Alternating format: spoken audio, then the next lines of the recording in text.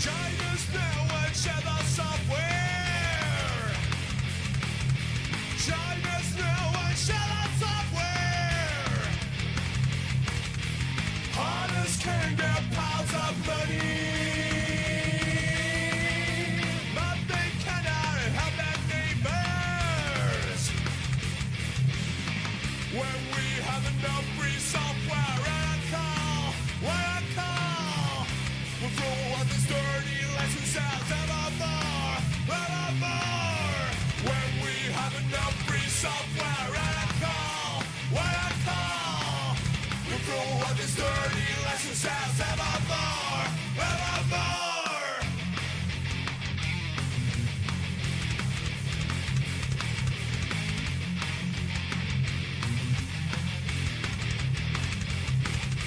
Join us now and share the software.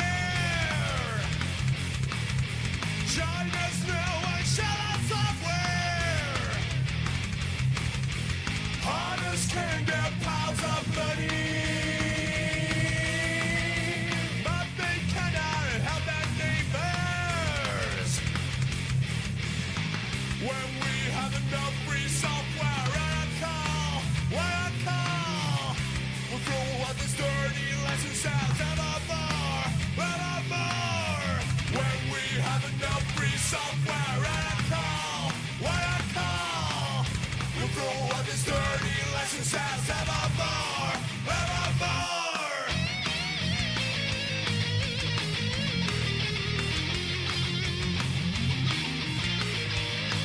Hi! How's it going?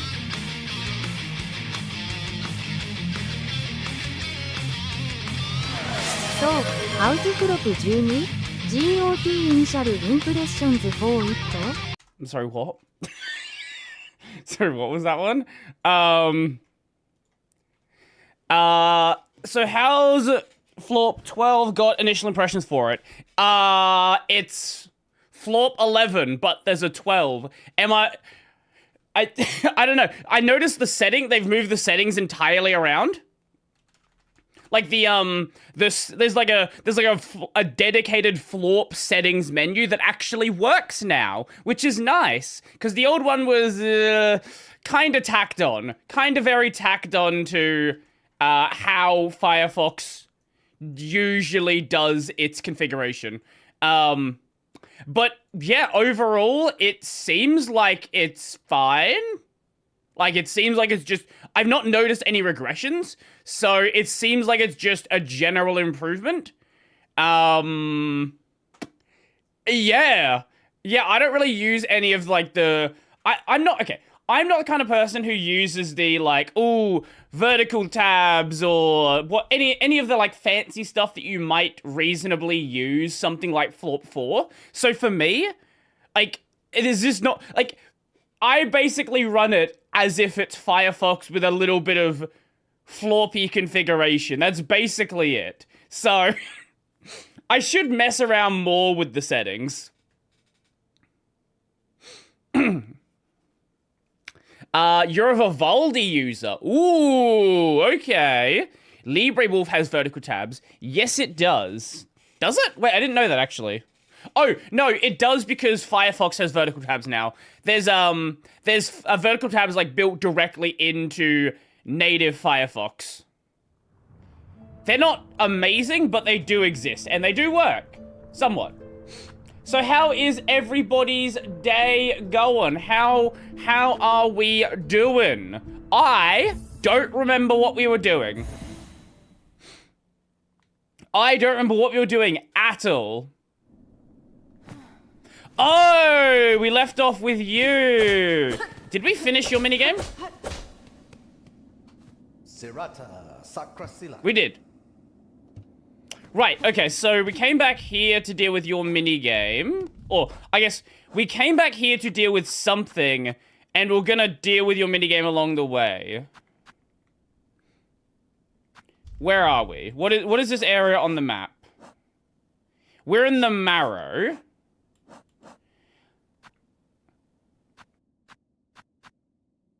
Citadel. Tit was last in lower. Sherwood. Are we going somewhere? Oh, right. We recently got climbing. So we were going to areas we couldn't get to before. That's what we were doing. Okay. Now I remember. Okay. Yes. Okay, awesome. Cool. I'm not entirely lost. Probably zoom in on that, yeah. Oh no, it's that one. Yeah, that's the button. How do we get out of this room? Is it just to the left? Yes, just to the left. Oh? Okay, yeah. Was there a thing up there that we hadn't gotten to? Because why is that not marked? Oh, is that the... Oh, wait, because that just goes to Hunter's March. I see. I think that was up there like an empty later. Maybe there's an NPC there now. I don't know.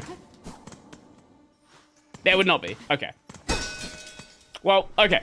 I guess then... Let's go on to the...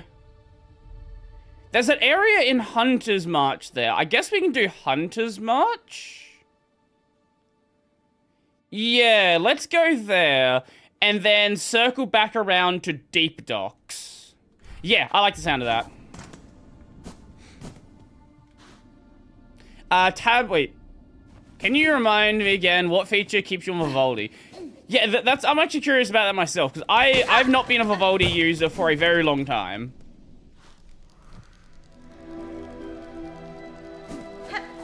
Well, no, here's the thing. I hadn't recorded the video on Zen. That's why I haven't actually uploaded it. Like, I was doing some testing off stream, and for some reason I just never got around to...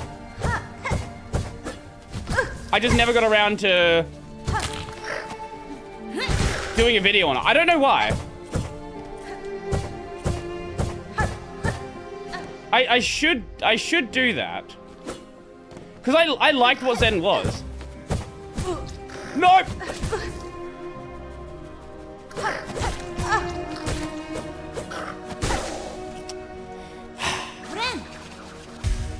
I thought I could, I got the timing wrong on the bounce. Record Zen on the Cosmic Beta stream. Now that's an option. Now that is definitely an option. So I was looking at when I'm busy on the weekend. I might actually do the Cosmic stream normal time.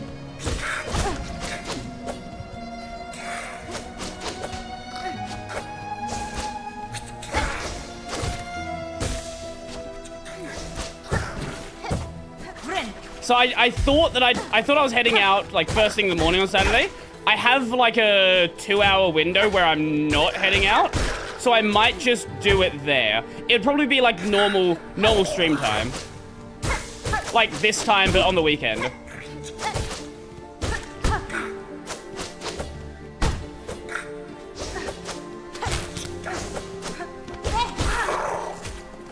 Maybe I start like 30 minutes earlier.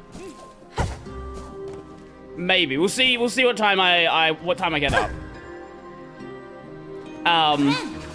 But yeah, I should be able to do it then. How is the Cosmic Beta? I'm not running it right now. Right now I'm running Neri, because there are some crash bugs that exist on Cosmic still, and I don't want to run it for a stream. But overall, I think if you like the direction Cosmic's been going, you're gonna like what they've done with the beta. I guess it's beta 1.1 now.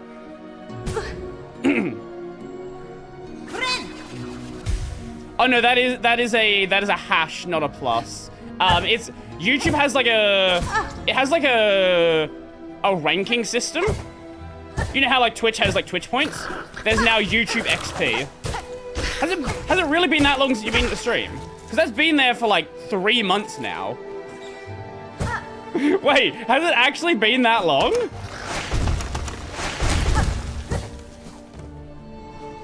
Yeah, and also not really clear how it works. So there's that as well.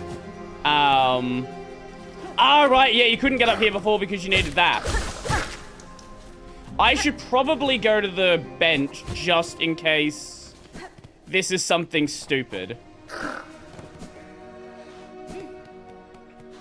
No, wait. Oh, no, I already did the thing, didn't I? Yeah, okay. I don't get why people think a gap between your front teeth is attractive. It's annoying, I'll tell you that. Every time I chew, something gets stuck in there. Oh, I'm well aware. My teeth are... I've never shown a picture of my teeth, but my teeth are very bad. Like, real bad. I have a gap there as well. I also have some misaligned teeth as well, which is also good. It means you're the #1 biggest fan. I don't know, does it? Because I can't fucking work out what it means. Okay, so we have a... If we can get rid of...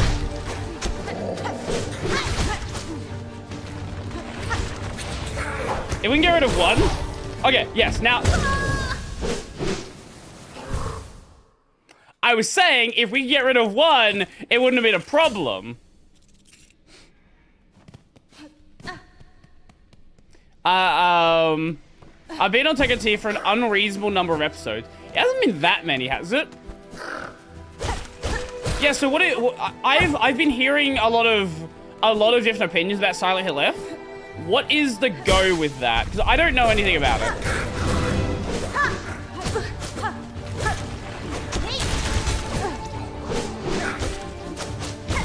Like, all I know is people have been memeing about it being a Souls-like. Because there's like a dodge roll system.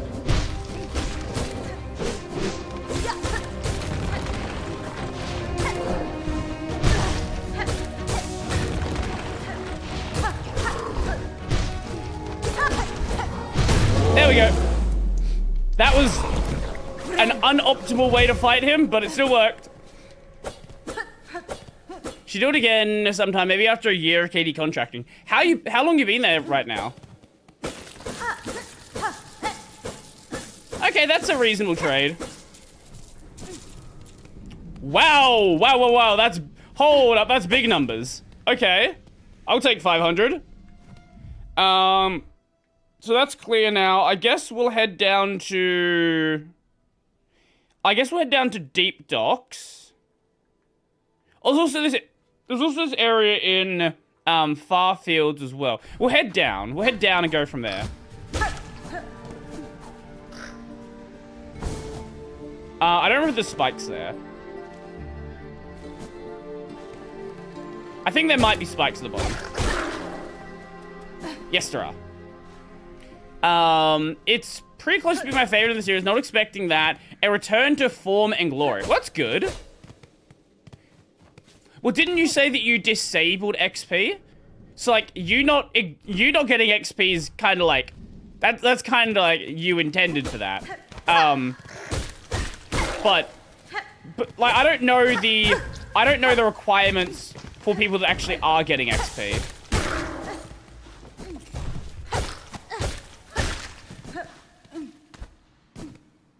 What is here? Is this another entrance? Oh, not a boss?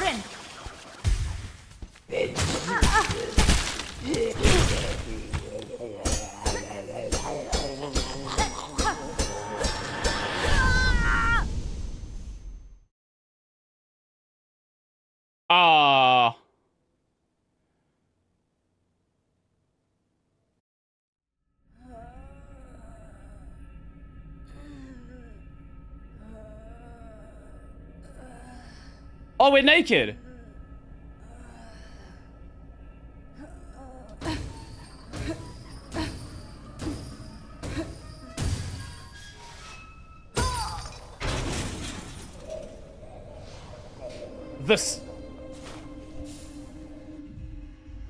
The slab.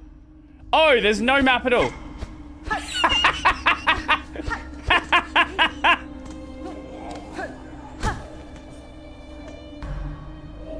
A lock with the mark of apostate. Okay. Oh my god, Hornet really is like a spider without the cloak. Holy shit. I think they just really wanted to show off that yes, she is a spider. Okay, so we can't... Okay, I'm just trying to work out what we can do.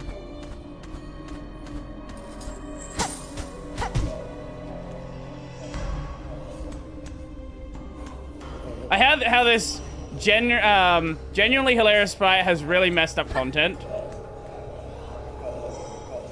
A lock of the mark of heretic. Okay, so okay, so we can still dash. Okay. I guess we go down?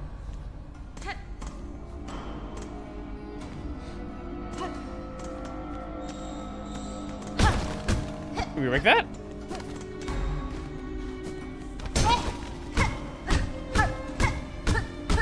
If we can, we can't break it right now.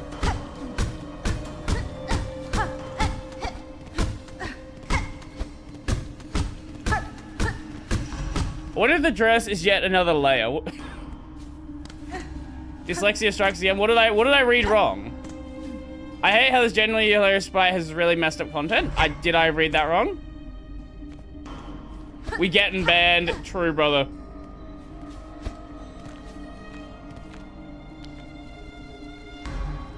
A lock with the mark of indolent.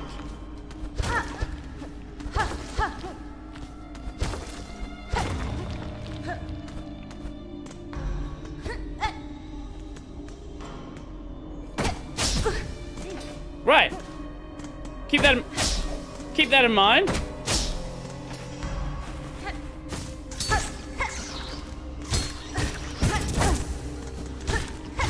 Jesus Christ, how... Do we do any damage? Fuck. Fuck. Fuck. Of all the points I could have stopped on.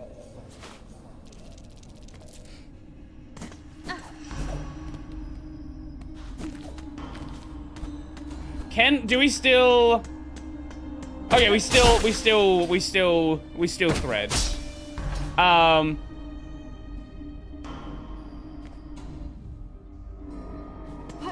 Wait, does it reset every stream? Yes, probably. I don't think we can kill. At least from what I can tell.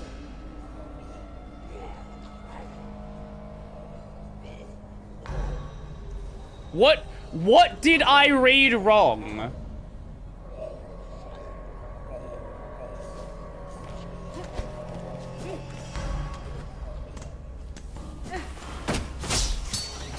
I'm aware of the letters you are saying. Oh. Okay. Can I smack his bum?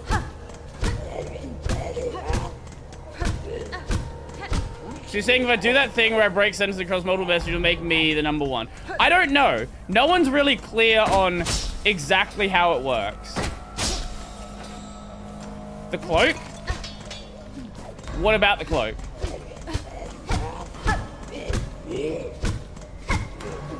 You said content, not context. I read it right in my head, and that's all that matters. Oh. Oh! Oh! Okay, wait, that's actually really cool. So do we actually lose health out here, or... Well, we didn't lose any health. Is it like a time thing? Oh, okay, yeah, eventually you do. Okay, it's just a really long wait.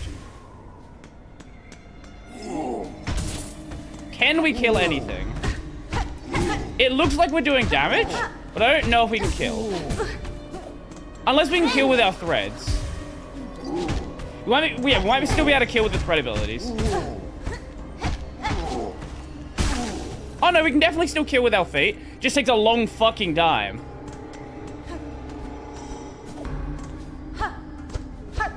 Wait, I kind of want to go back and make sure I have that other thing listed out then. Unless we'll probably go back through. We'll probably end up going back through this area anyway. Yeah. I think it might be based on your history, like your existing history in chat as well. Like, I don't think it's just your experience in today's stream. Because otherwise, I've had people who I know are really active and then were never on the list. And then I've had people who said basically nothing and immediately shot up to number 1. So... Can you stop moaning? Oh my god. Okay, why am I trying to kill this thing? Why am I trying to do this? This is just not worth the effort.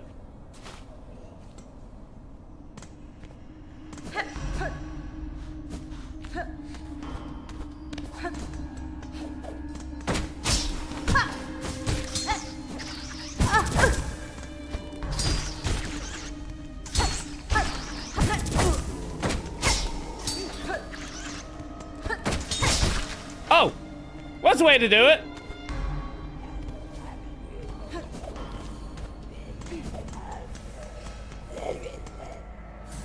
I just spent time on YouTube chat yesterday, immediately shot at number 2. I don't get how the XP system works. They wanted to do something like Twitch points, and then implemented it in a way that nobody understands. Wait, did we lose all of our... Did we lose all of our rosaries? Wait. Wait, did they not return after I killed that guy before? Or after I got the thing back? Okay, that... Right. Hi there. You look a little stuck there. What a pity. I finished Dun. Why is there a waifu inside the kaiju? Because it's not a kaiju. It's I don't know what it is. It's a mech? Oh, fuck if I know what it is. You meet again, little thief. Are you familiar with this place? If we ally our efforts, our escapes could be made that much easier. Aha, you jesting. There ain't no allies in prison. You can just throw yourselves against the walls in there while you're sniffing for goodies. I think your money's part of the stolen goods. Okay, that would make sense. I hope it is. Hello?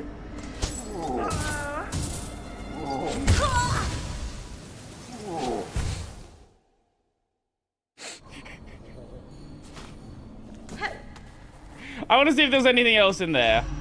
Because that's the key to get through this door. I'm pretty sure. Yeah. But I don't know if there's anything... There looked like there was a doorway at the end that I didn't go through.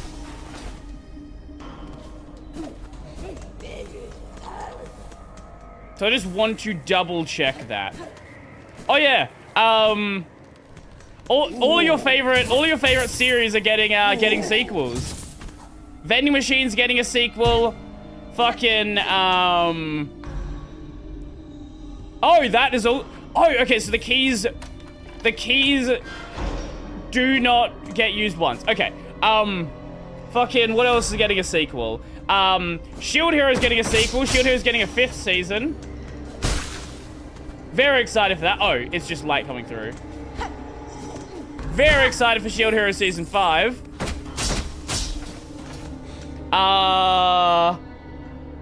Dun's probably getting another sequel, which is very exciting. That's actually a good series. Oh, hello. Wait, can we not use...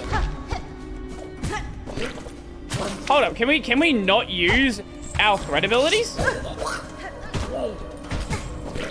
Oh, the only threat ability we have is healing. Ooh. Hey there. Hoi.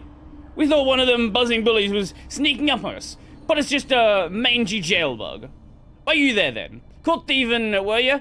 Greedy, greedy. What is my favorite non-sequel anime of the year? Ooh, let me just double check over the list. Because I have an idea in my head, but it might just be recency bias. Okay, grab those, get the archive. I want to see... I can't see winter 2025 from the archive. Winter 2025. Okay. So. That's spring. Wait. Oh, so that's summer. Where did my winter tab go? This is my winter tab. So we'll go through them in order. Winter, spring, summer, and then fall is not out yet. So yeah, okay. So, okay, there's little sequels here. Sequel. This is good, but definitely not best of the year worthy. This was also fun. Nowhere near that. Aku Aku Dejo was fun. Magic Maker was alright. Medalist. Fuck. Okay, this actually might be a more difficult list than I thought. Okay. Lots of sequels and things that are kind of okay. Momentary Lily is kind of okay. I dropped Farmagia. It's not good. Okay, so of winter, I would say a contender is Medalist. Medalist is absolutely fucking insane. Okay, fall. Witch Watch is fun, but not that amazing. Lazarus is fun, not that amazing. Shunjike is okay. Summer Pockets is alright. Ninja Tokoroshia is really good, but I wouldn't say best of the year. Yaiba is really fun, but not that amazing. Zatsutabi is also really good. Maibashi is Maibashi. I feel like I thought there was something better in this season. I do really like Witch Watch, but I don't think I would put that best of the year. Same with Vigilante. I think Vigilante is really good. I wouldn't put it best of the year. This season, obviously, Kaoruhana.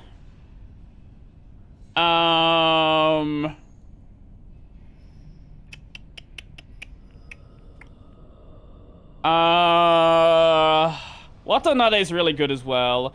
Duty Docs is, this is, okay. Fuck,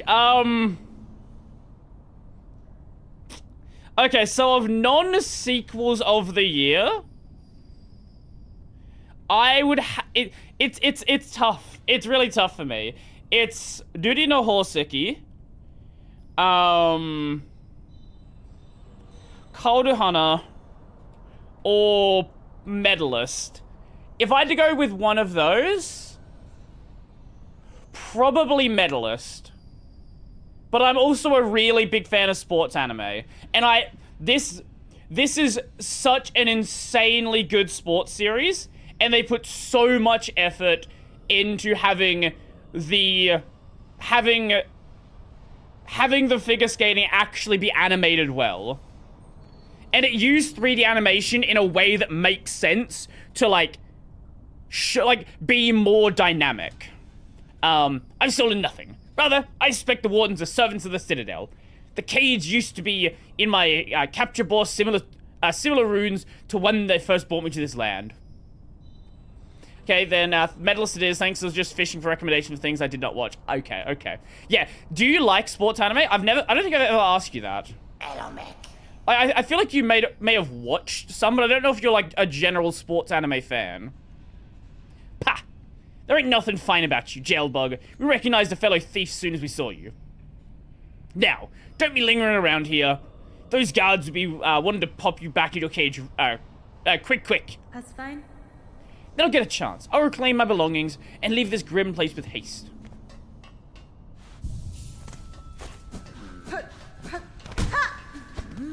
Oh, hello.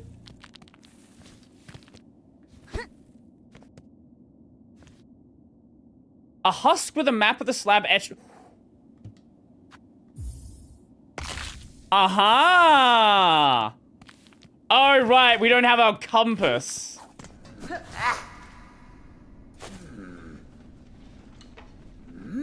Okay, so this is... As long as we remember where that is, I think we can sort of finagle around. So, this is a dead end in here. But what do we find anything of value? A doorway. Oh, hello. Ow! Okay, so left side is cleared. Wait, why did it open? I pressed LB and it opened the full menu. Sure. Okay, so the middle section there, that we can't go to yet. That's blocked off. What about the right side takes you up a tower? Actually, what is that key? What do we need for this one? Mark of the Heretics. There was a heretic door near the start of the area as well.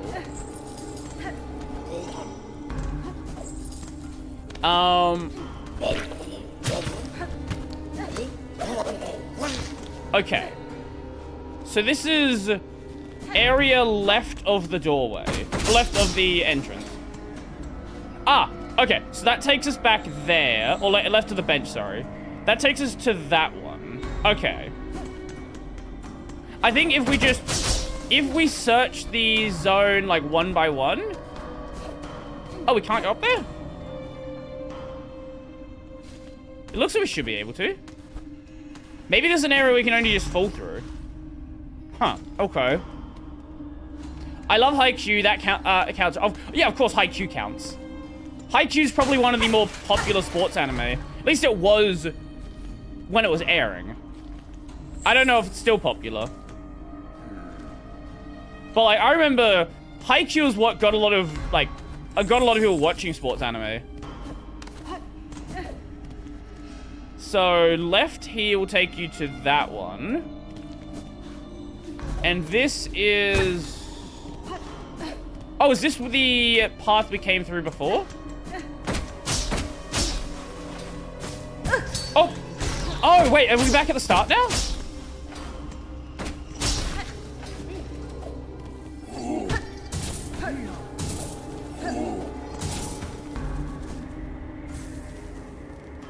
Okay. Ah, so that's the ice zone there.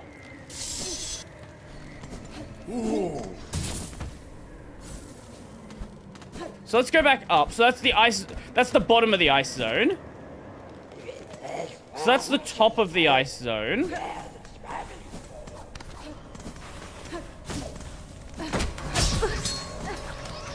And there was a...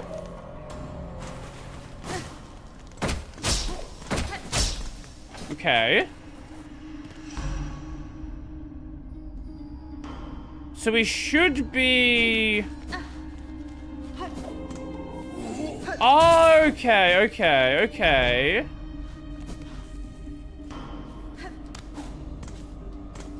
Oh, wait. This is the room we started in. Okay. Yep. Oh, so that was a shortcut to the bench. Ah, okay.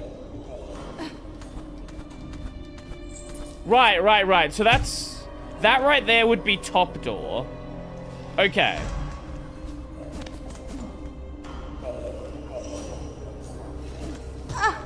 That is a Mark of the Heretic. Okay. I love season 1 of Blue Lock. Blue Lock season 1 was really good. I don't like watching on-release / ongoing anime. The best of anime is the good 2-year-old or older ones that are already complete and people aren't ruining for you. You know, I can respect that. I can definitely respect that. There's... I do think a lot of people get really caught up in... I guess fandoms? I don't know. I've never been much of like a fandom person. I think I think a lot of that gets kind of cringy.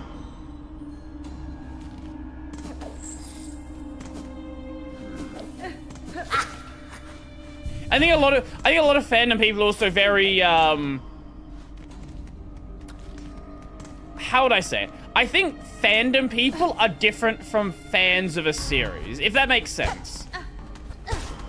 Like, there's people who are like really big fans, and then there are people who make a series their personality. Oh, we can do Mark of the Indolent there as well.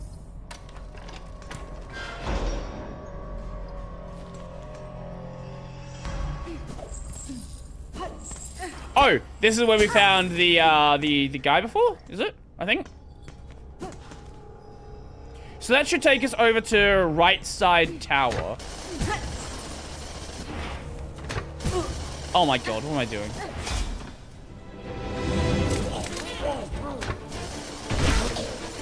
Aha!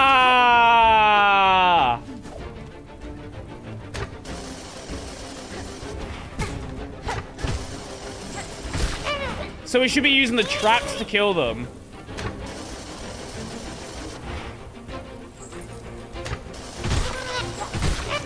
Okay, okay.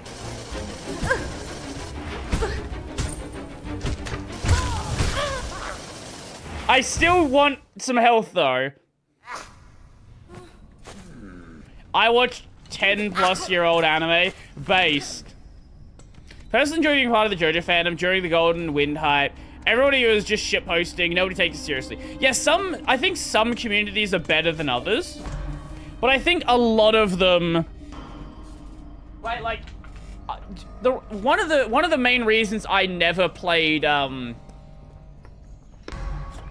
Undertale or Deltarune is I find a lot of the community stuff to just be really fucking cringe.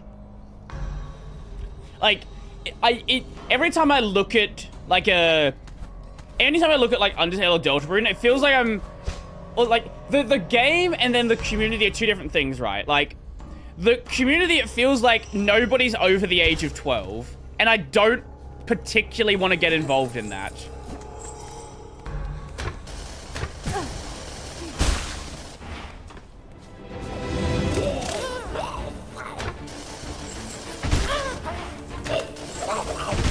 Okay.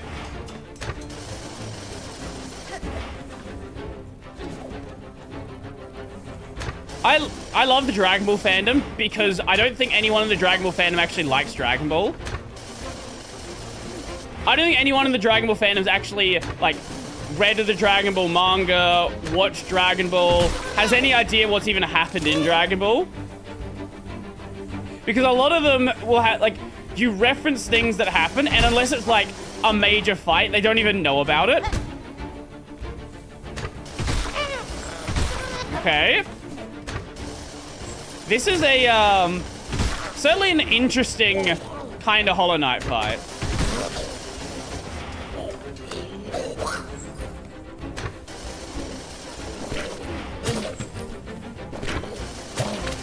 Can you please? No, what the fuck? Yep. I'll take it. I'll take it.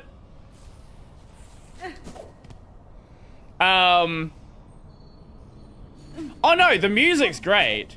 See, I will consume content produced by a fandom, but I don't particularly want to be involved in the fandom itself per se, if that makes sense.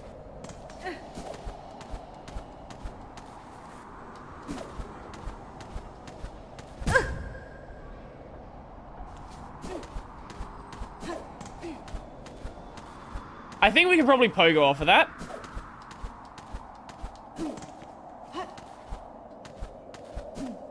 Oh. Ah, that's how it works. Okay.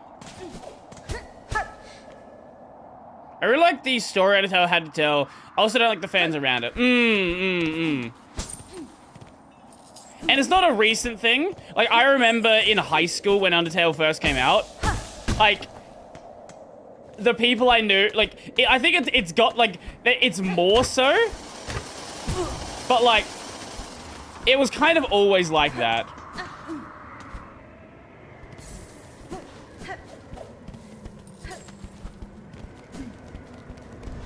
Oh.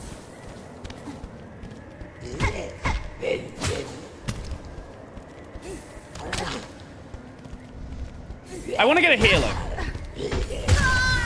Or we can die. That's also an option.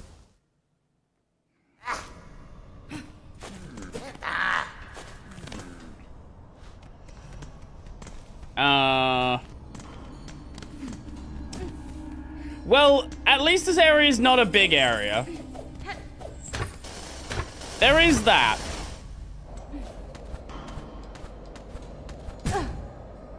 Why did I try to do it from that side? Go from the other side. Nope. Here? Okay. And then we can go there. And then we go around there. Slide. What are you doing? Oh my god. What am I doing? This fucking game journalist gameplay here.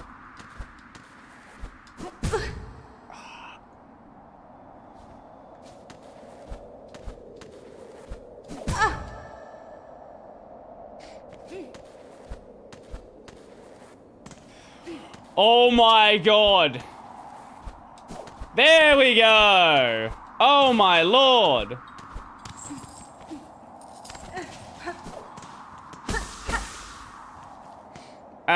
You aren't as bad as a game journalist? Only barely. Oh my fucking god. Okay, there was probably a way to deal with that would have worked better. Wait, if we break this? I should not have tried to heal there. I should have gone into the fire first.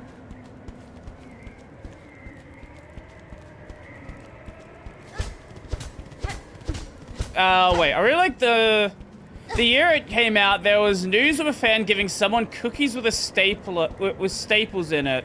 I don't remember the motivation. Maybe it was because they streamed the genocide. What? That's old information, 9 years old in fact. If I remember correctly, it was about Underfell. I don't even know what these words you're saying mean.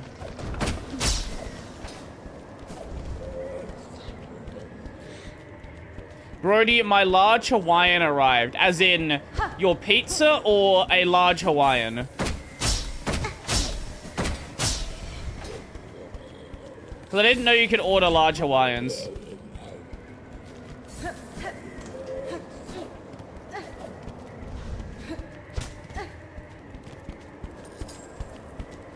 I hear footsteps. Okay, that's a doorway. Can we bounce up here? We can't bounce through there. Oh, we actually have to go up the top. Is it a pizza or a person? The entire island of Hawaii. Well, Hawaii's multiple islands. Nope. I wanted to open that door. Okay, I thought I was gonna take damage there. Both?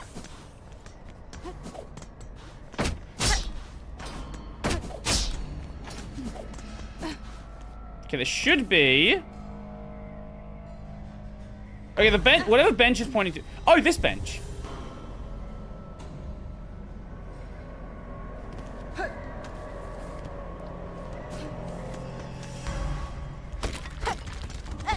Please tell me we're not gonna have to actually fight the boss in this zone. For legal reasons, yes, it's a pizza. I am not the biggest fan of Hawaiian pizza. However, I'm also not a Hawaiian pizza hater. I will never order a Hawaiian pizza. However, if you're going to buy me a pizza, I will eat it, right?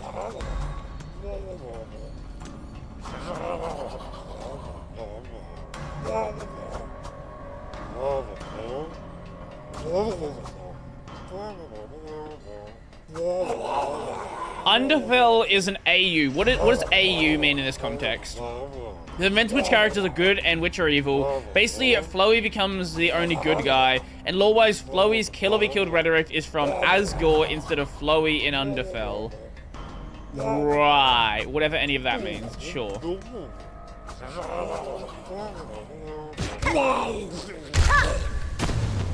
Right.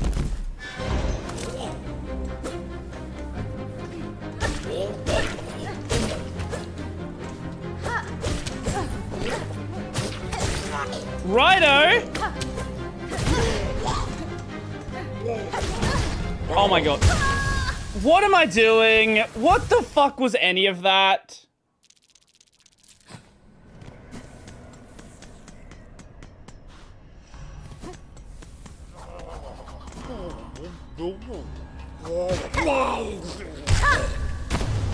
Okay, let's not do that again.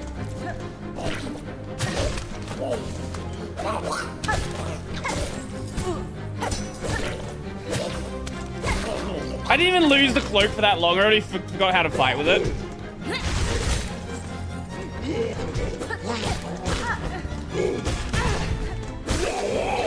Okay.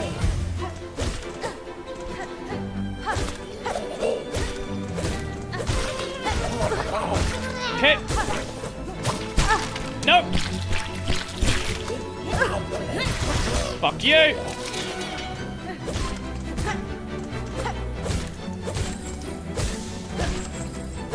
Imagine you get killed by the enemies that don't have AI. They just go in a pattern.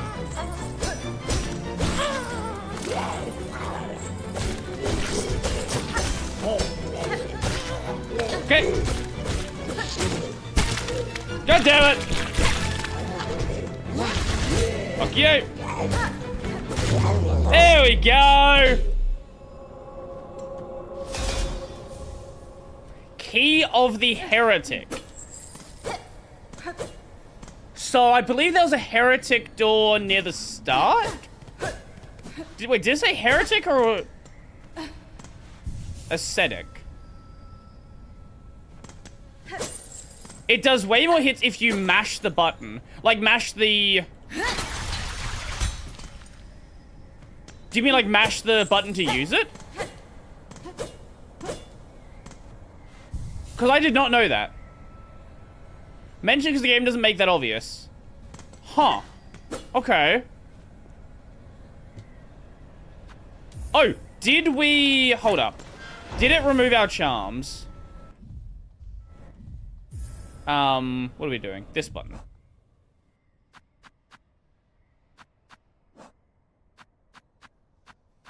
It did. Of course it did. I thought I noticed the threefold pin was missing. Compass and... I guess we'll do... that. Actually, we probably should generate some shards.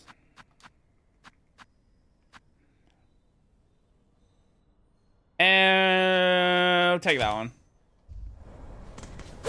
I hate A/B testing. I like C testing.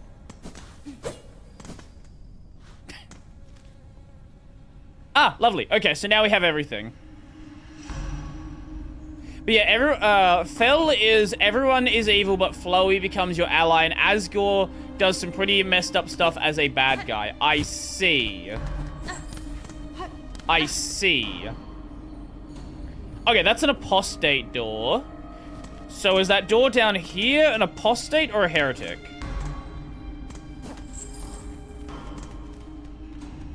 Wait, where's that door? Oh, wait, is it behind the bells?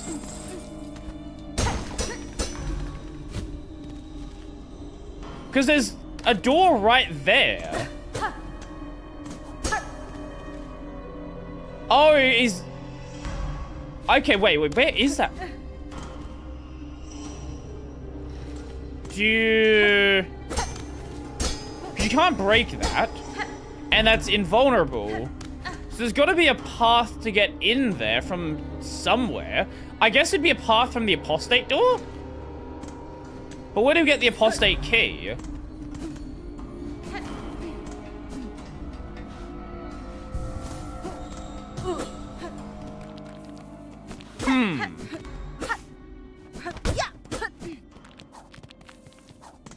Maybe the apostate key is what we get on the way out?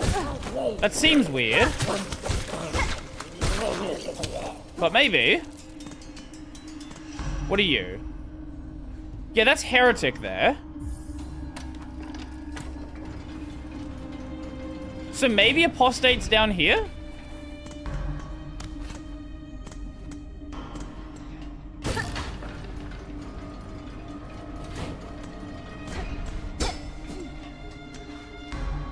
Well, now we're in unknown territory.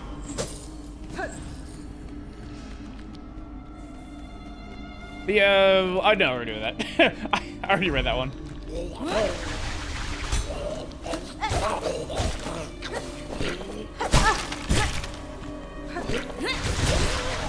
Okay, wait. I think I see what you mean now.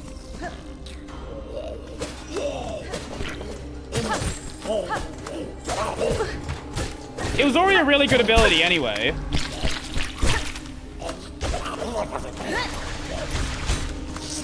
Now it's just a matter of actually doing it in the right position.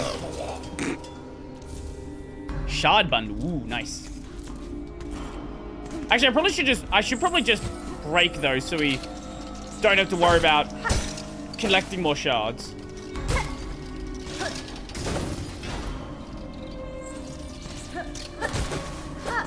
What are you? Threadstorm, Rude Bust, they both never mentioned spamming the button buffs them. I don't think I have that one yet. So I don't know what that is. Oh, bye.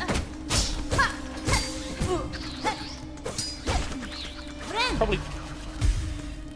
Oh, I didn't even have that. Yeah, I was so confused with that fucking thing. I remember I just equipped the thing that gives me a barrier when that happens. Oh, hello.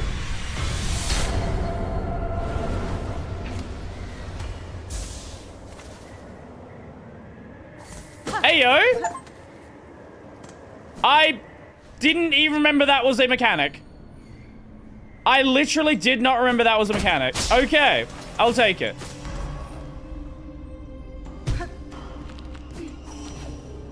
Okay, so that's probably going to be our quick way out then.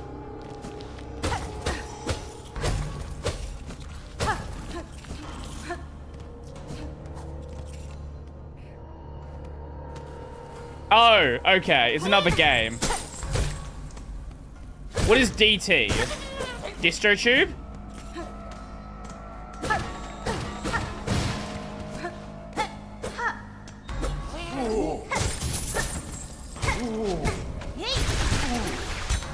Ah, that definitely does more. So, can we still heal at that point? Okay, so the heal is still original point. Delta rune. I see. What are you? You're a apostate door. Okay. So we probably can't leave till we get the apostate key.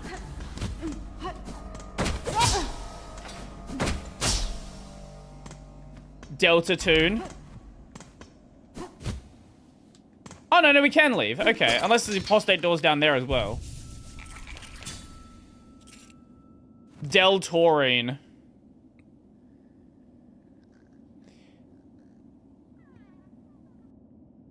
Okay.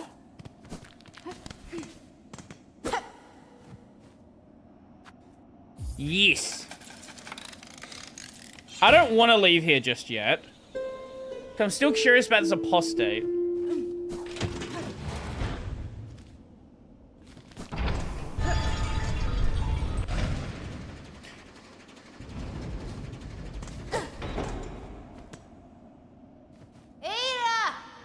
Delta Rune.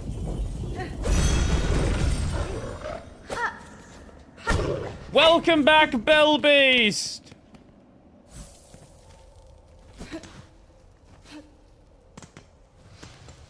Mount Fay.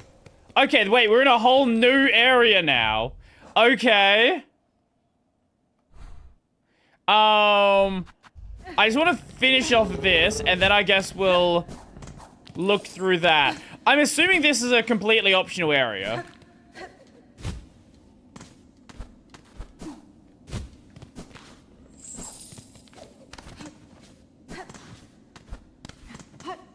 Like, it did seem like the map was a little bit small for this section, but I guess that explains why. Okay, that was another apostate door.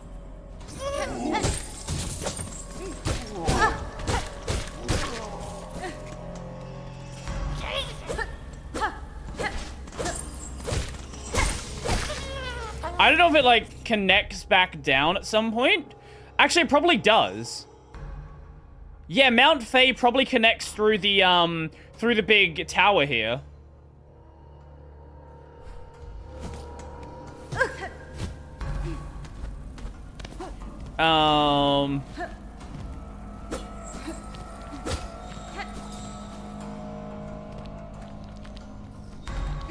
Wait, oh, right, for the...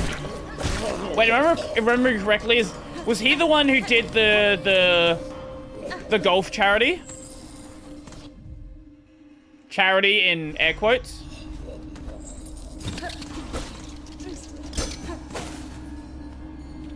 Yeah, okay. About a year sounds right, yeah.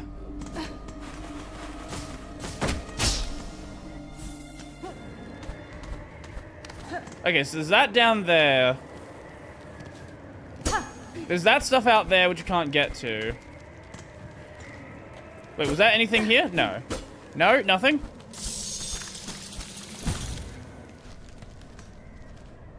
So, we can't do that. Are those all apostate doors? Do you not get the apostate key in this area?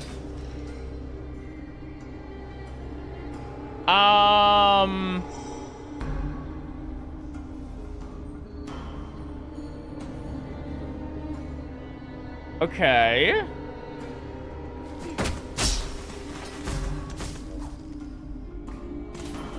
I wouldn't normally look this up, but I'm just confused.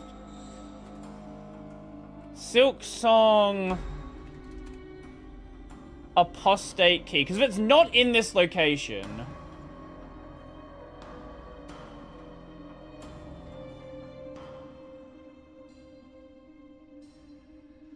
Okay, it's not in this location. Okay. I just didn't want to be running around here for like 3 hours trying to find it.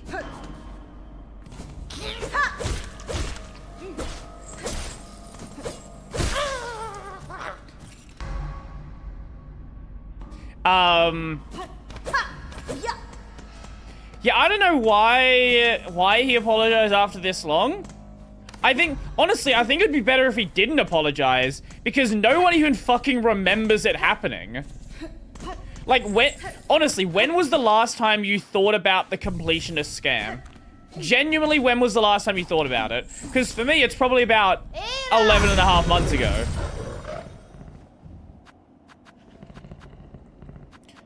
Let's go to Bellheart. Actually, before we go anywhere new, I want to go back and make sure I clear out the areas I was trying to get to.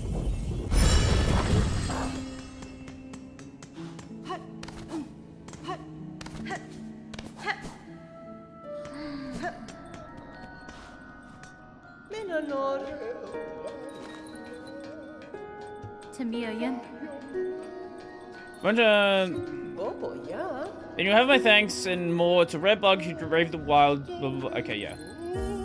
Grab that one. I thought about it during V Shoujo collapse. We are donating. Lovely, of course. Donating some fucking. Righto. Donating some rosaries because we certainly have enough of those to spare.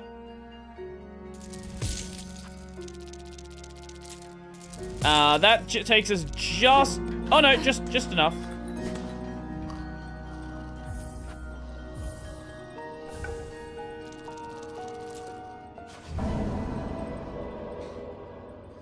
Fortunately, for Mozilla, there's progressive rollout. See Windows UI accessibility feature. Yeah, I did hear about that. Okay, I get why they... I know it's annoying. I get why they've done it. They don't want to roll out a feature not knowing if it's in a good state. But it does kind of leave a bad taste in your mouth when you do that with a accessibility feature. I understand. I think it's a stupid approach to do it like that.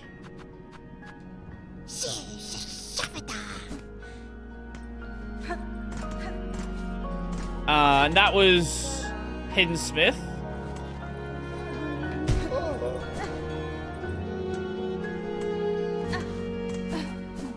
So let's go.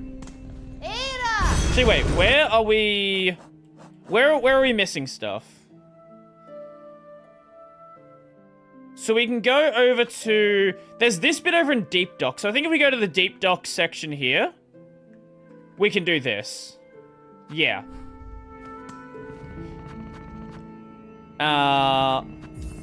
Also, I just realized we've never gone back to the person that sells us weapons. I've, like, literally never gone there.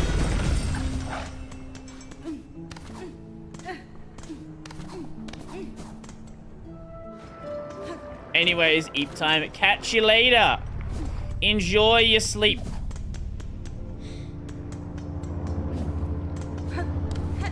How goes it? It goes pretty good. Ah, right. That's what that was. Right. Was this a thing we could get to from here? Or was this something entirely else that we couldn't get to yet? Maybe this is one that we can't do at all. There's that section up there. Can we get up there? Is that a thing we can do? We can. Now... Oh, hello.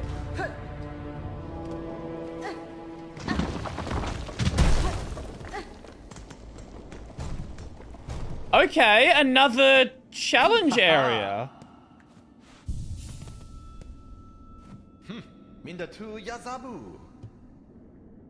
Oh, it's just another location for the same challenge. Okay. He just moved around. He just moved around with the same thing. Okay, sure.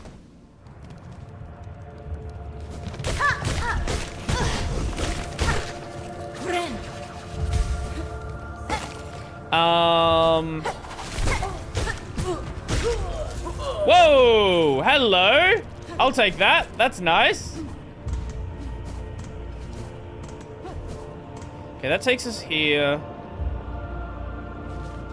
Why did I not do this before?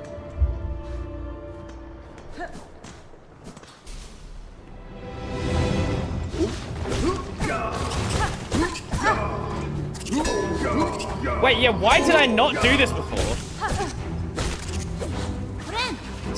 Was there a reason for it? Could I not get up here without dashing?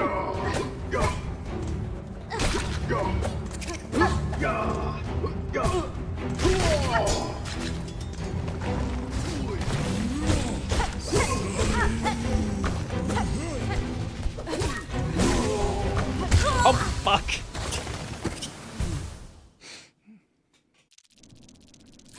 It's fine. It's fine. It's fine. It's fine.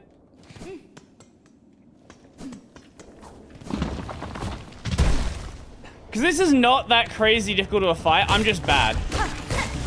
Those are two very different things. I did not mean to bounce through that. Oh, so that one didn't respawn. So there's like special thread enemies that will give you bonus? How have I never encountered that? Reminder, it had to pass through 5.90 developer edition beta first.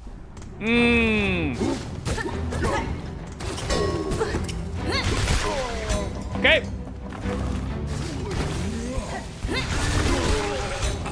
Jesus.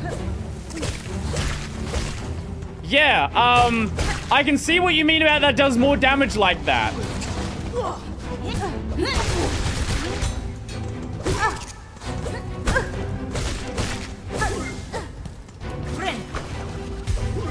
That's way more damage than I thought it would be.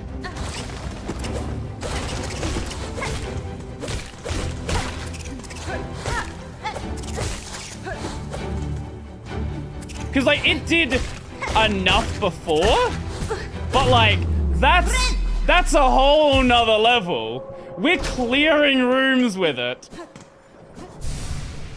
Woo! In about 15 more hours, I'll have 7 HP. Yay!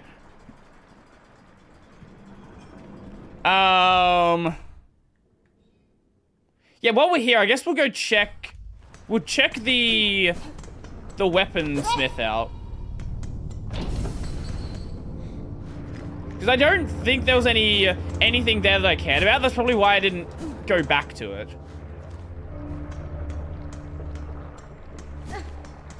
You saw a video of someone making this game run on Windows 7. Is there a... How long is the video? Is there something special about why it wouldn't run on Windows 7? Like, I assume the minimum requirements are, like Windows 8. Probably Windows 10? I don't know. 8 or 10. But I've never really looked at it.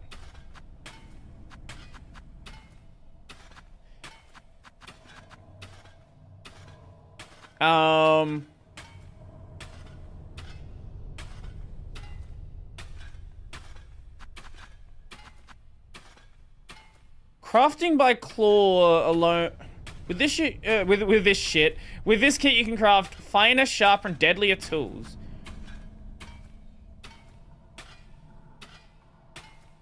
Okay, I guess we will grab this one. And we'll buy this. I don't really understand the reason for it. A vicious stabbing trap. A trap doesn't sound really that useful. And warding against lava is not that useful either.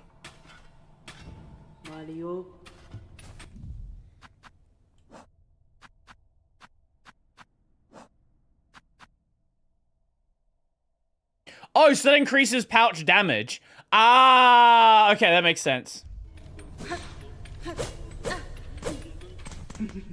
There's nothing special. Randomly came into my feed. Steam was the only major blocker. The guy in the video gets Steam to run, copies SKONG files from Windows 10, and fixes DirectX. I see. Okay. Where is another area Farfields. Is there anything else here we missed? Doesn't look like it. Okay, let's go Farfield. Actually, quests. What do we have quest-wise? Where are they? Sherwood, Bellheart, Halfway Home, Shellwood. Okay. And Shellwood is up near Bellheart. Yeah. Okay. So let's go here, and we should be able to get up here. I'm not sure why I wouldn't have done so before, unless I couldn't make this jump. That's probably what it was. Unrelated, but I fixed the CSS on the Microsoft site. Wait, what do you mean you fixed the CSS? Oh yeah, you, the game is DRM free. You can play the GOG version.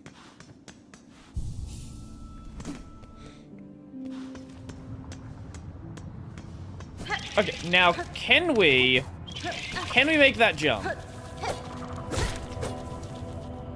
And where is that jump?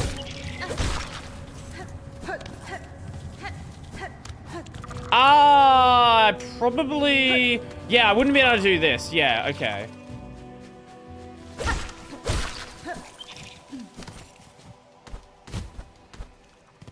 Oh, hello. Okay, we're gonna go to the bench first before we do that.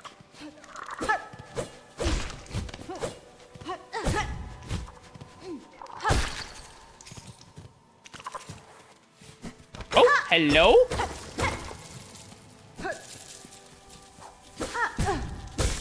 Why do I keep walking into every single attack? It should look like that when it loads. Everything is set to 0% opacity. I wish you could fix my face with CSS. CSS is surprisingly powerful, but I don't think it's that powerful. Ah.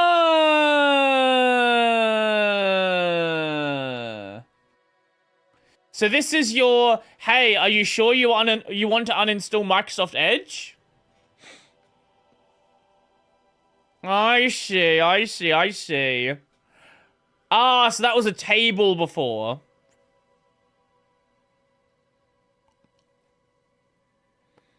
I always love these graphs. It's like, hey, what features do you miss out on? All of our internal features that nobody else has.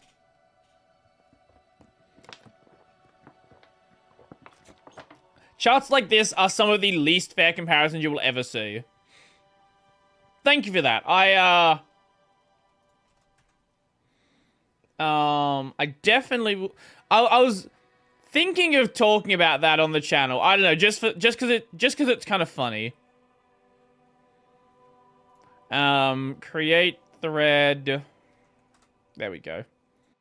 Hold on, what is this?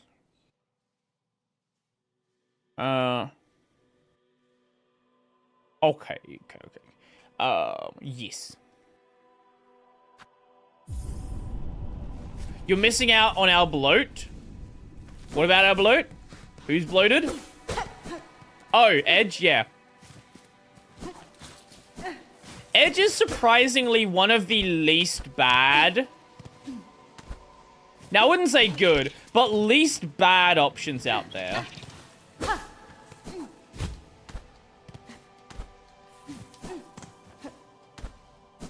Now, are there good options? It's a browser, so not really. You mean, oh, the chart. That's what you meant. Ah, yes. I know, not all of it is bloat. Alrighty then. Now we're playing Hollow Knight.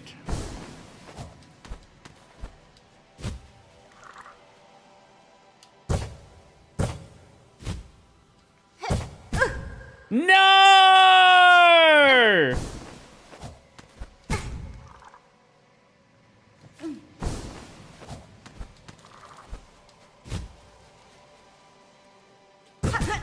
Fuck! Okay, I'm gonna get. I don't want to put my items in a stupid location.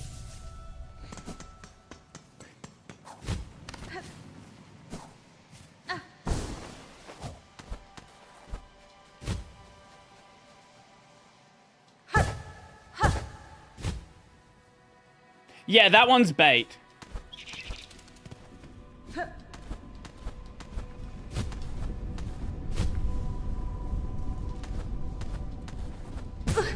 Too high, too high. Fuck.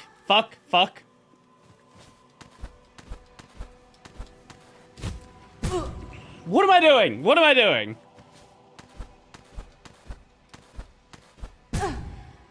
Let go of the button.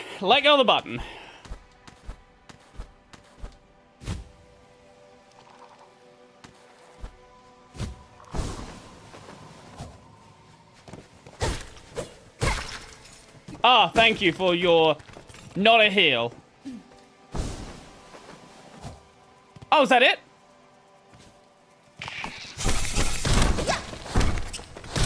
Okay, we're gonna just ignore you guys. I don't care.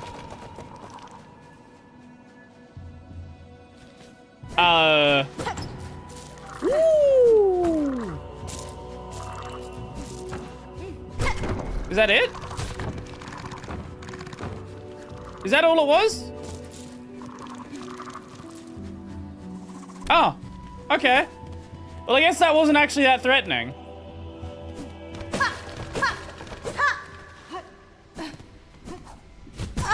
Wait, and now they're gone. If you run past them, it takes away all the danger. That's okay.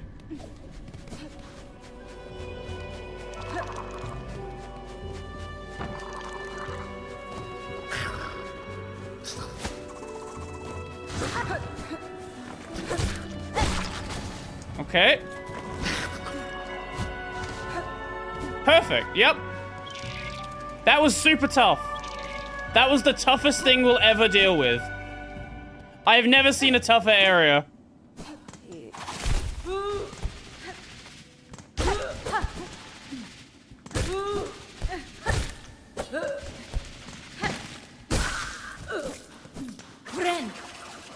We're starting to see these, like, threaded versions of enemies. Oh, it's this bit!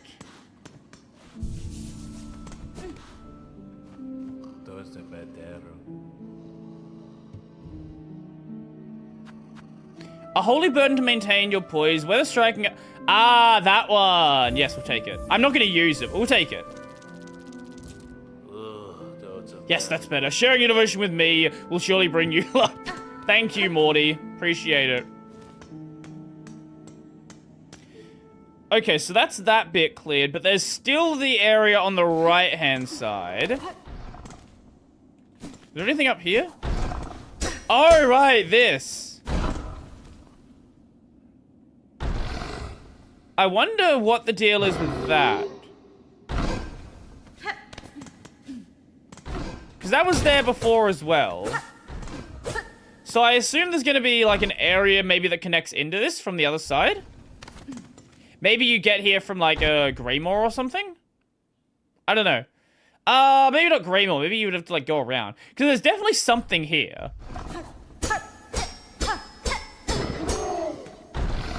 Wasn't Sherma Singh the guy that attacked you? Yes. Yes, you are right. Yes, you are absolutely right. I feel like we might have had this discussion last time. Sherma's like calming the calming certain people out there, certain bugs out there. Oh, right, that's just the training area. We don't care about this.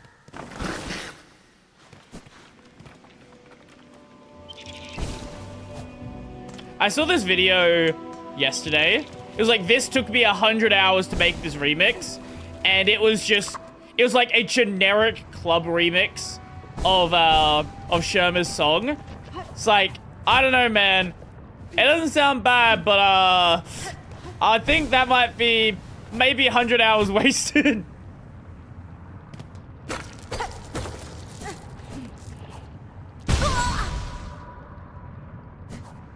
Not the point I wanted to stop at.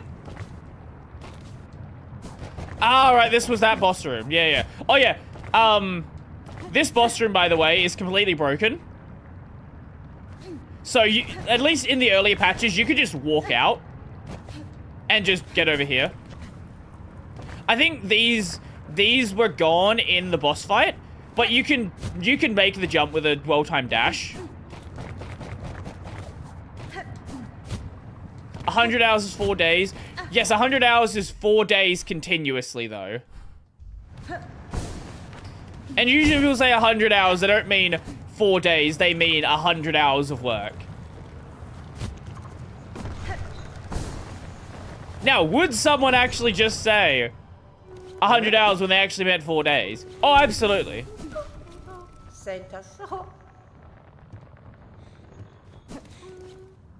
Who needs sleep? Sleep is for the weak.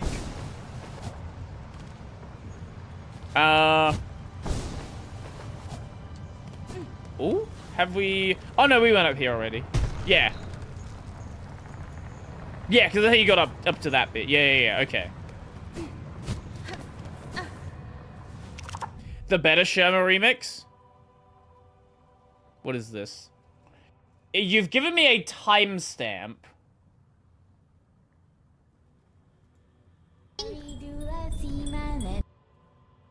Okay. It's just all the Hollow girls doing it. YouTube, why did you do that?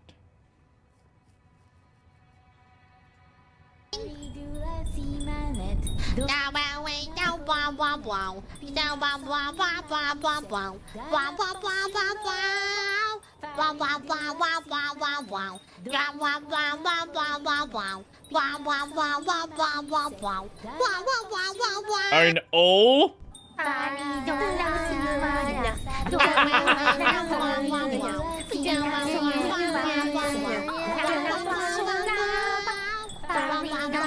You just have Ina in there doing it properly. I think Cece did it properly as well. That was pretty good. Thanks for the collab. And then Gigi's just wow wow wow wow wow wow. Thank you for the improvement, Gigi. You definitely helped. You definitely helped out the song.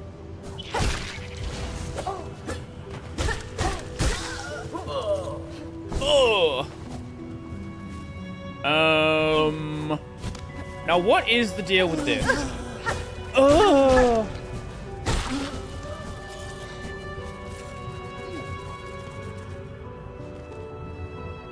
Okay, yes, up here. Ah, it's the rings. That's why I hadn't done that yet. Okay. Okay, so that's a dead end there. What about that section in Wormways? Is that a dead end? The pizza is all gone. How was the pizza? Actually, better question. When you buy pizza, what is your go-to? Do you go with, like, some big chain like a Domino's or Pizza Hut?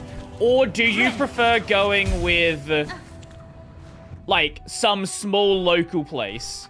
Because from my experience, the small local places pretty much consistently are just better.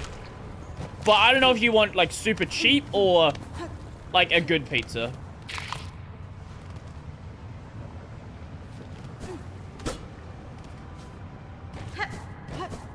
Because we just have a lot of places around here that all, like, sell pizza anyway. So it's like, if I want to go to the local place, there's a local place basically everywhere.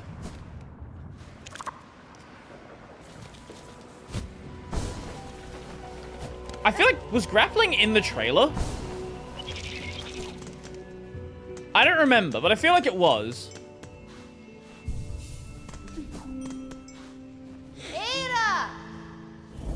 Oh, there was also a 10-minute thing of Kiwami 3 gameplay that we might check out afterwards.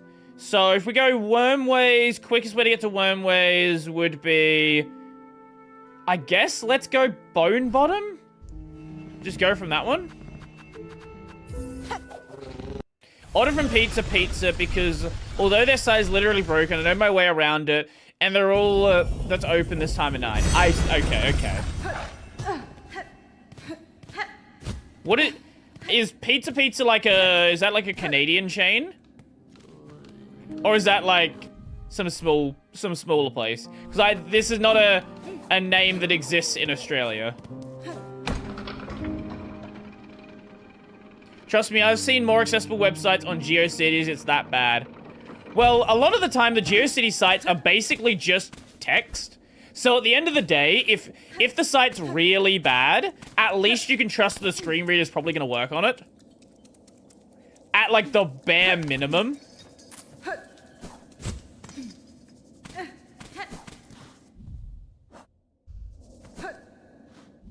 What are we doing? I wonder if I can kill this guy now.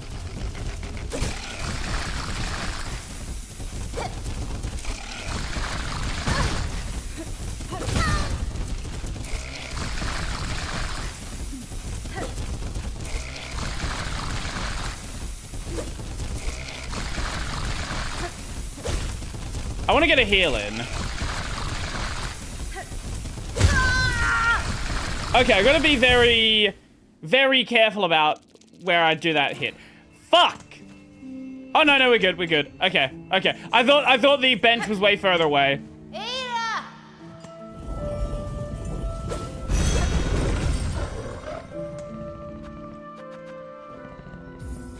They may be regional, there's definitely a big chain in Ontario. Ah, okay, that makes sense.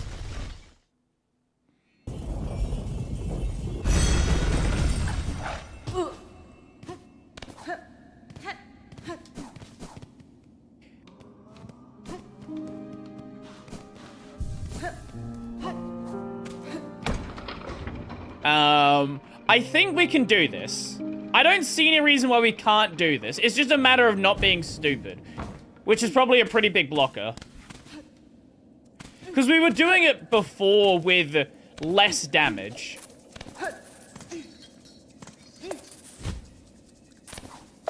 So there's no reason why we couldn't do it now with more damage, right? Like that logic checks out.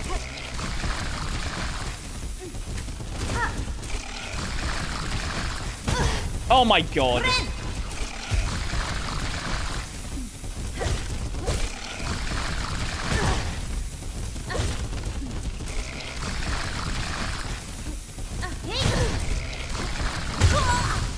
Okay,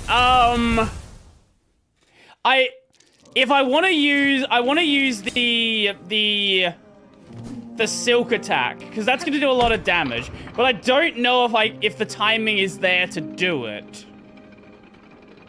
That's my problem. Because that'll speed things up a lot.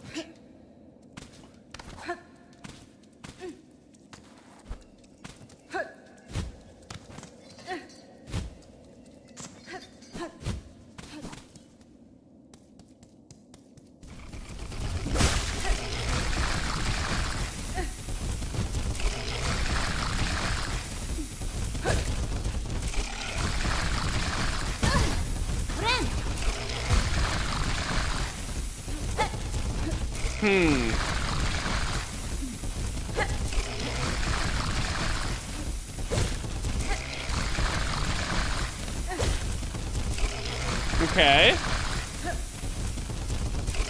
Once I get into the rhythm.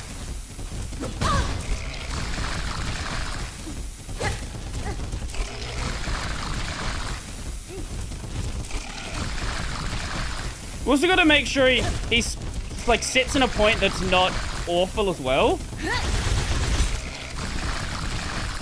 Okay, that definitely can be done.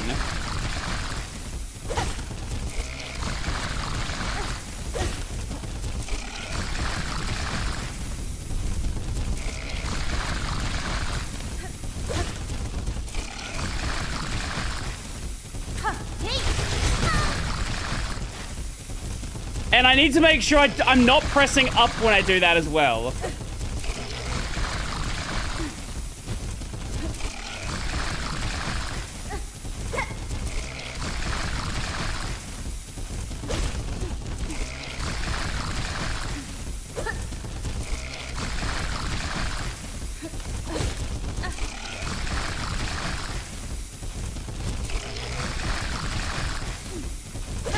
Okay.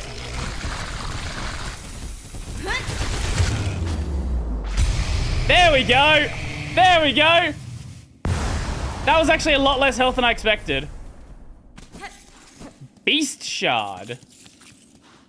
A Mr. Beast Shard. What is that? Oh, it gives us a bunch of shards. Okay, that's cool. I guess we'll break it. Not really an amazing award for it, but I guess it's not supposed to be a crazy hard boss fight.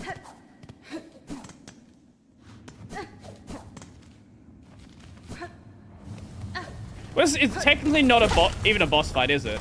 I wonder if we can kill these guys now.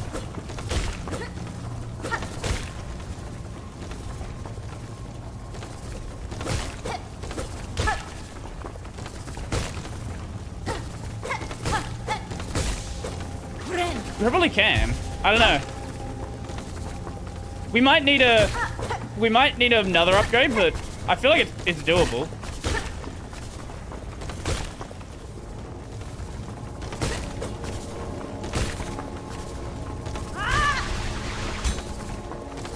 Maybe not.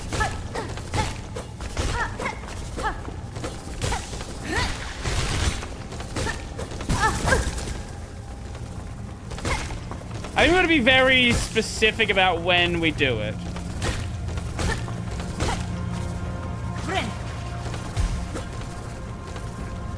It's a killable stage obstacle. Yeah. Well, it's a completionist thing as well.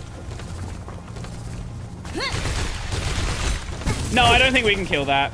Not yet, at least.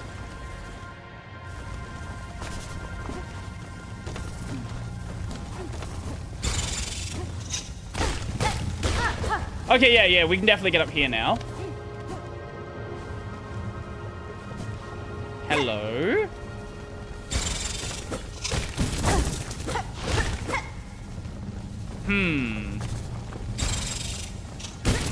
Oh my god, chill!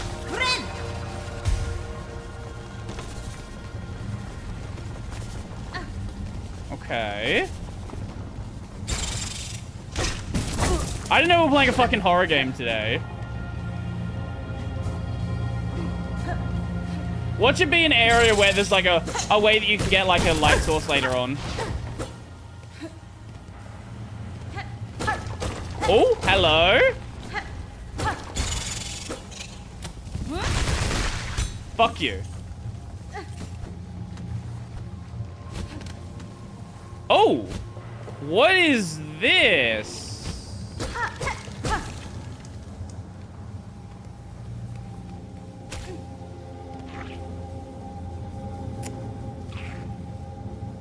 Okay, wait, these...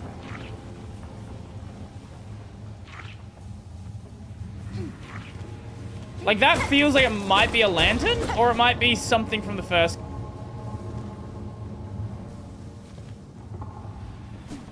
Yeah, we saw life... There was, like, one other area in the game that had lifeblood.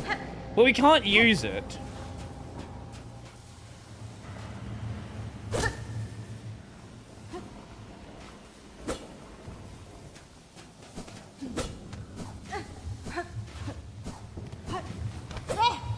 I don't know if this is like...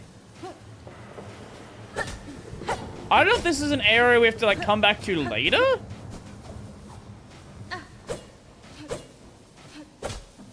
Because this feels like a boss room. But it feels like a boss room where we need to do something to unlock it. And there might be an ability we get at some point where maybe we can grab the lifeblood.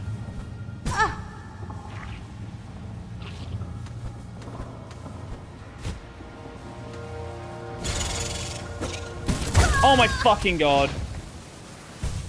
Unless...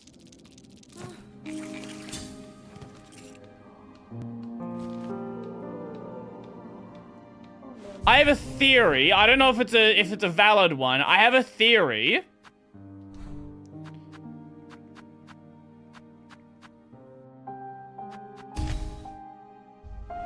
Is the right one? Yeah. Maybe if we take the knight there. I don't know. I'm just thinking.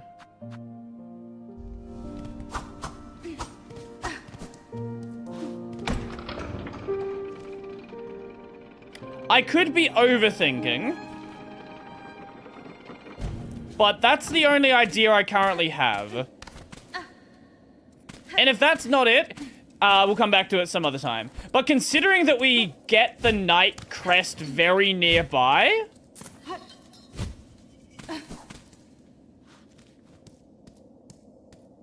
It's possible. Oh, it's nice and quiet in here now without the big guy. This is a Chekhov's gun moment. I don't know what that means.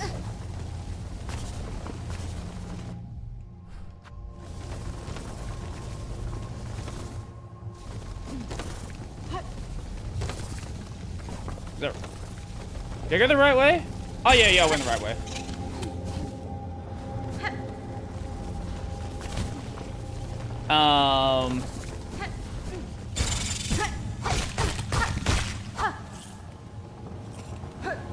You don't? How? I don't know. I don't know. I just don't. I don't know what that is. Should I know what that is?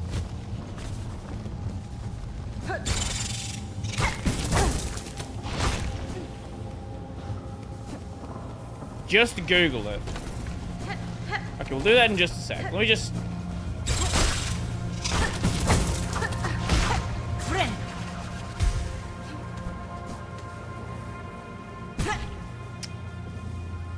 That worked. Okay, I was over... Yeah, that's definitely not what it is then. And that came back. Okay, this is definitely something that we need to come back to. Chekhov's gun.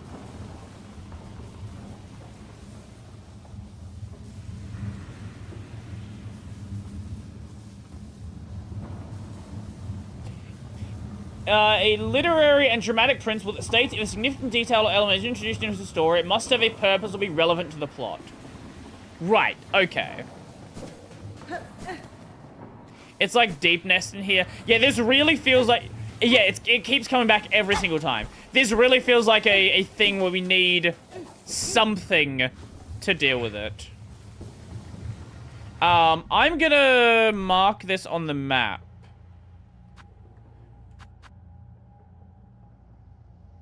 Use a special marker.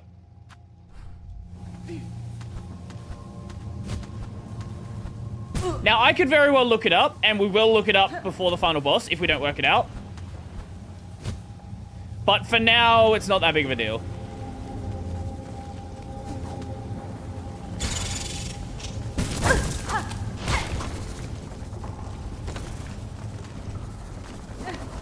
Whoa!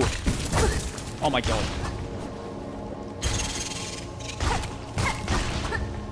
Fuck you.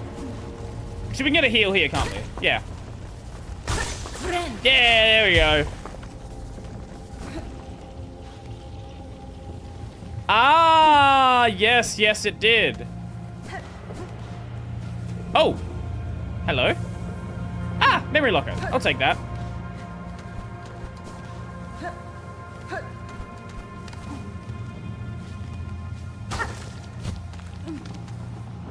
Oh, this is gonna be gross. Oh no, we can get up here. Yeah, we can get up here. Yeah, okay, we don't have to go that path.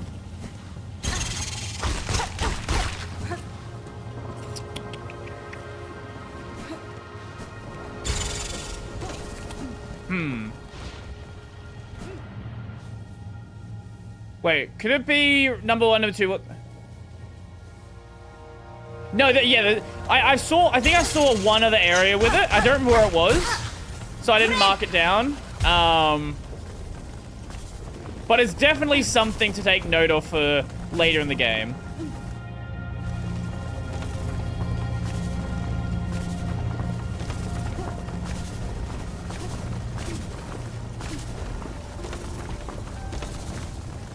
Wait, actually, I wonder.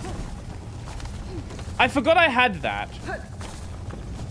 I doubt that's gonna be it, but I'm actually very curious now just because I have it. I don't think it's gonna be related to the Y ability, but maybe.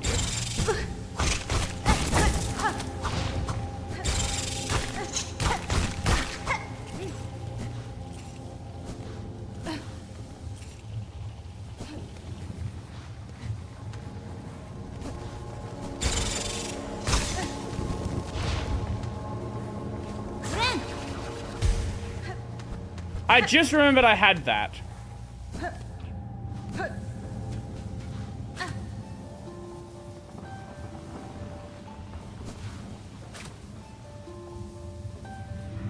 Wait. I saw something glowing there.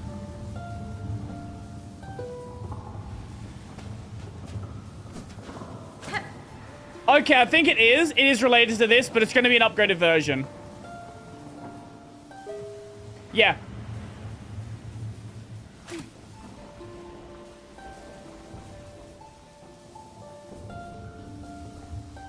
All we need... It is using our thread, so maybe we need to have more thread. Maybe that's the deal.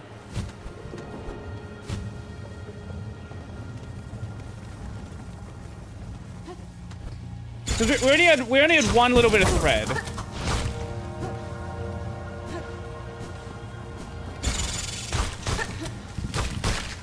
Let's try this.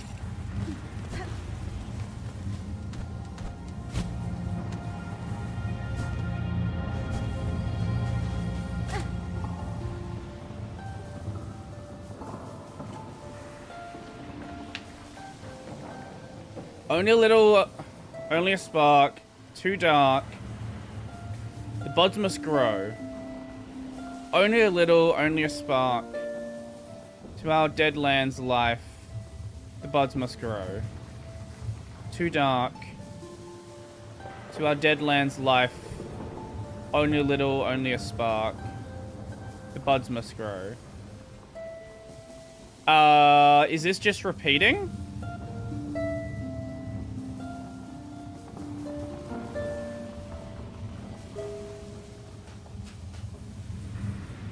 Huh.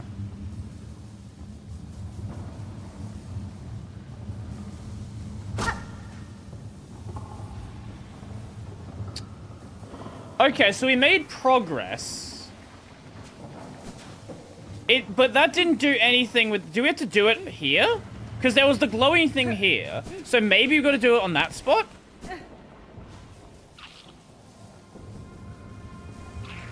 It's telling you deepness is too dark for the blue thing and fruit.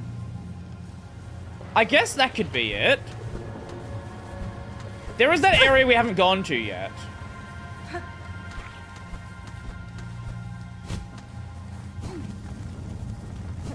So I guess we'll check that out. Maybe that's what it is? I don't know. We've definitely made progress, though.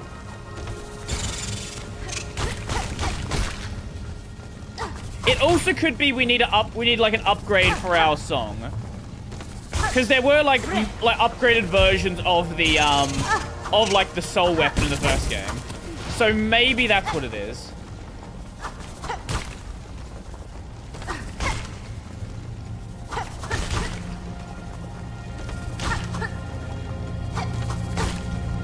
And if it's not that, I wouldn't know what it would be right now. Again, it very well could be something like my honest expectation is it's it's gonna be an upgrade to the song like the Dreamnail upgrade. Where maybe now it's enough to get some text, but to really get it to respond, you need some sort of upgrade. So it's sort of like an indication that, hey, there is something here, but you don't really have any ability to use it just yet.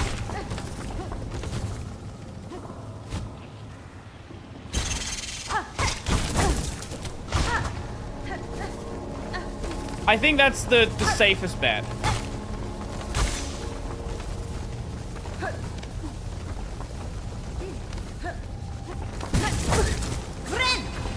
And honestly, it would be very in line with Hollow Knight style.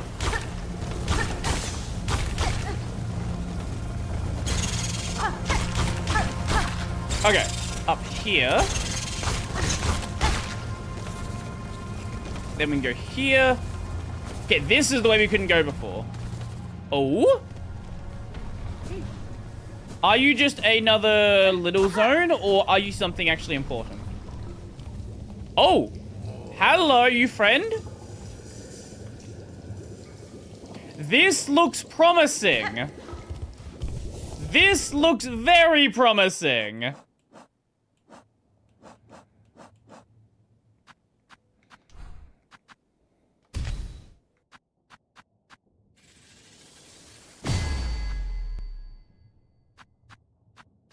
I can put that on. Oh, new face. Not here to bother, I hope. I've critical studies underway in these twisting tunnels and can afford no distractions. You've met Zango, my sister, by chance. An indolent sort. Short, slovenly, rather unreliable seeming. In a dark cave below here, I encountered a shell not dissimilar from your own. I suspect your assistant may have met an unfortunate end. Aha, the careless buffoon. No surprises then. That lump never shone with the talent for true discovery. Now to my work. I must return. With my assistant so rudely dying on me, I'm tasked enough for 2 bugs. Unless you have further interest in my precious plasmium. plasmium. Fadastama. I'm curious about the equipment you have here and the blue liquid contained within. What study consumes? Ah, yes. So this miraculous substance intrigues you too. A wonder beyond wonder. Miracle-made material. Plasmium. A naturally occurring elixir with no equal. This is it. Okay, okay. It heals wounds and strengthens shells. I expect it can even defy death itself. Plasmium, you call it. I have encountered its like before, or else a substance of remarkable similarity. Wait, is Silksong a sequel?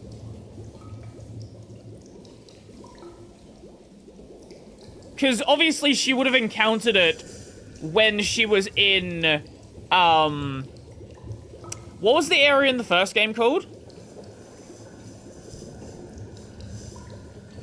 Hallow Nest, yeah.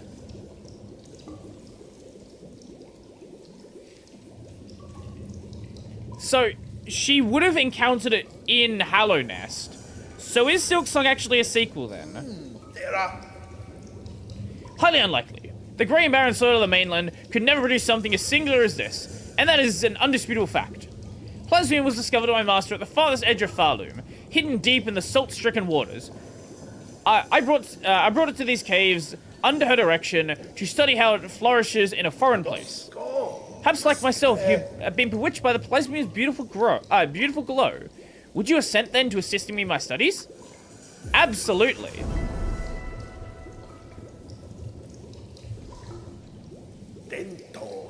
Excellent. With 2 bugs at the task, the rate of discovery of shell greatly increased. Now, before he went and died, my previous assistant seeded the warrens below with plasmium buds. The buds should be ripening as we speak, and the nectar within must be extracted before they reach maturity. With the right tool and claw, collecting the nectar is an easy process. I'll even lend you my own needle file for the job. Once you locate a bud, simply charge the file until readied, then release its needle into a bud's core. Do it right, and it'll suck out the nectar in one clean pop. Return them to me when you've retrieved the necessary samples. With the right nectar and the right testing, plasmium can reveal even more of its wondrous properties. Okay, so let's go grab the lifeblood then, or the plasmium as he is calling it.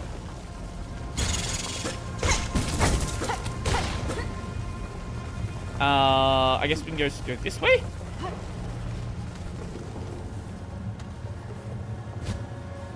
Oh, well, there's some right here.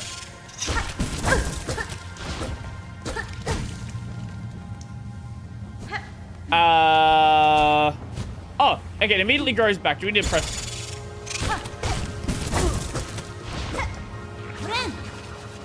Do we need to equip it? Oh, it's a red tool. Okay.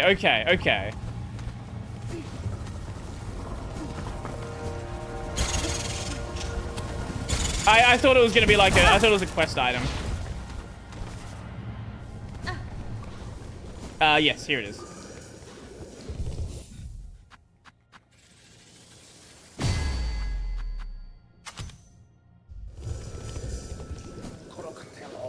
So. Uh-huh.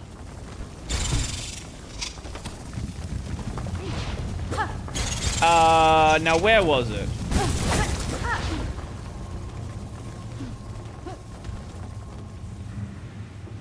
Ah, there it is.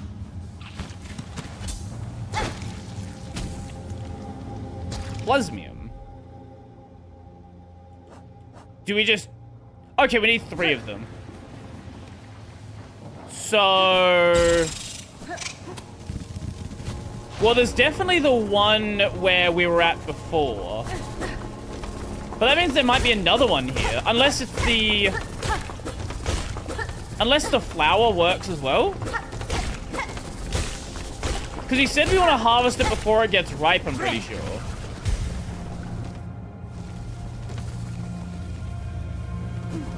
So the flower's probably something different.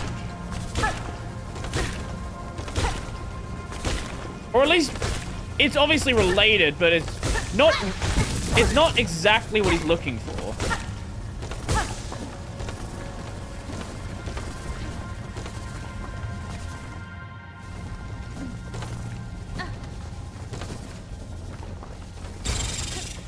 So if he doesn't know that it can grow outside of this area, does that mean that no one's really aware of the events of Hallow Nest? Because I was thinking this is a sequel. Maybe it's been so long, because we know Hornet outlives. Okay, I don't know if you've seen the lore tablet. I try to avoid spoilers, but I have seen the Hornet lore tablet of Hornet. She likes to fuck, but also kind of outlives all of her partners. So I don't know if this is a sequel. It's kind of unclear how long it would be after the first game.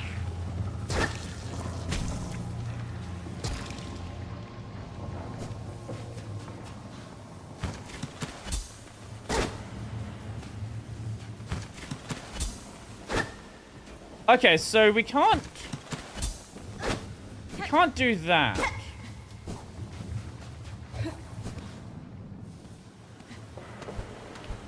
So there's gotta be another one hidden around somewhere then.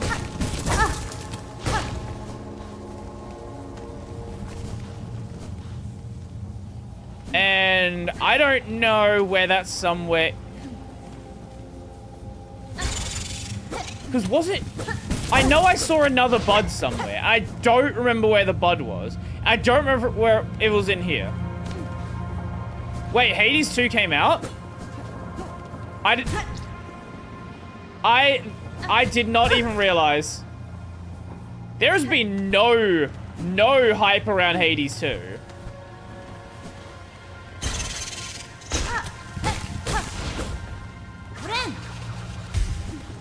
And yes, Hornet is free Renage. Yes.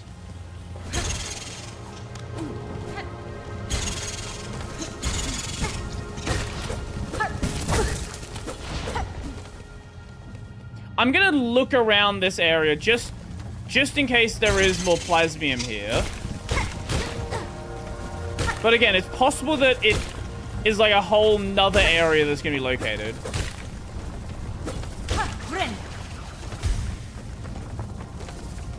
Actually, we don't want to go this way. We want to go the other. Oh no, we want to go back up there. Yeah, okay. Yeah, that way. Because when I said I saw it, I might have seen it in this area.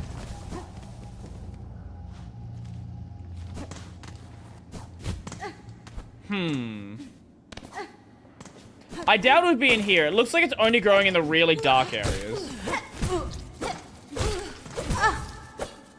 Oh my god, what am I doing?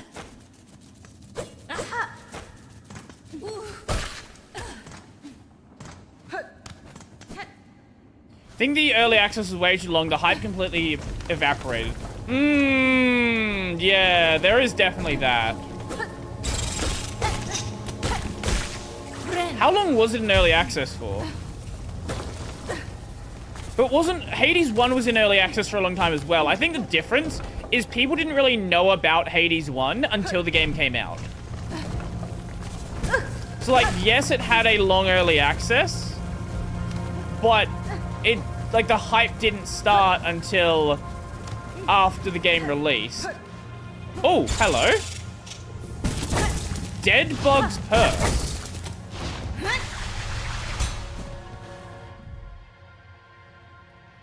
Ooh, that's nice. Yo, Yogi, how's it going?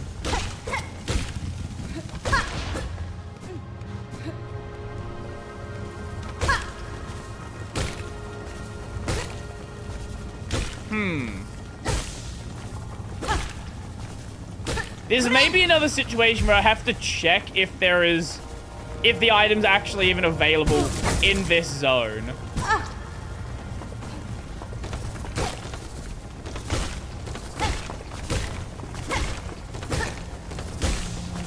Okay, let's back over here, get a heal. We are in the search of quest items that I didn't realize were, or quest stuff that I didn't even realize was here, basically.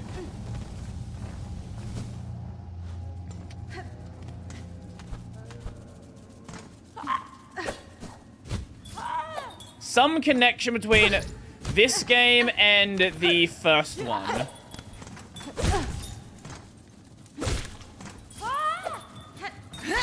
Thank you. Fuck off.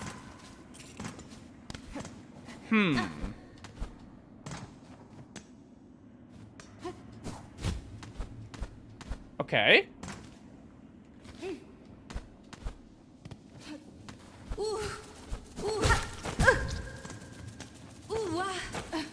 No!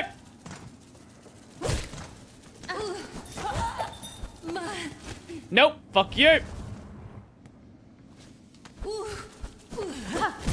Oh my god. Nope. We're good. Okay, okay.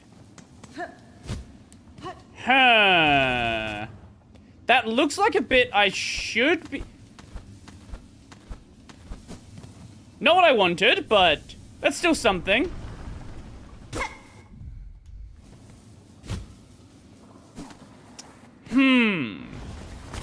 We're looking for, yeah, we're looking for blue balls, basically.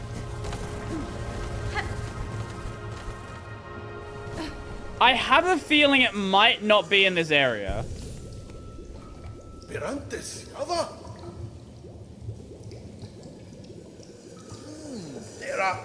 Because I vaguely remember seeing another one somewhere.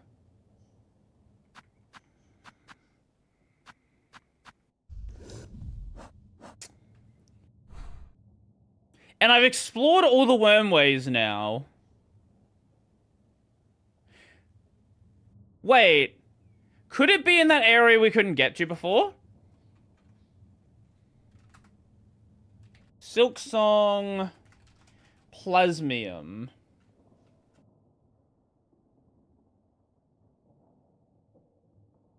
Find all three Plasmium. Are they in... all I want to know is that they're in this location.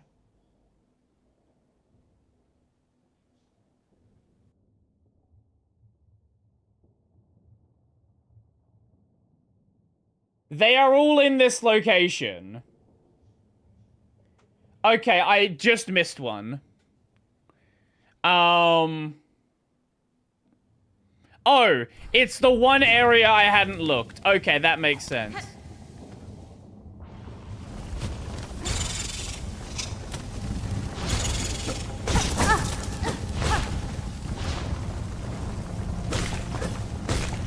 But wait, but is Deepness part of Hallownest Kingdom? Because if not, Pale King banning blue balls is futile. We're not technically, we're not in Hallownest, presumably.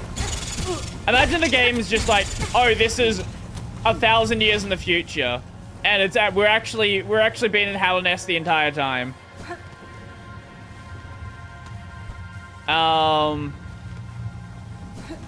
Yeah, I want to just double check here, because we definitely couldn't get up here before.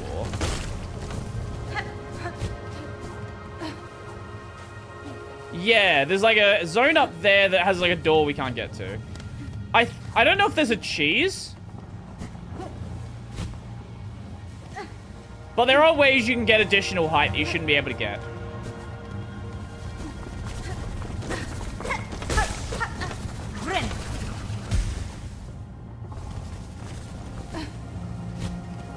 These speedrunners have been cracking this game apart.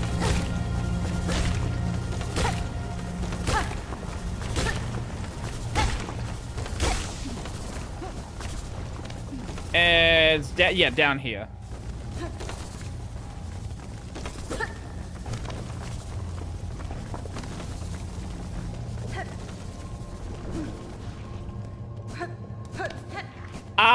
Yes, okay. This was the one that I remember seeing.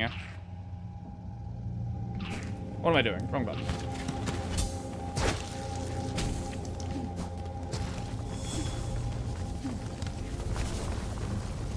And now I guess we'll find out, I don't know what the hell we're doing with this. That should have hit me.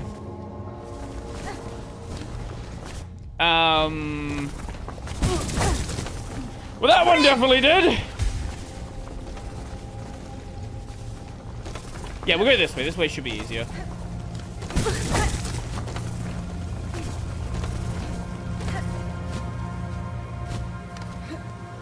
In Hollow Knight, you can abuse the knockback from the Soul Strike to reach a cliff and reach Hornet for getting the dash cloak.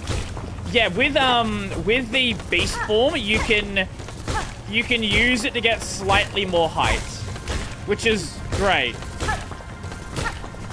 I don't know if any of it's gonna get patched. I know they have patched a couple of the exploits, because like there's even an exploit that a speedrunner is gonna abuse and an exploit a user. That definitely should have hit me. That like a regular person is gonna abuse, gonna like run into, and the exploit that a speedrunner is gonna abuse. And I appreciate when developers fix the bugs that affect average users, but leave in the speedrunner stuff. A good example, okay? Really good example of something where it didn't happen. In the PS3 re-release of the Ratchet and Clank games, there is a arbitrary codex exploit bug, because in the original game they had 4 save slots. So basically it started the save slot location calculation. I think it was 28 bytes plus 28 times by the save slot. So if you didn't have a memory card in, it would go to the empty spot and it would use that as a detection. They added in the PS3 re-release, they added a 5th slot, but they didn't change the math, so they didn't move anything else in the game. Now, if you go to that 5th slot, it's just like, okay, well, you're trying to write to memory that's not accessible. We're just gonna do random shit. And that allowed them to start just like having literally every single item in the store. Bugs like that, because that would also affect players' save files. Those should be fixed. But a bug where it's like, oh, someone can get like a movement, like, you know, a good example. Let me show you a good example. East 8 height glitch. Is there a good individual video of this?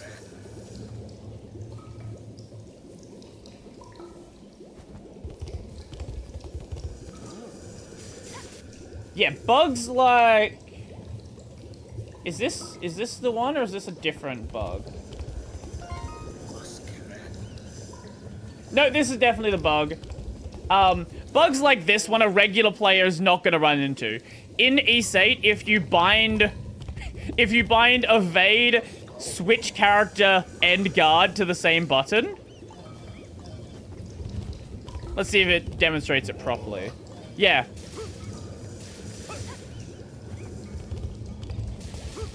You can just fly.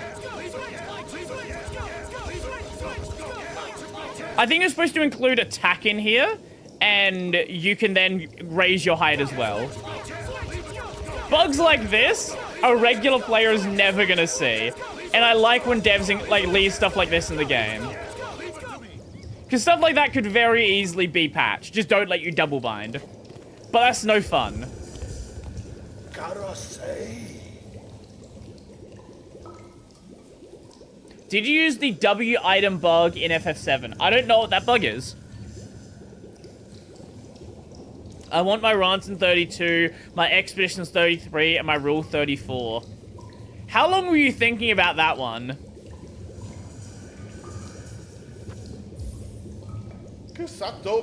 Ah, exactly the required amount. A satisfactory effort, assistant. With this pure plasminium extract, I may finally come to understand this wondrous substance. Gotta say. Since you've proven yourself a capable assistant, take this, a delightful implement of my own invention, a plasmium file. With it, you can inject precious plasmium straight into your body, almost painlessly. Your tool certainly looks sharp enough to pierce my shell, sir, but why would I want to do so? Because filling your body with plasmium is so beneficial, it protects you from harm, and it also feels so exquisitely good. My sister and I have been injecting plasmium into the local flora and fauna since we arrived. No ill effects have been observed. Gotta say. Keep using the plasmium file and enjoy the wonderful effects it has on your body. If you ever run out of plasmium, visit me again. Huh. Okay. So it's like the flea brew.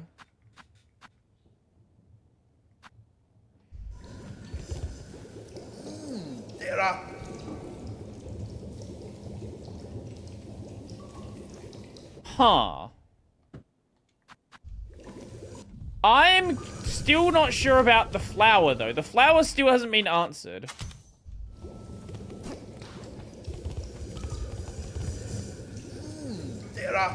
Okay, let's...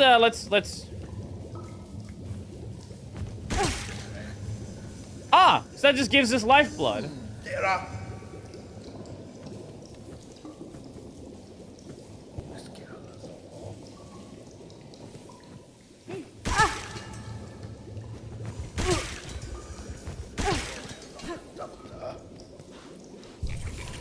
Okay, so resting is gonna reset that. Okay. Huh.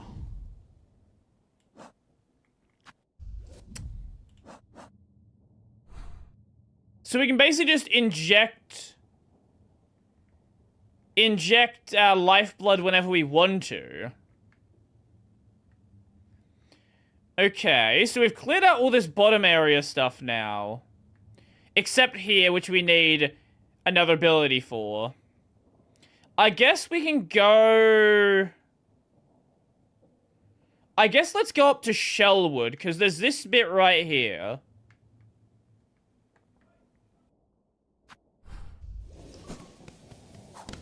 When will we feel the side effects? Now, that's an interesting question. I'm curious if there actually are side effects. Or if that's just, like, some lore text. Because if there is side effects, that's interesting. That seems useful for platforming challenges. You are completely right there.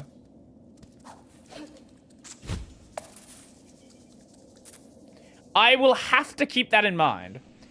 Yo, Sans the Skeleton, how's it going? Well, we're going to Shellwood, weren't we? Yeah, we're going to Shellwood.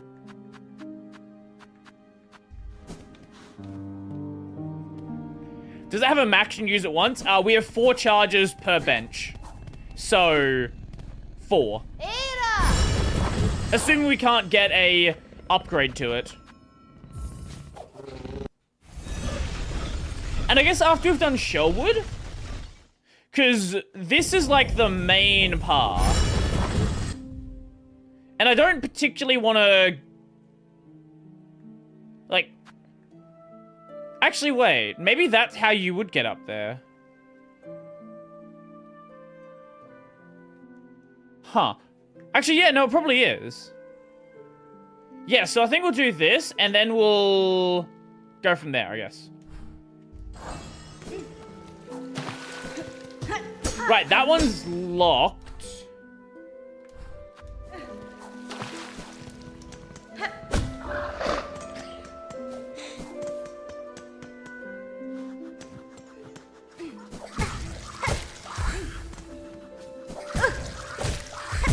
Oh my god. Okay, maybe I should be a little bit safer. Just a tiny bit.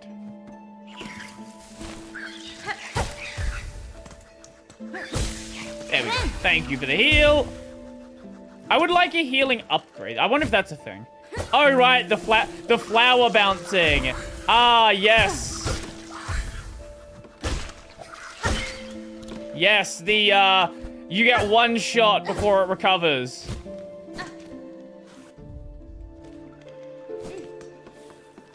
I forgot about this area. When you get pogoing down right, it does feel really good.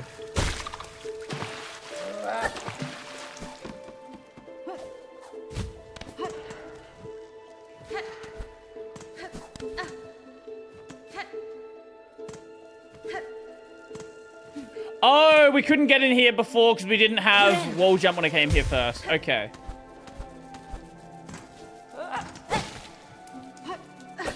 I think that's what it was.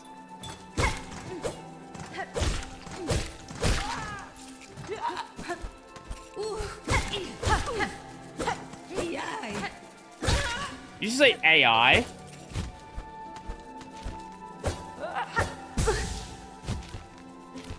Can we please not put enemies during the fucking platforming segments? That would be lovely.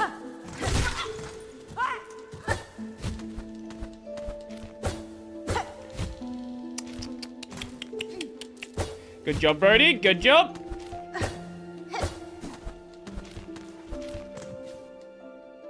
Oh? Oh?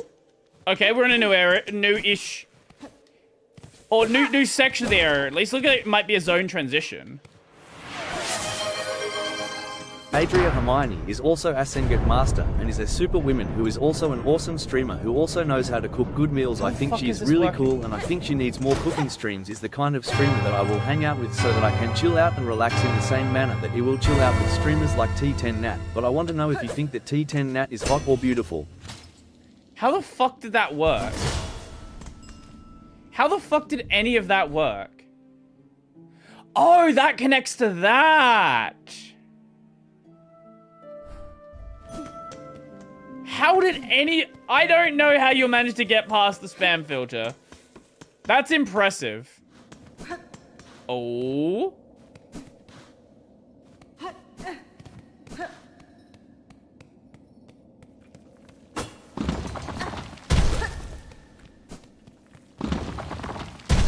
Is this a new area? What is this?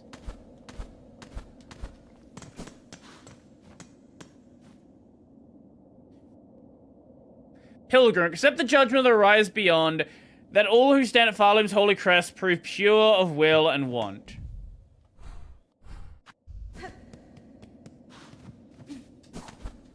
I don't accidentally want to go to the Citadel.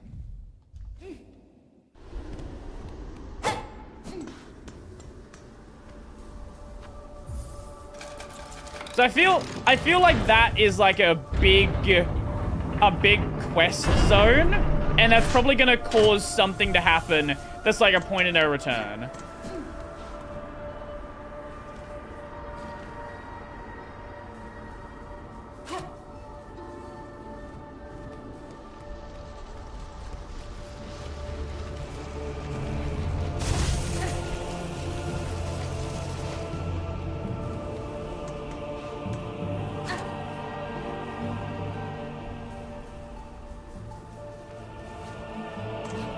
Why should I play my violin here? I'm confused.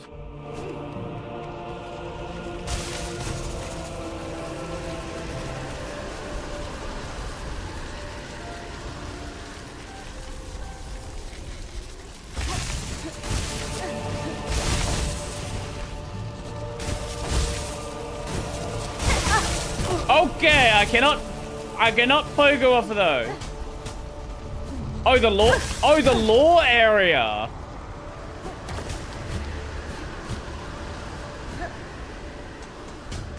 Where was that? Here? Here.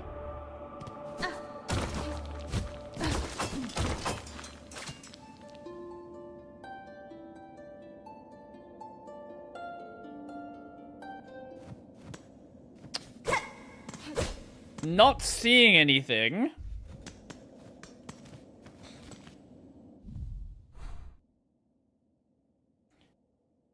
I kind of want to see if I can find a map for this area. And then I want to go to the... back to the ice area.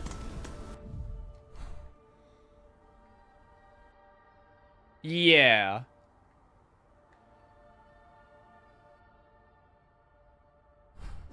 Maybe there's like two different ways to get into the Citadel. I don't know.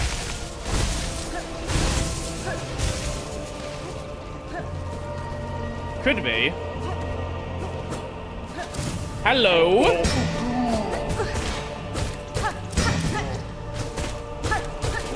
Whoa, you have a lot of health.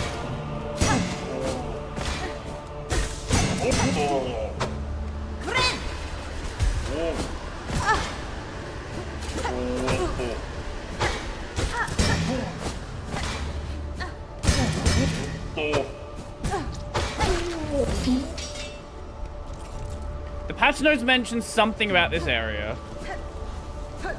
Okay, okay. That doesn't hurt us. But if we hover, we float backwards. That's actually a nice little effect.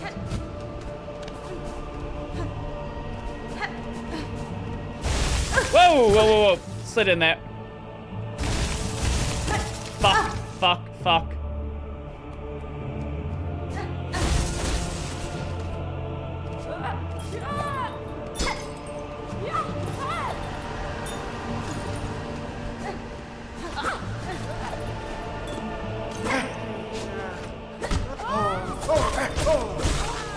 Okay, heal. Thank you.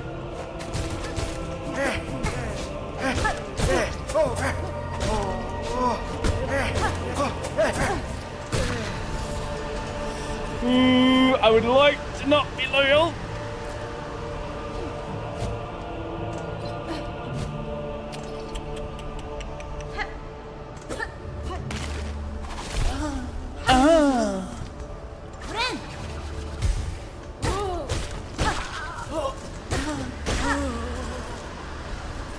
Is that a thing we can pogo on, or is that another ability we need? That's cool. Okay.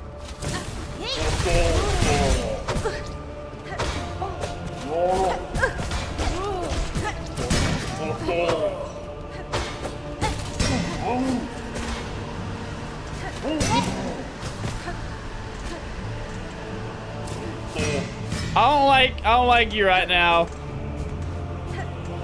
I really don't like you. Can I have something, please? Yes, that will work.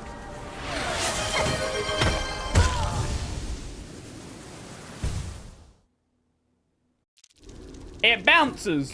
Apparently that one bounces.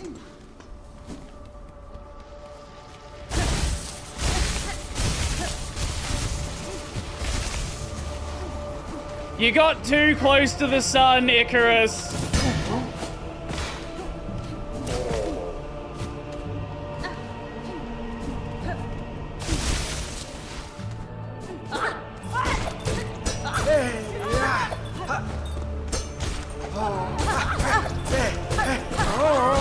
There we go.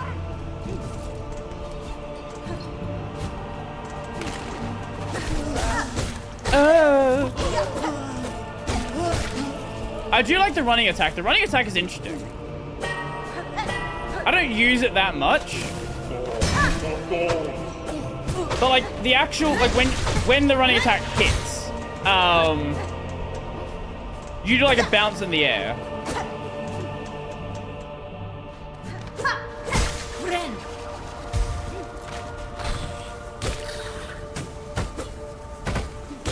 Oh, it bounces more than once. Lovely, lovely, lovely, lovely. Oh, oh. I like the sign of that. Next room's gonna have it probably. Okay, let's just get the map straight away. I hear you.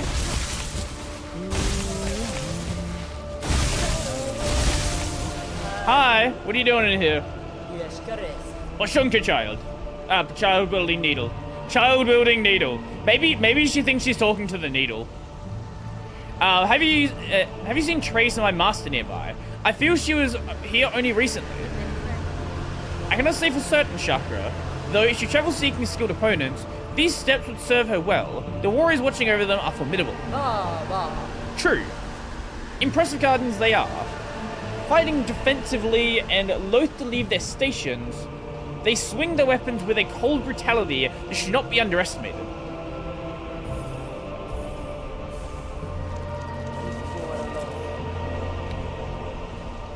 Okay. Okay, Citadel is there. we are not going there, because it's such a main quest, it's gonna be like a point of no return. I don't believe for a second it's not gonna be a point of no return.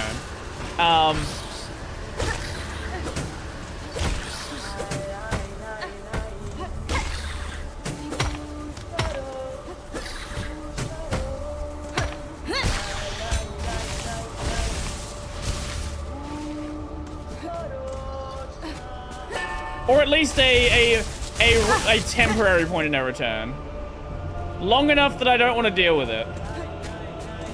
At least right now. We'll get to it eventually.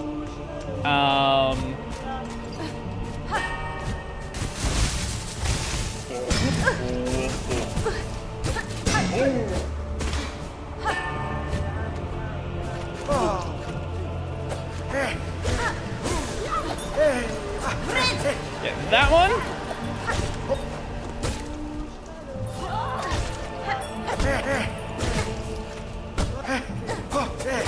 Thank you. Fuck you. I don't know if there's gonna be a. I don't know if there's gonna be a like a bellway here, but that's my main hope. If we can find a bellway, that would be nice.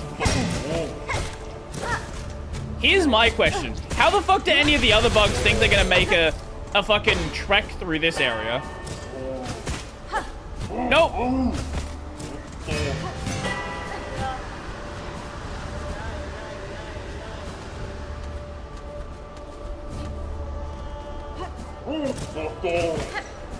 Okay. Okay.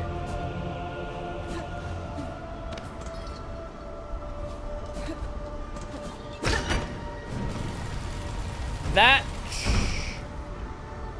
I guess, creates a path to get up.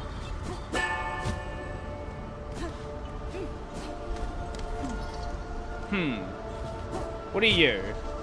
What are you?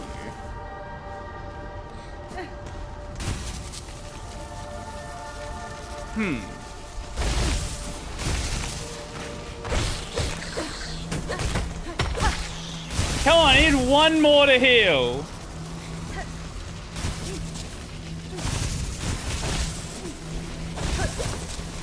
Come on, one, anyone. Brody on Games is the best game I have ever seen in my entire life, but I want to know if I can have DLC on my computer, so that I can play a copy of you that said I want to know if you are actually interested in collaborating with a Windows dev streamer like Chris Titus Tech. What do you think about Pleasure in Life in general? Adria Hermione is also a Senget master and is a superwoman, and I think that Dieter is probably the kind of person that Brody might actually secretly want to be friends. I don't know what the fuck you just said.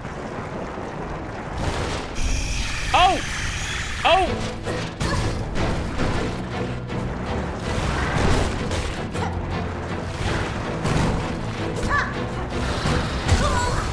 Right. Is this the I don't want to deal with runback boss?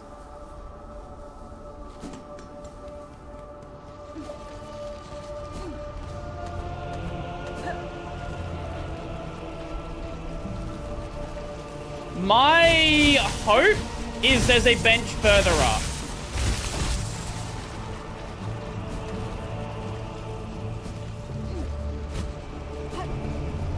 Like, maybe closer to Citadel, there's a bench.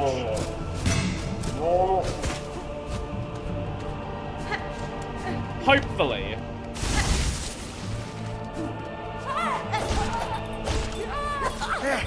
But if not, yeah, that's just bad game design.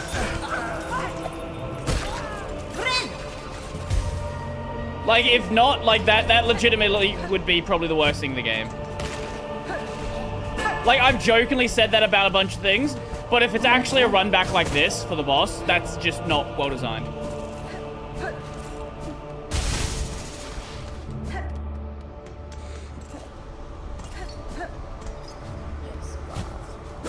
It's kind of like it's a Metroidvania that came out 15 years ago. Because that's a thing older games used to do. And until they realize, ah, that's not fun.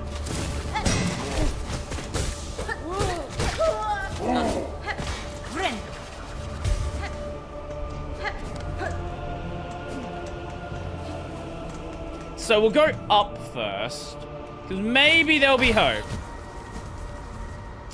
Maybe.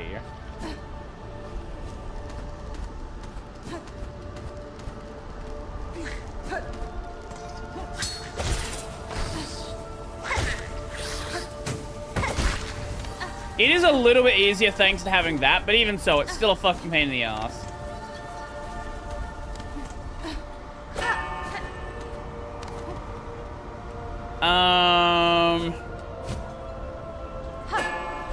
Okay.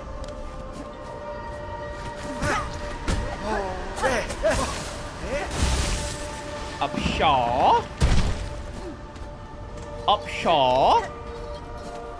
Is there an anti-epilepsy extension for Twitch? I know of ones for YouTube. What would that entail?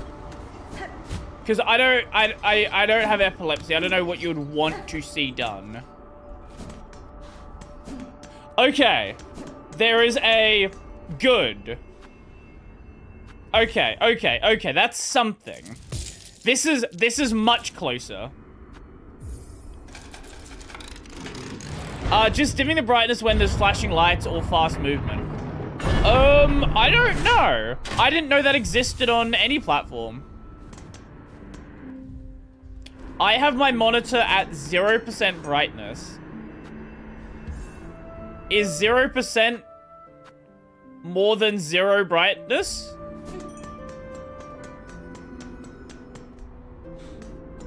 I think you would need to apply the whole web, I think you would just, I think you would just have that applied to your whole operating system instead of just a specific website.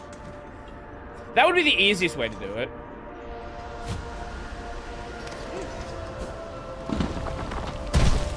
Like, you could do something in your compositor settings, for example. No! Okay. It's still not a great run back.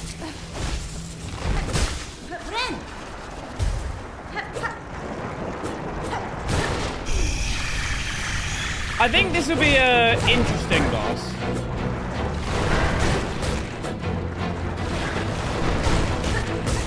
Just a matter of watching.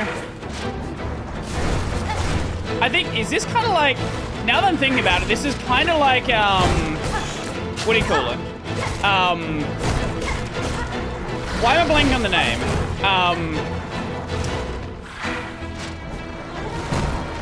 What the fuck? What the Mantis, the Mantis boss, Mantis Lords. It's like, it's Mantis Lords inspired. It's obviously a very different kind of fight. But like, it's the same general idea. You have bosses that act in unison, but sometimes do slightly different things.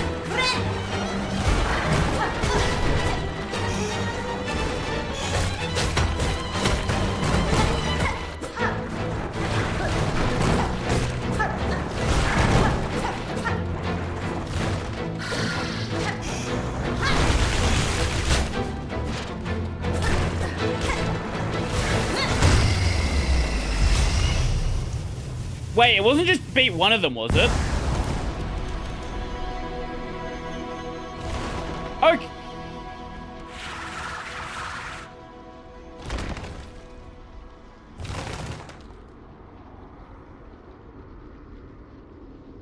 He's coming back later. He is 100% coming back later.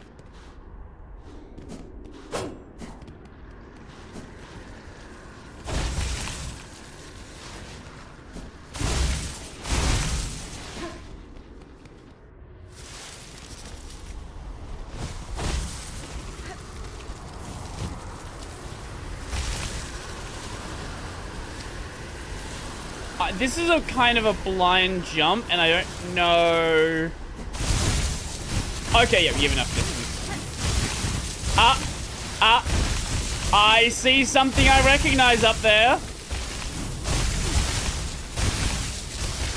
Fuck.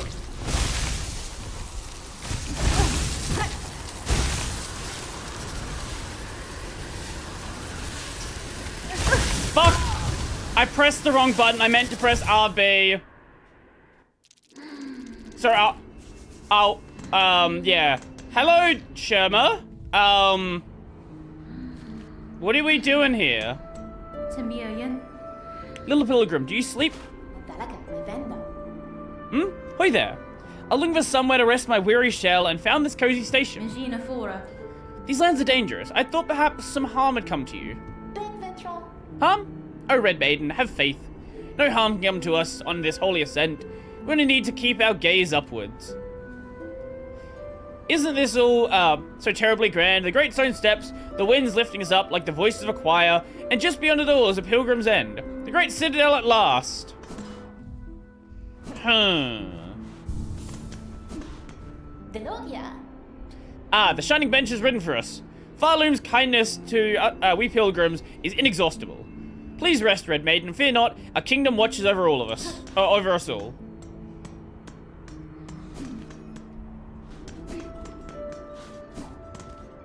So, I do know that there are multiple acts in the game. And I don't know what happens in Act 2.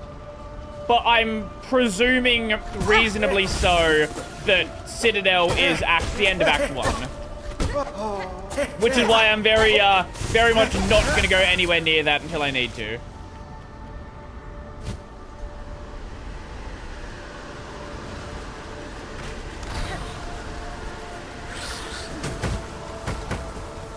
Because I don't know if it's going to be a situation where, like, you know, you go through the act and then maybe, I don't know, somebody dies and a quest is broken.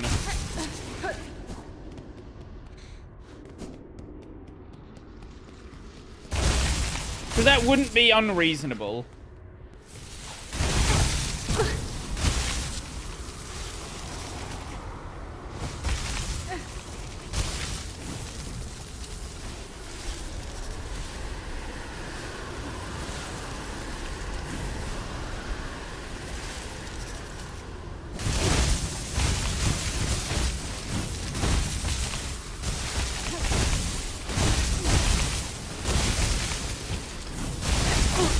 Oh my god.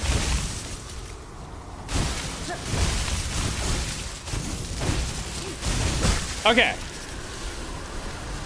Can we make that jump? No. Ah, we can go over here though. That looks like it might be a dead end. But there's only one way to find out. Not like that.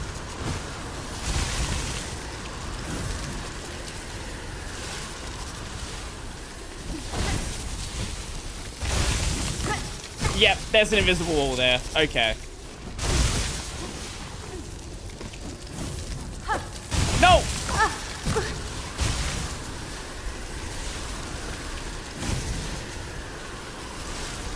Okay, that's gonna be a very awkward jump.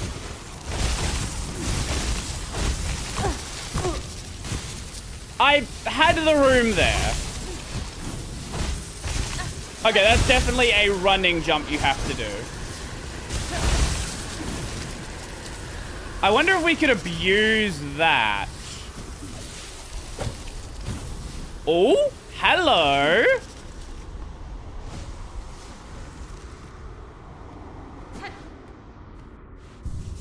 Bench.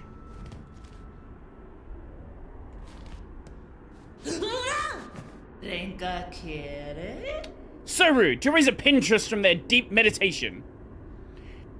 You carry on with that brash behavior, and you're likely to be struck through. Oh, yeah, whatever.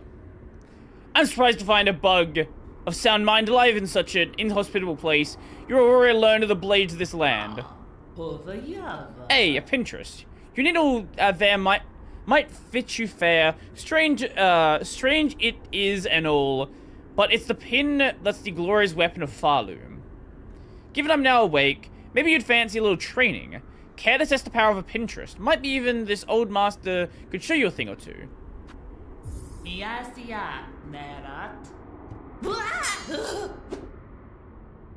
Okay, it's cutscene.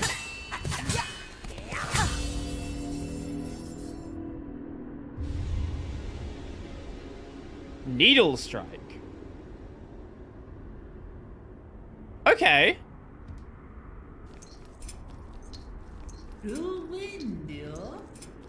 How grand to face an opponent with a bit of energy. You're a skilled one. Clear enough, I hope my training has granted some insight.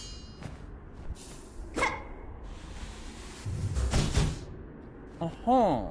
いるなれ。レンカケレ I would have thought, considering what was directly outside, that it would be grapple.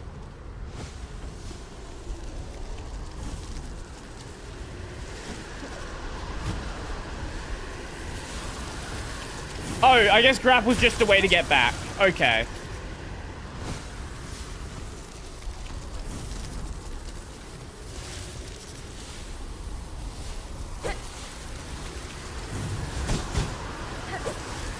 It looks like that would just be a forward.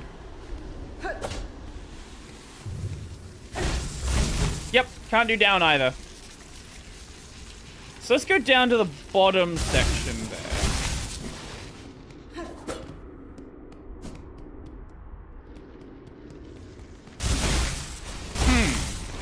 So this is definitely going to be an area we come back to sometime later down the line. Because I want to go back to the ice place first.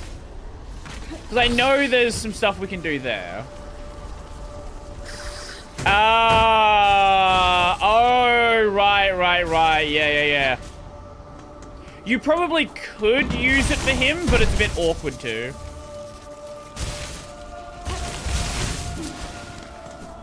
But yeah, if you could do it upwards, yeah, for sure you could. How is there wind inside the building?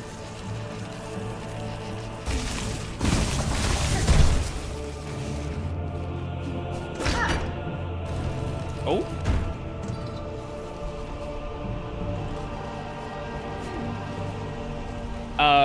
I guess that's a shortcut I didn't know about before.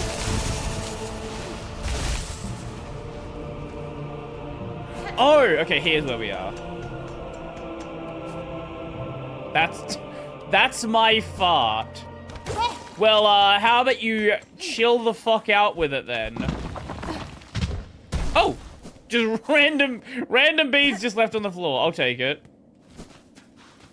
This feels like a boss room.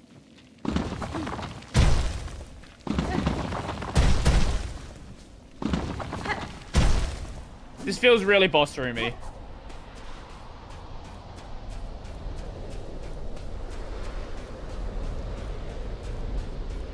Is it not a boss room?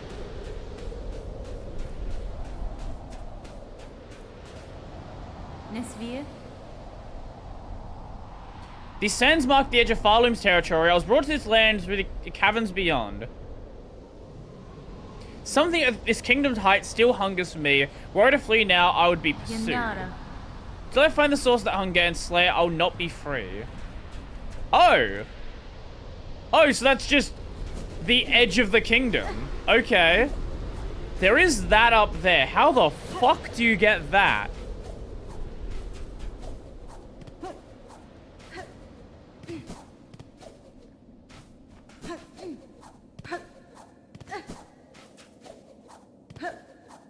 Can we go up here?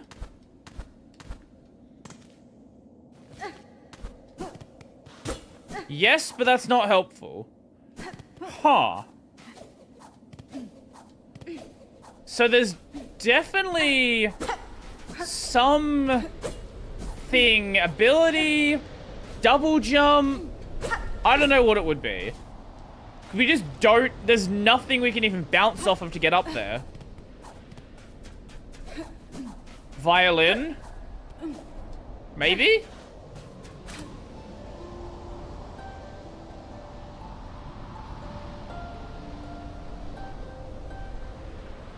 Doesn't look like it.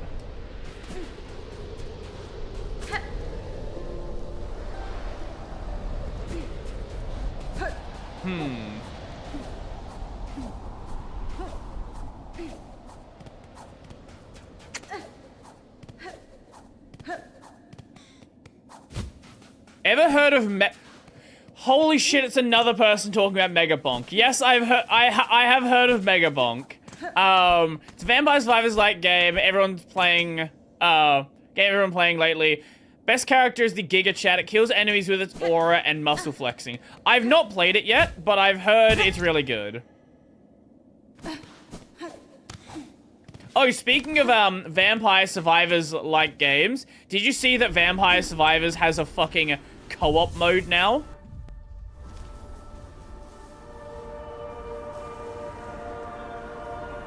Okay, so we are going to go nowhere near this area for a while.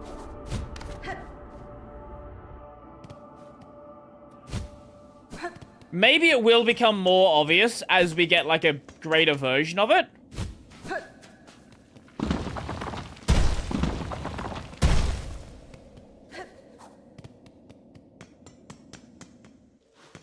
But for now, that is a area we're going to come back to later. Wasn't there an item we needed to get here? We're in the Shellwood. Yes, we're in the Shellwood. And we were missing a purple flower.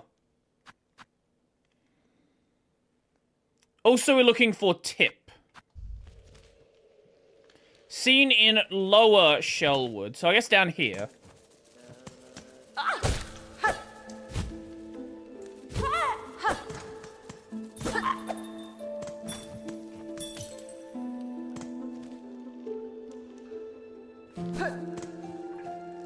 Right, yeah. Okay. Oh, right, that's the anal bead creator.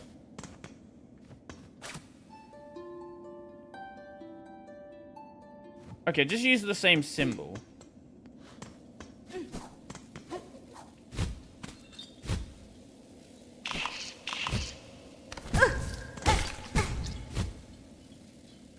No, I don't. No! Can we get back up? Hold up.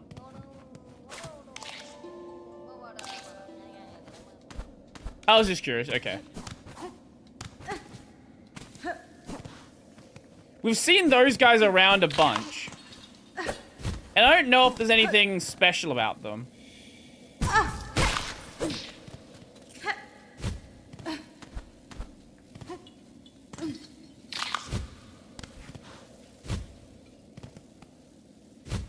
Okay.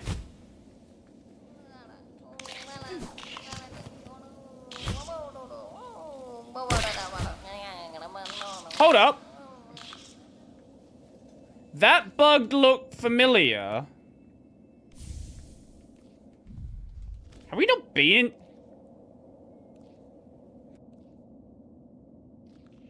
I don't think we can get back up from here. I think we fucked it.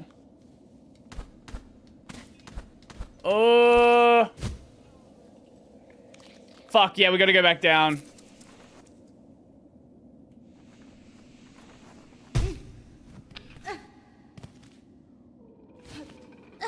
Wait, what if we fell onto that?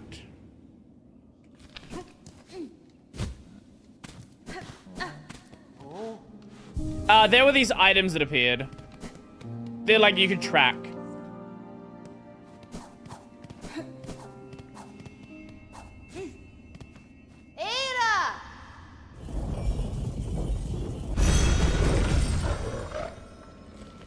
It's fine, we can just go back to the Shellwood. It's not that big of a deal.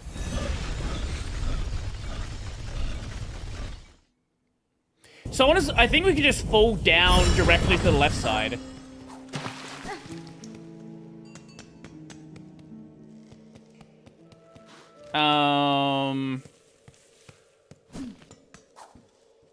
Yeah, so down Shaw. How did I not...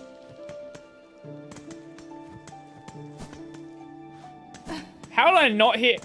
any of those. So if we just fall over here, we should just be able to get there.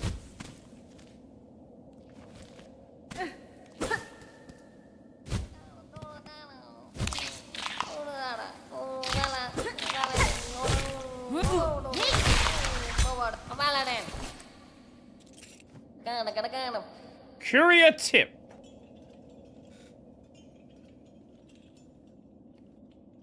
I wonder if that's her name. I wonder if it says Ada when she calls the beast. That's a very good question. I don't actually know. I've never really thought about what Hornet says. Those horrible beastie bugs are gone. Much and many thanks for you, mighty warrior. It was a simple thing, small bug. I assume you were Tip the courier. Free, the Bellheart trader, seem concerned for your safety and for the cargo you carry. She sent you? Bah! She's to learn a little patience. I has barely been away. Okay, still is lucky for me to you came.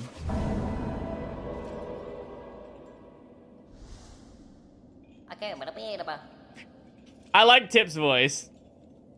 The old grubbly grub in the bell will... Grub? Will come after me herself if she not get her goods. Grubbly grub in the bell. Bell as in Bellheart?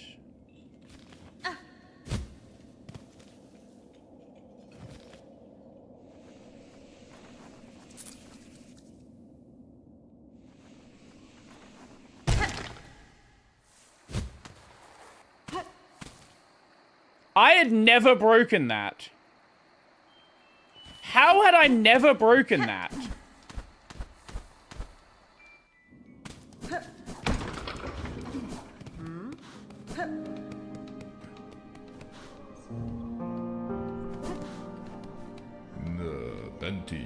That's fine.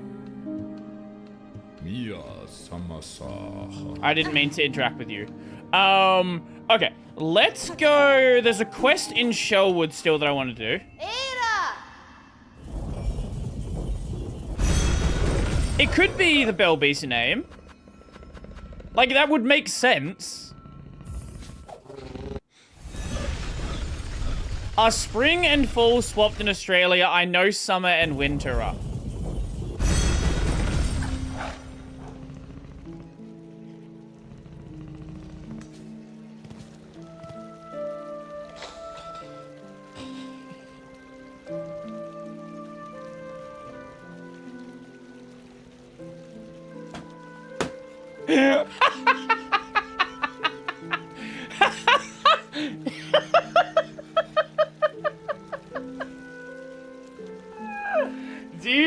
Do you think autumn happens just before summer in Australia? I have never heard anyone who was confused about that. That's a new one. That is definitely a new one.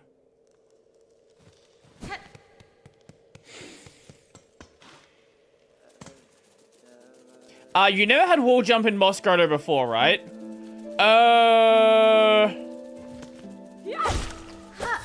No. No, I haven't been back to Moss Grotto since basically the start of the game.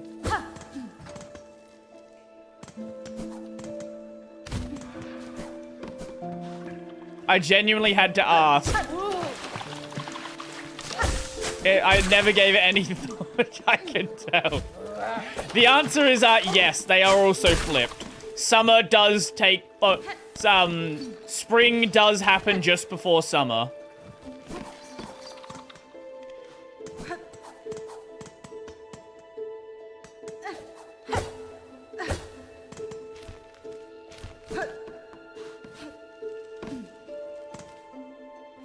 Whenever I see light, I don't know if it's a room or it's just light they want to put there for like the visuals.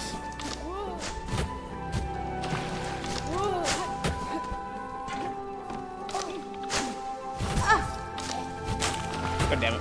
There we go. I guess I could check Moss Grotto to see if there's like a secret area there. I don't remember there being anything, but it's absolutely possible. Oh, purple. Is that one I already got?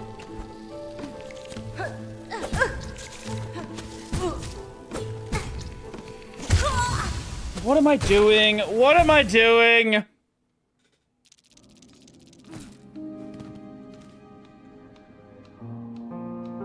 And I didn't go to a rest spot over here. I assume there's 2 ways to break that. Ah, that's what you meant. Okay.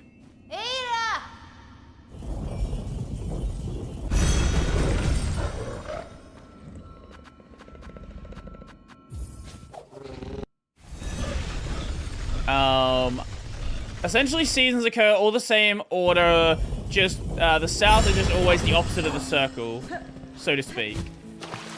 Weird way to phrase it, but yes, that. Which means that right now we are getting into the warmer part of the year, which means I may swap back to wearing shorts again. Soon. I think it's only in, like, the mid-20s today, so... But, like, we will start seeing upwards of 30 degrees probably in maybe a month or so. We might get our first 30-degree day sometime during October.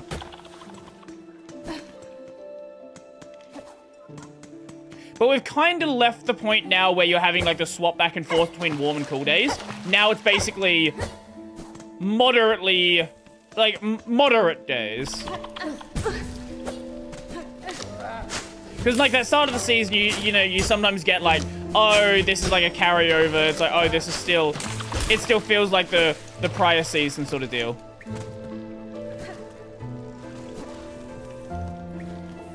Oh, that was in there.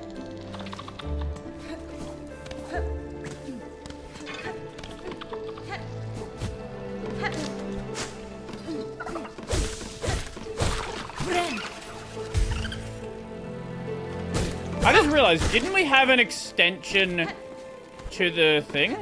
Did we lose that? Oh, no, there it is. Oh, that was one of the ones we'd already gotten. Okay. So, that one is clear. How many are there? There's 6 of them. So there's gonna be 6 spots, and I've already gotten 5 of them. Yay, I should not have left this one behind to do something else.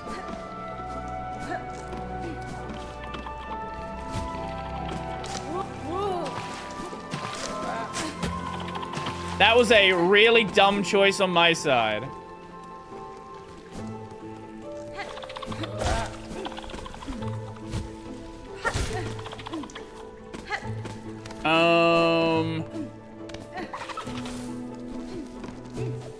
Okay, so we're just gonna be running around this area for a little bit. We got 2 typhoons back to back. One just left, the other right. Oh, that sucks. Like, those tornadoes we talked about yesterday, that's like rare bad weather. Like, my state doesn't really get bad weather. We usually get, like, fires. So usually yeah, there it is, okay, lovely. Usually every summer, there's probably gonna be a fire. Like, I don't know if it was last Christmas or the Christmas before, there was like a real bad fire of Christmas. Which is always fun.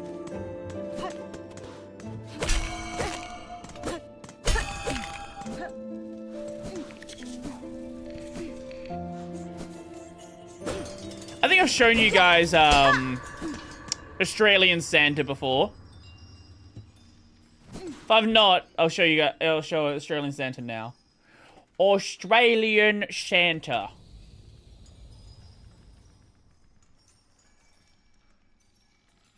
Here we go. Here's clip art Australian Santa.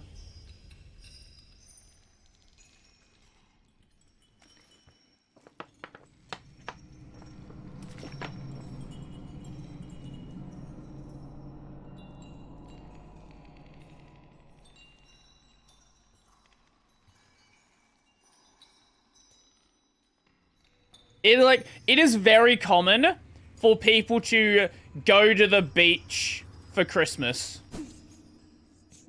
Like, that's a super common thing. Beach and New Year's,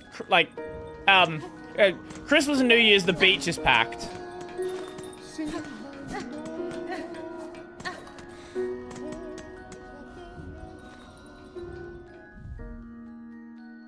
Give the polyp hearts to Grey Root. Who is Grey Root? Are you Grey Root? You are Pavo. Are you Grey Root? Mio fine? You're Frey. Oh, new items.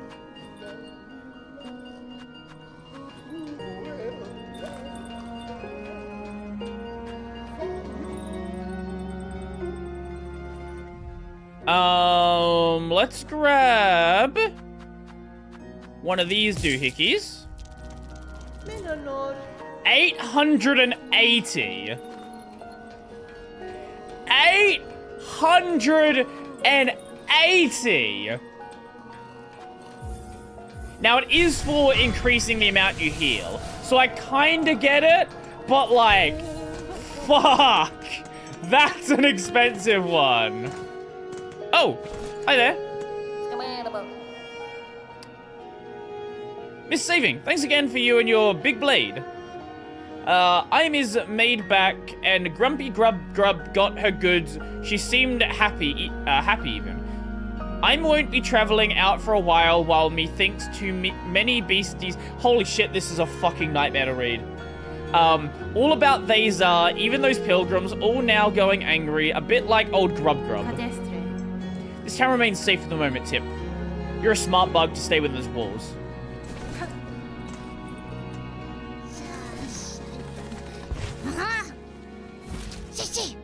Oh no, you're the...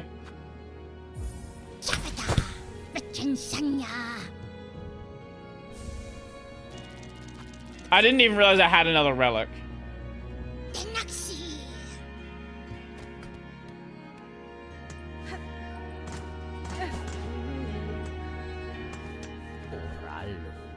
Fadastana. Wait.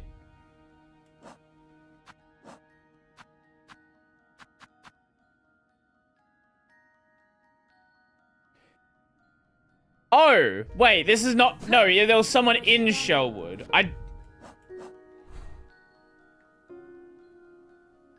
I don't remember where this NPC is. And they don't have a marker on the map. What was their name?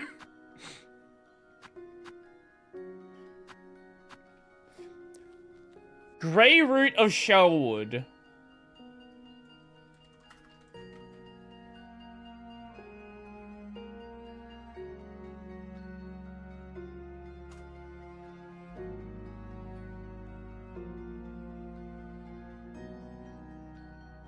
Ah, they're in that one. Okay. So, what am I doing? In this bit right here.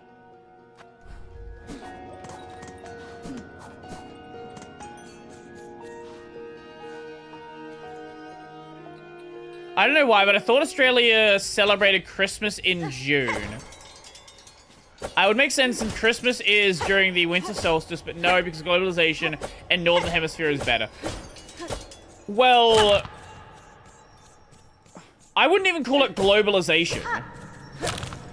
Right? Because Christmas came to Australia from the British, right? So we would logically celebrate it when the British celebrate it. Like, it had long since been something based around the winter solstice. And like different cultures have like different reasons to celebrate that time of the year. But like the idea of like the I guess Christian tradition was sort of how we adopted that. But you are right if you want to talk winter solstice, yes. but it depends on where you're pulling the value of that period from, I guess.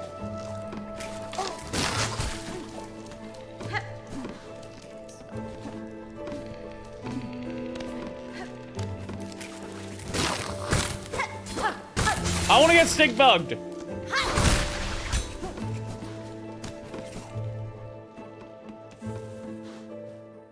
YouTube is weird. YouTube is weird. The precious heart, give them. For the time of birth, for the right, they must bleed. Pull parts, gathered. Gathered all. All that is needed is given.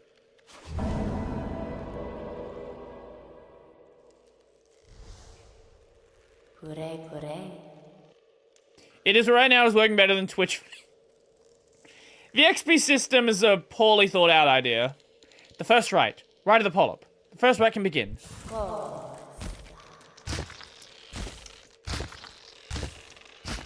you jacking off in there?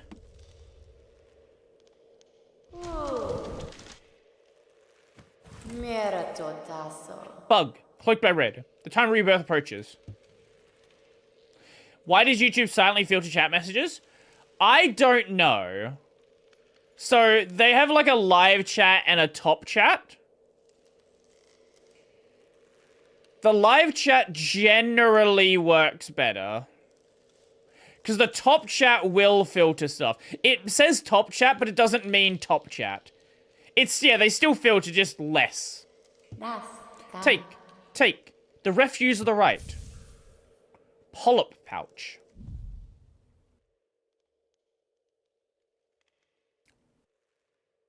Ooh, applies... Ooh, that's actually kind of cracked. Applies venom to equipped tools. The time will come. Soon. The time of birth approaches. Okay. I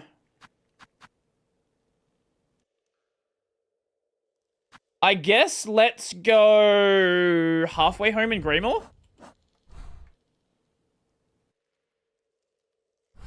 Wait.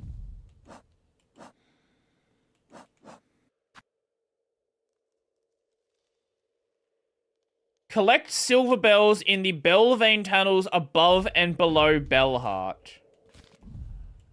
I guess we can do that as well. What do you mean below Bellheart? We can't go below Bellheart.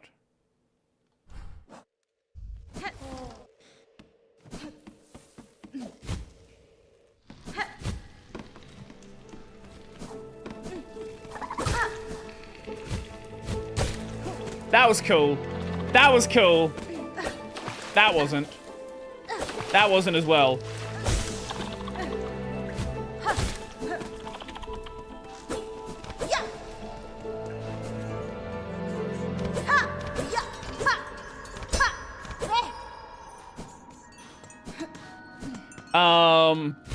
I guess let's... Yeah, let's go above Bellheart. See what we can find. Oh, it's this way. Did I just... Wait, hold on.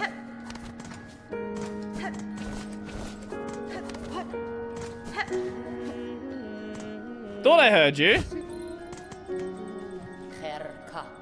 Pashanka, child-wielding needle. This heart, the heart home is cut free of its curse. Tell me, was it your blade that brought it saving my Oh. Wait. Apparently hitting the bumpers also forwards the text. By voice included, did it do it for any button?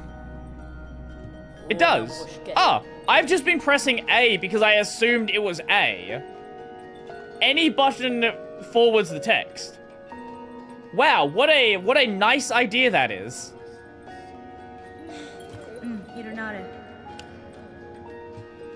So in Silk was bound, pinned deep within its shell, a cruel punishment I've not before witnessed.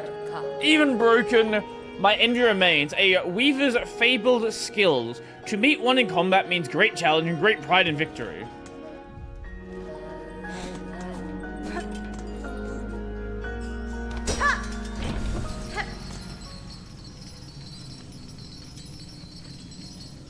Now, let's see if we can find what these silver bells are supposed to be.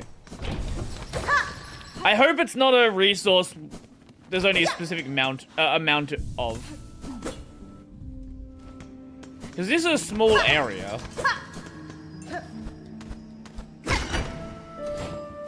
I had never opened that shortcut.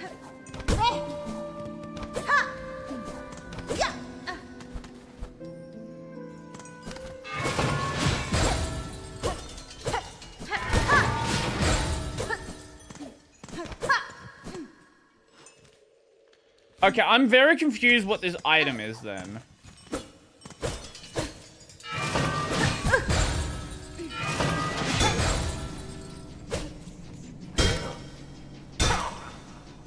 Unless this drops something? Well, if it does, it dropped into there.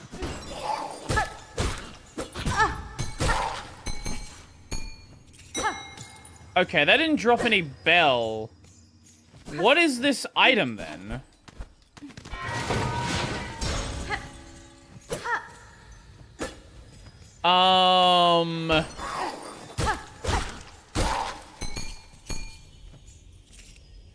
Because we're not progressing in the quest.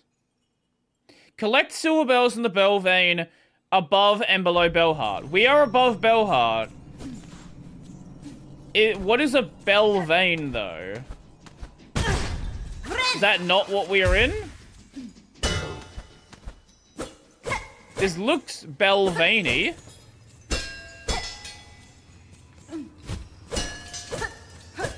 Oh, okay, that's one.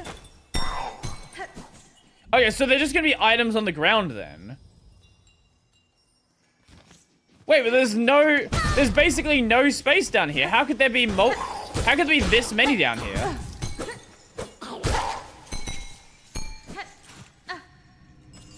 Unless there's a bunch of hidden areas that I hadn't gone to.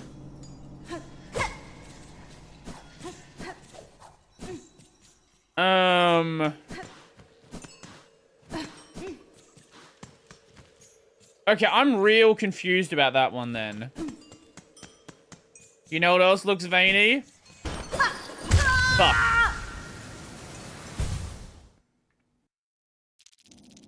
Well, not when that happens, apparently.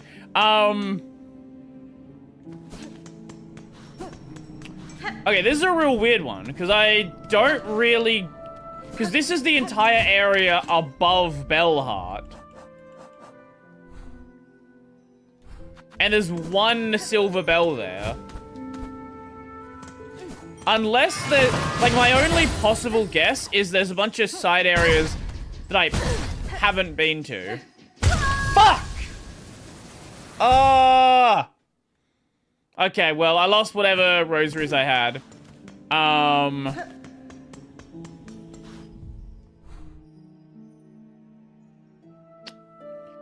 Because, yeah, there's no below bell. Unless it means in... Like, it says a bell vein. So does that... is this going to be one of these situations... where it's like... Where it's like, oh, it's in locations that are not actually where you'd think they would be. What?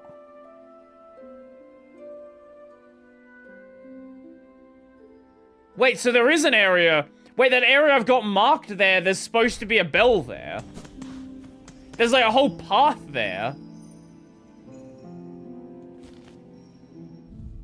Eh? How the fuck do you open that area then?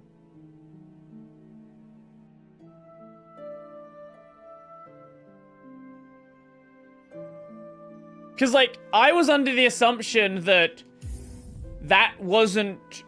We couldn't use that yet, or we need, like, an NPC or something. And when I was last there, there was nothing to indicate that we could go in there. But there are apparently 3 bells above the city.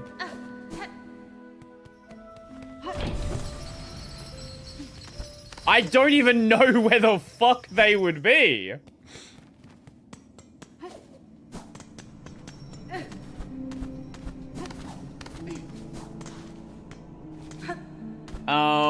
Well, I guess we'll try. We'll see what we can find.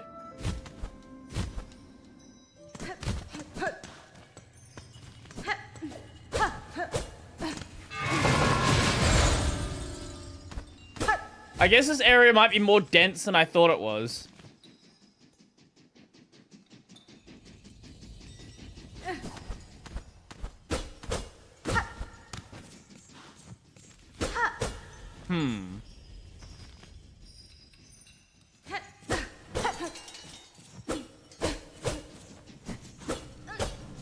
Okay.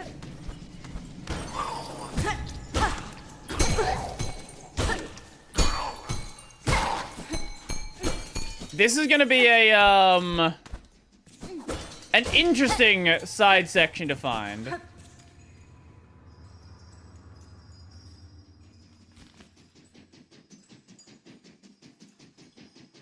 Yeah, I don't think I would ever have found these bells. To be fair, I don't think I'm ever gonna find them anyway. Because I don't... There should be a bell... Here? Is that the one I already got? Okay, there's probably a bell down the bottom.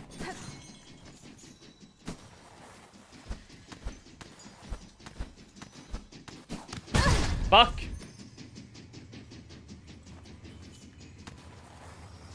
Okay. That one.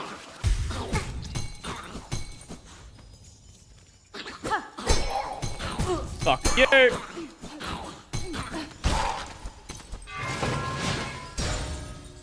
Eh? Where?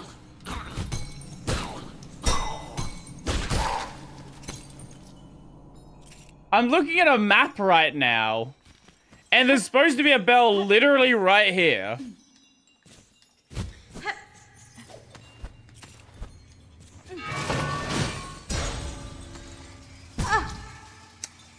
Huh.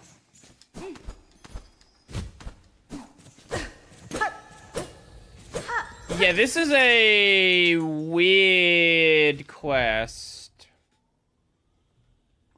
I don't know if I'm missing something or it's a weird buggy quest. 'Cause that's definitely possible.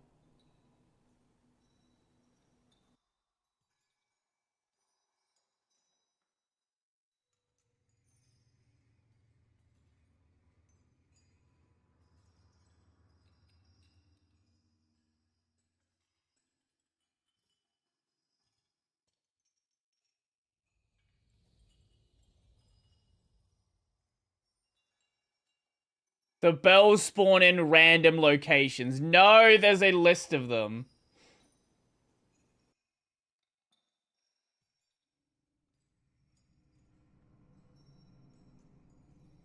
Wait, you find the crotchety bell hermit.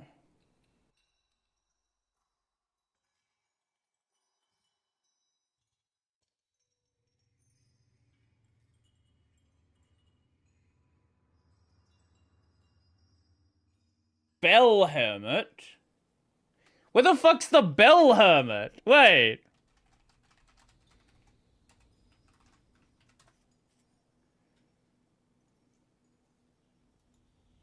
He can be found, okay, he can be found in the Bellway station in Bellheart. The Bell.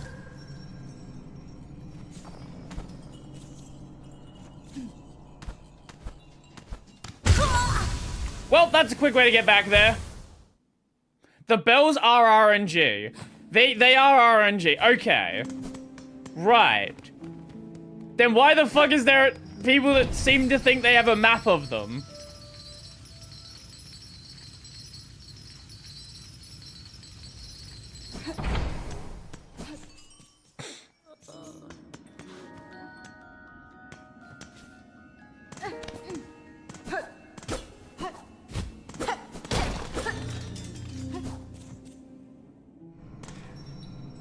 Okay, you access it from this side. Oh!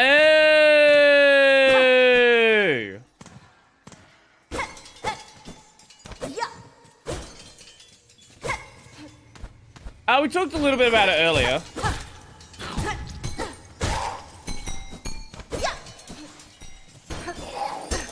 I think Cosmic's in a pretty good state. Good job.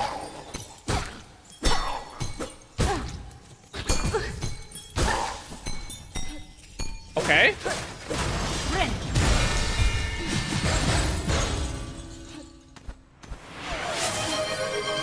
Brody, you should do a Hornet cosplay for this Halloween.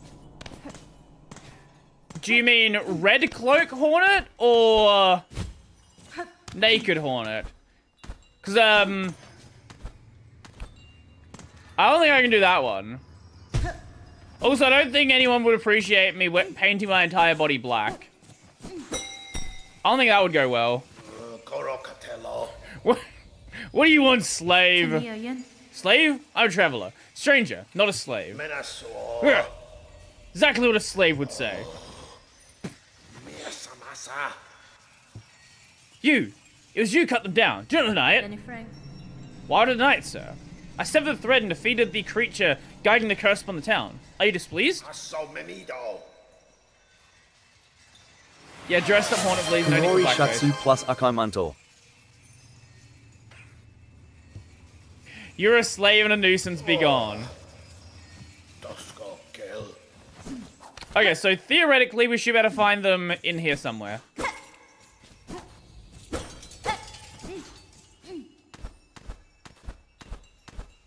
Theoretically.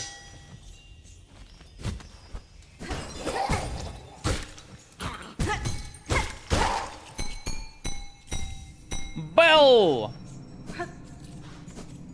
Okay, we're making progress. We have 2 now. 2 is more than 0.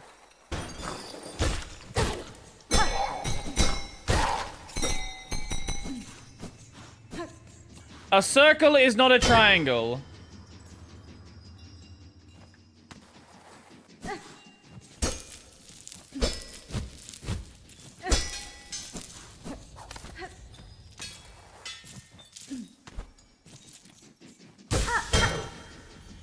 I feel like I've told the story of the lecturer I had. The Chinese lecturer I had who, he'd been living in Australia for 20 years. And I don't think he'd spend any time learning English during that time.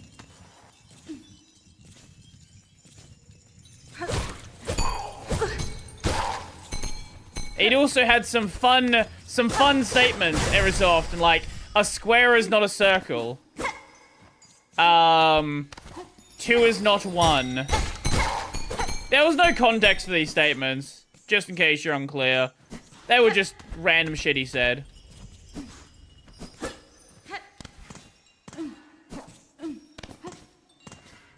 Wait, are we back to the way out? We are. I would like to find the connection to the bottom area.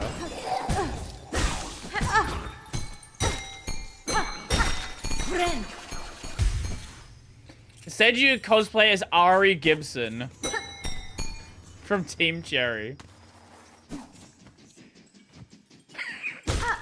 What would that entail? What does Ari normally wear? I guess I could go to his office and find out.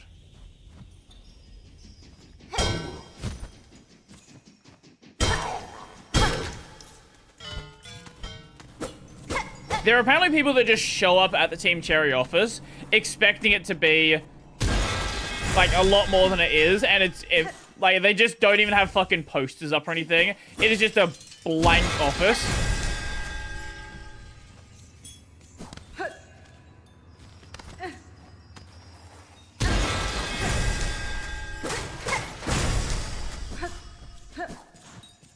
Oh, okay, they all spawned at the fucking bottom.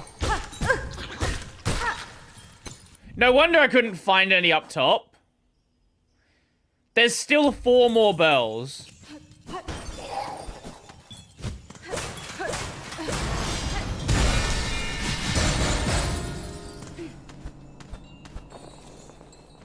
Okay, 3 more bells. This is gonna be an interesting one. Once we have a map set up for this area, we can then more procedurally look through the area. But right now,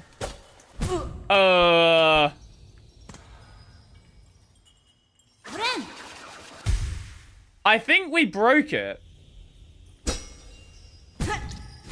It's still alive. How did we do that?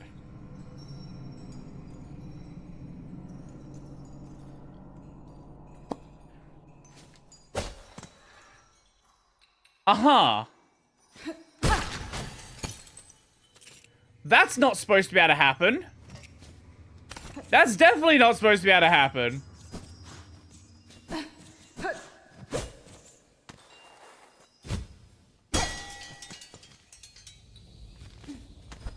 Ah, now we're linked back here.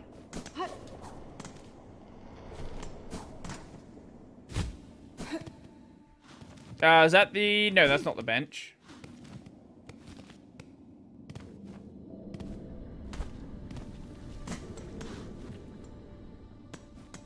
Haha. Haha.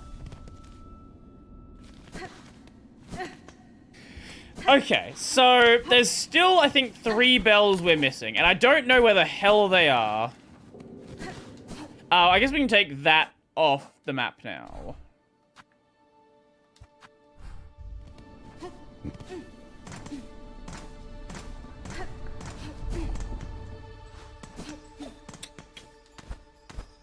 Well, I guess you can. Actually, no, you wouldn't be able to get here from the bottom.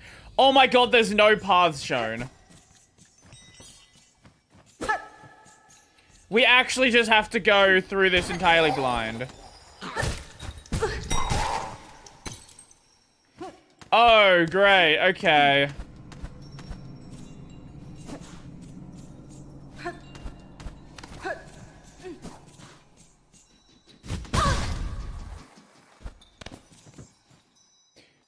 This is a great quest.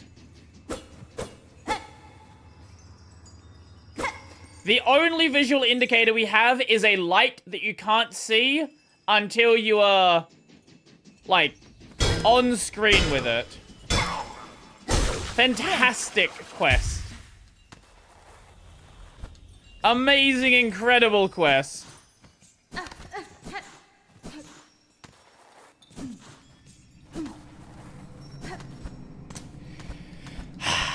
I don't know what they were thinking with this. Okay, wait, another bell? Like, I really don't know what they were thinking with this quest. It's like, how do we have something be the least amount of fun possible? Oh, I know! Let's have you search for 8 items in an area where you don't have any visual indication for the items. And they're split across 2 zones. Like, I know people want to glaze Team Cherry for a lot of stuff, but, like, this is genuinely just not good quest design.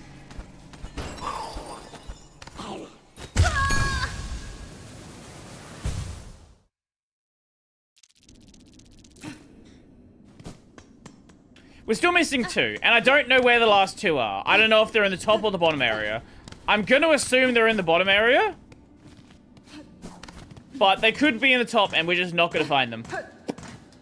Yeah. Would be nice if there was one right here. But no.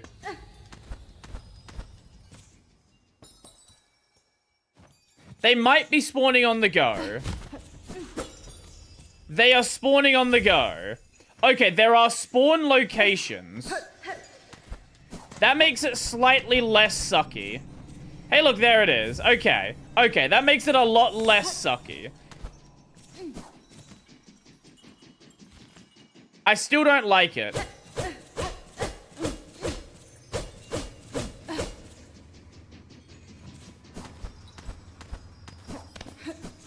At least they put some level of thought into how annoying this quest is, and made it so there's not 8 bells. It's just you need to collect 8 bells. I'm still not a fan of this kind of quest design, though. Like, make it suck less, it's still gonna be a bad quest. Who do we take them to? Go to the wish wall.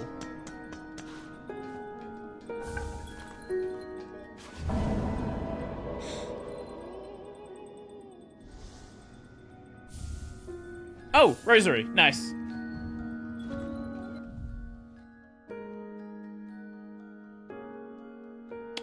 Hold up. So this is a quest with that NPC. Oh, okay. It's not until the next lease fight. Okay, that makes sense. So let's go to halfway home in Greymore. And then after that, then we can make our way to the Citadel. Actually, wait, no. No, I still want to go through... I still want to go through the, through the slab. Through the area up here with the slab.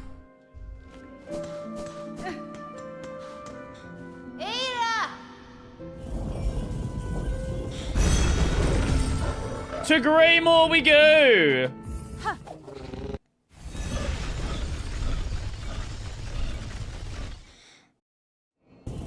So far, purely mechanically, are you enjoying Silksong better than Hollow Knight? I personally felt more comfortable with Hollow Knight because the combat actions were less and simpler. I understand that perspective. I completely do. It's tough. Because I think Hornet's combat is really fun. But at the same time, I can see why it might be overwhelming. Also, we've just not run into a boss that is anywhere near as difficult as a Hollow Knight boss so far. Like, yeah, there's been some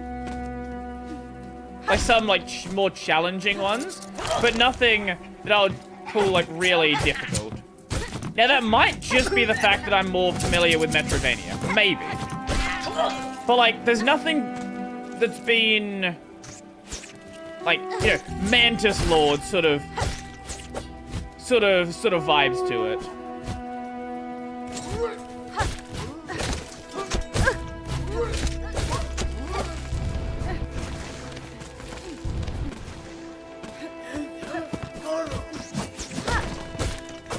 I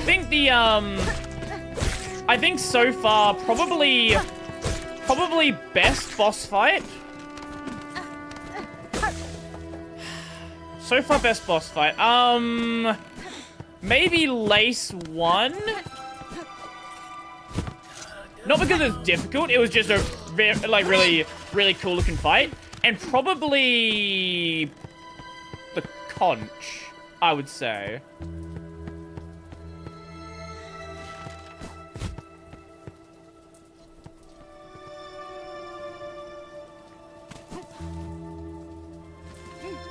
Yeah, I think that's what I would say. I want to give it 9 stars a try. It looked really good watching your gameplay.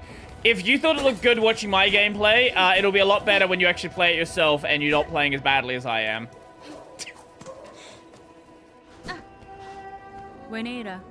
Bucky, I've seen your request on the Belltown's wish wall. What assistance are you seeking? Ah, perfect. You're the able sort that will make short work of the task. Problem is, those blasted crawls atop here. My roof is fast becoming their cozy nest. Now they're grown so bold, they're starting to attack pilgrims as they pass. Would you simply have me slay them? Your sturdy shell seems more than up to the task. If only it was so simple. Kill the ones above, and more just keep coming. It's the warmth of this home you see, draws them right in. I'm looking for a long-term solution. A scarecrow. I'll build the biggest they've ever seen, so fierce and we'll keep those crawls away for good. All I need is rag pelt from the crawl bugs themselves. Okay. This is a collect 10 bear asses quest. Yeah, I do kind of wish it was a prop. I wish they'd went full Mantis Lords with it.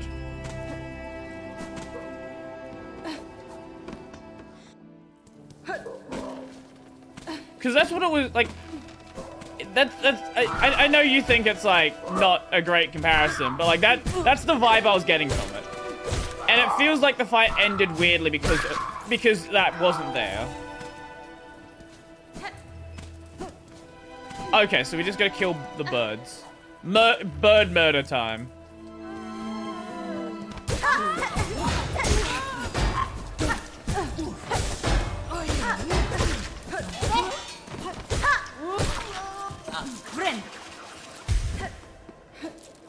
With the way that Hornet's I was gonna say Hollow. That's a different character. With the way that Hornet's combat feels, I think it feels easier to do cooler things. Like, yeah, I think it's a good way to put it. It feels easier to do cooler things. Like, initially it might seem a bit funky, but once you get used to it, I think it's generally just better.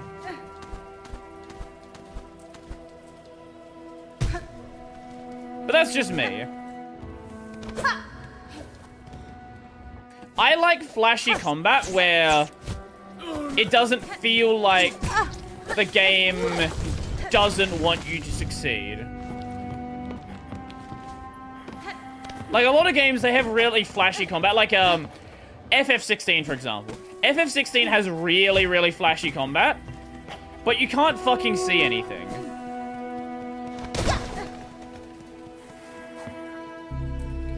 DMC has this problem to some extent as well. And I've not played 5, but 5 looks like it has more of that.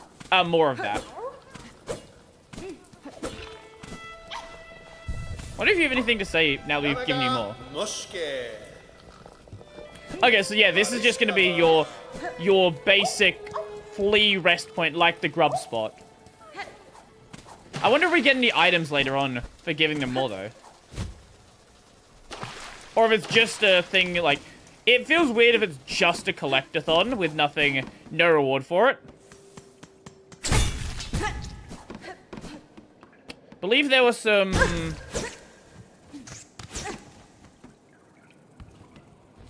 Oh, right, it was on the far right side. That's what I was... That's the area I was looking for.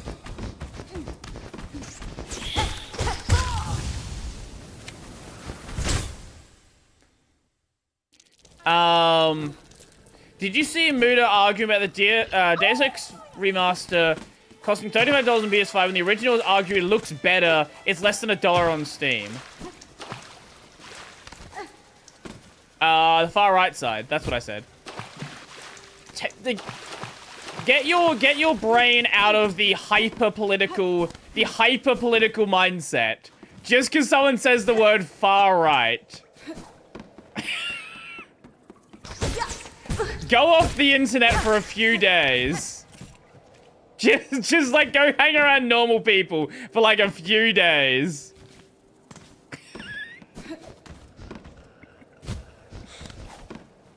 That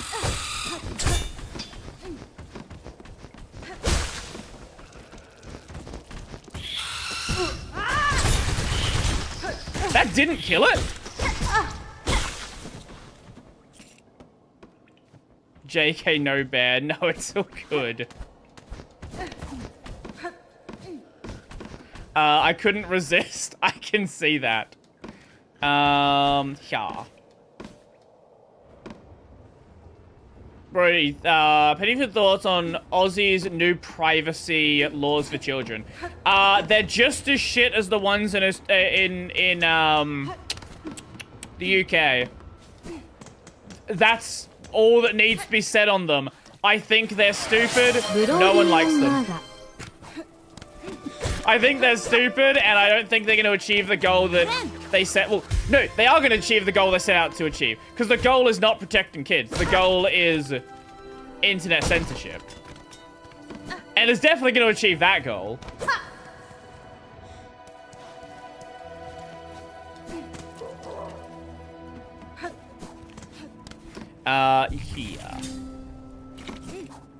Yeah, I don't think any of these, like, hey, let's censor everybody. Let's.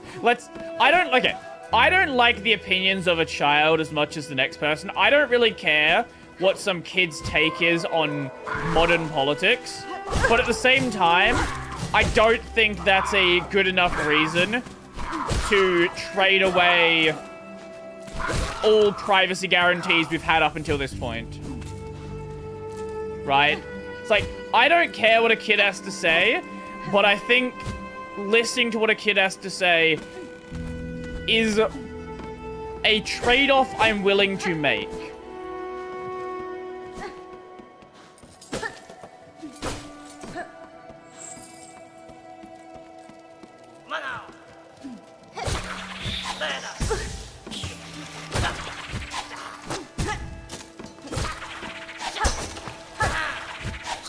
There we go. There's probably a better way to do that. But it worked, so we did it. Yeah, you probably get up from that side, yeah. But if the game gives me a dumb way to do things, I'm gonna do it the dumb way.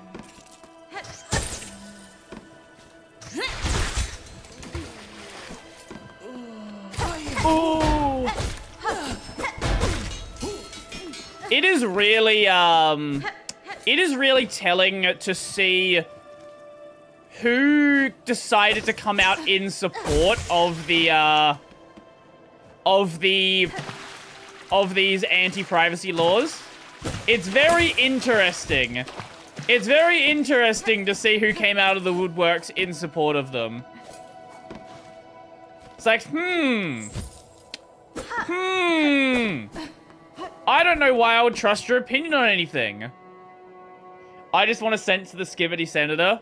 Oh, the Skibbity Senator, like the Skibbity stuff is, that's like tame stuff. There's there are some senators that have a lot of problems with her. Like, her doing that is just her attempt at getting, like, support from young people. But, like, this, like, the rabbit hole goes much deeper with why some people don't like her. Now, whether or not that's justified, I don't know, it's up to you. But that's, like, surface level.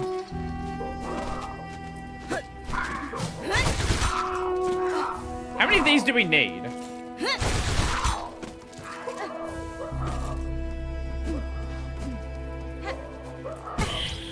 Okay.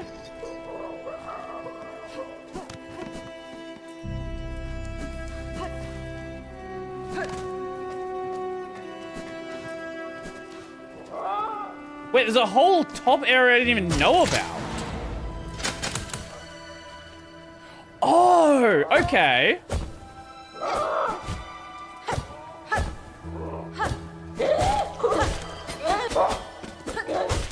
Bye. Fuck, you're a bird.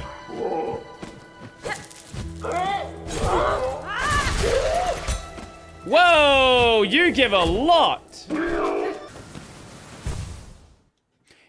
How many do you want? 25? Fuck. Okay. Man, you're really asking for a lot here.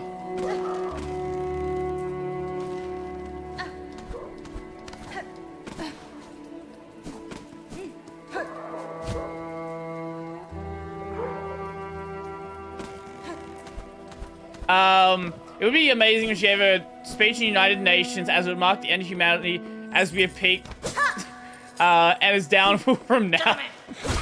You're not wrong. You're certainly not wrong.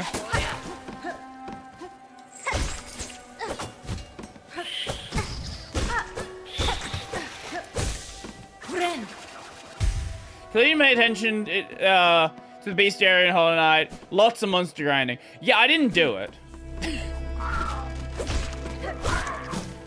I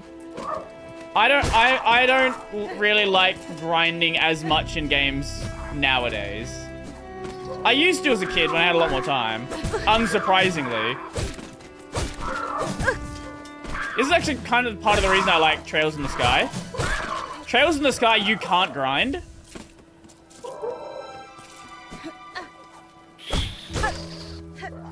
Like, there is a level cap for each area, or for, like, each chapter. So you can grind out currency, but you can't even, like, you can't do anything with it because you don't have any new items to buy.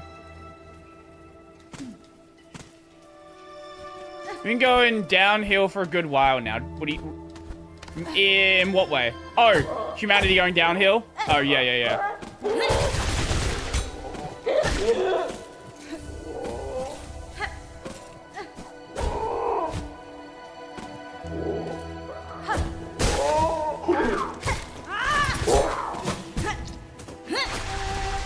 Don't dodge my attacks!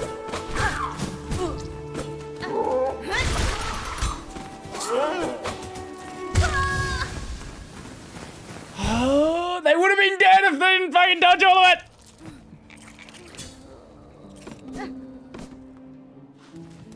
See, I like PoE to the point where I have to hyper grind. I'm not the kind of person who, like, I usually get to maybe doing first Ubers. That's usually my endpoint in PoE. I don't really like doing the, you know, grinding until the end of the season kind of thing. At least anymore.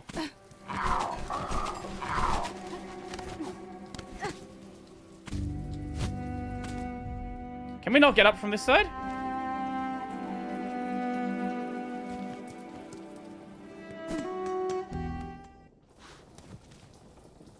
I thought we could. Ah, here.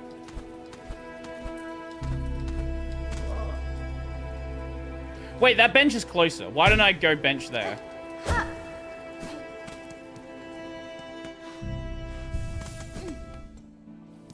I shall name you Clumsy on Games. Yeah, look. I just blame the fact that I'm streaming. Oh my fucking God.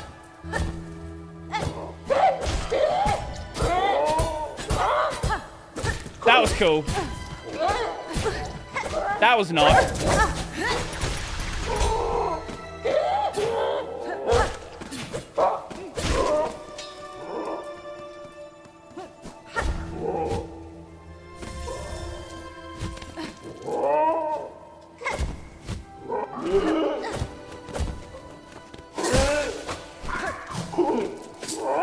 Is this our fault?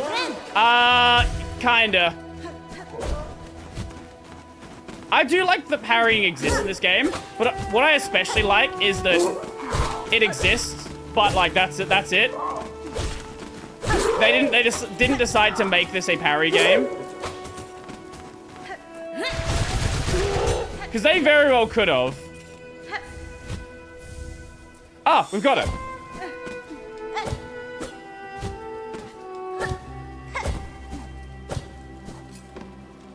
As much as I like parry games, I did want a break. So I'm happy to have a parry system that is not like a requirement. It's shard. It's just a nice cool addition to have. Now, is there a sensible way to get this, or are we gonna cheese it? Whatever, we got it. Didn't 9 Souls have parry as well? That's also part of the... Yeah, it does. But that's also part of the reason I kind of needed to break. Because I've been playing a lot of Souls-likes, and 9 Souls had parry. I guess it has Souls in its name. It's not a Souls-like, but, you know, it basically is. Sweet. So that area is good now.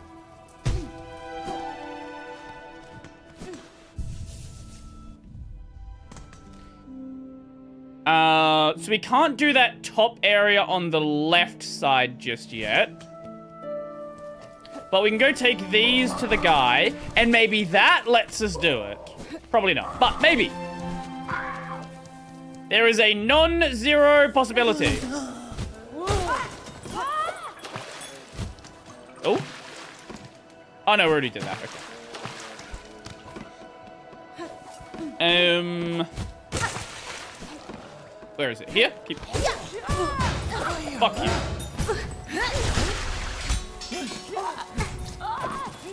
You know what? Yep. Amazing. Incredible. That was insane gameplay. God tier gameplay. One thing I do want to do now that I don't need it is take... we don't need this anymore, so I'll swap that with magnetite. And we'll swap this one with polyp.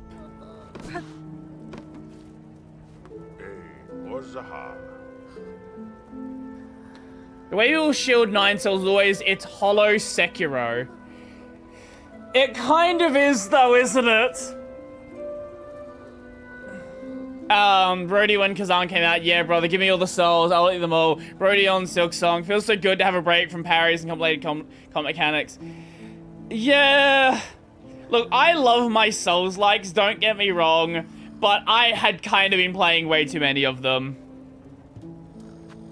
Yanara. Here is the rag belt, sir.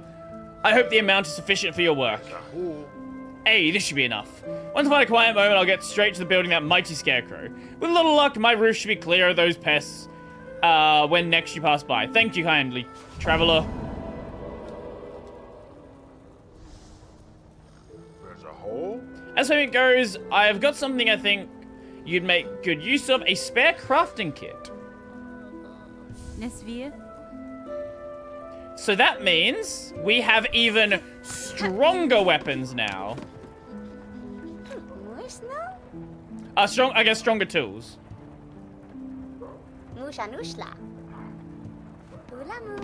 We've almost finished that quest as well. We only have 20 enemies left. Where are those enemies going to be? Who knows?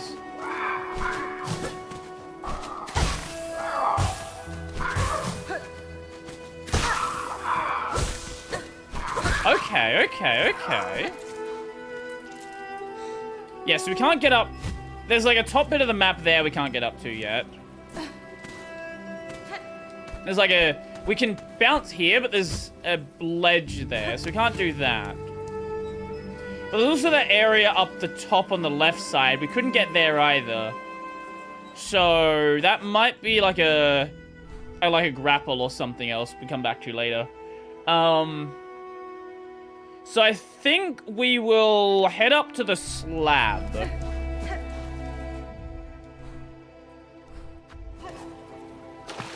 Wait, was there another quest I could do before we head off? Yeah, that's in Citadel. So yeah, head up to the slab.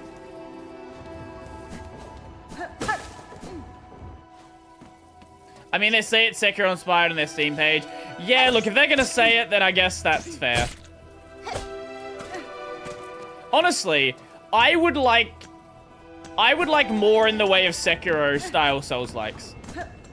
As much as I like the Souls, like the general Souls-like aesthetic and combat, I would like there to be more in the way of hyper parry, right?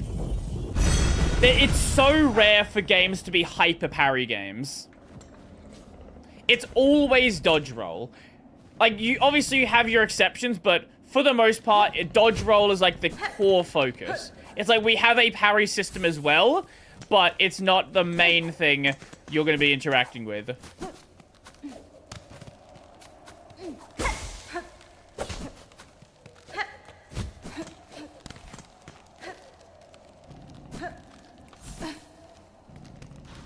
Okay, oh.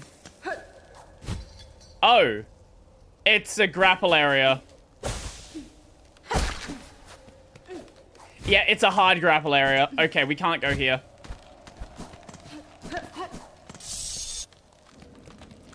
I'm assuming then grapple is post-Citadel. Because I don't see anywhere else it could be. Silksong grappling hook. Found in the cauldron. Where is the cauldron? I'm assuming cauldron's post-Citadel. Wait, cauldron?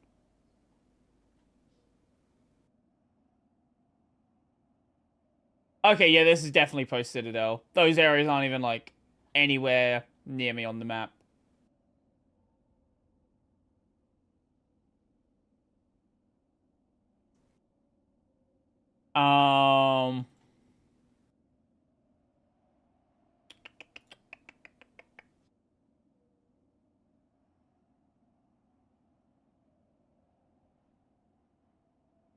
The stair. Yeah, no. This is a whole new map I don't even see. Okay. Cool. I guess Citadel's the only thing we can do then. Because we can't get up. Actually, I want to head to Greymore one more time, just to double check that.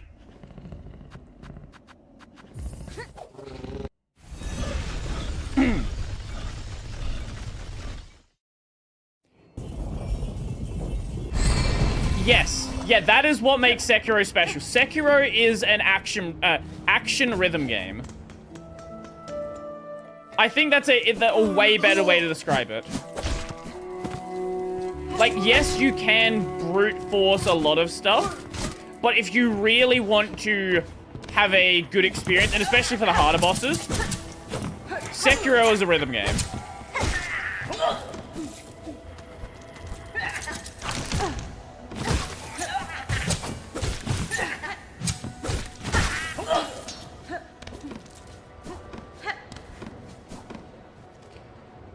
Yeah. I know there's that area, but I couldn't work out how to get up there before. So I assume we couldn't get up there. Oh, no! No, I could get up here. Last time I came here, I didn't have wall jump. Okay, okay. Yeah.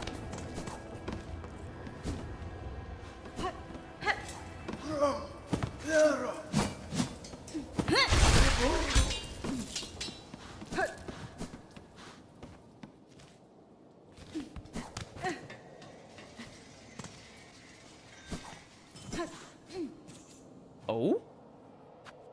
A locked bell helm. A bell home. Call out. No. Yes. Ow! Who's bothering me now? Leave the great Yana be in peace. Shoo, shoo. No. Sure, I say. Unless you brought a worthy specimen with something nasty inside them. Buzz. Otherwise, leave the great Yana be in peace. No, fuck you. Get out of here. No. Okay, so we can't do anything with you yet. Oh, bells. Bells? Why are there bells in Greymore?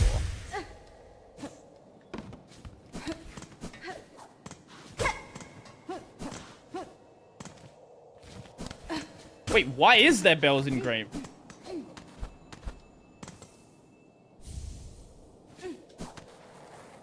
Okay. Huh.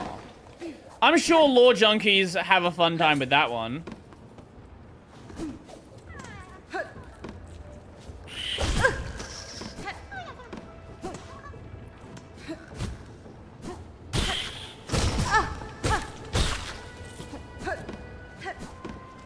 Maybe she likes music? No, I mean like a bell vein. Not just there being a bell.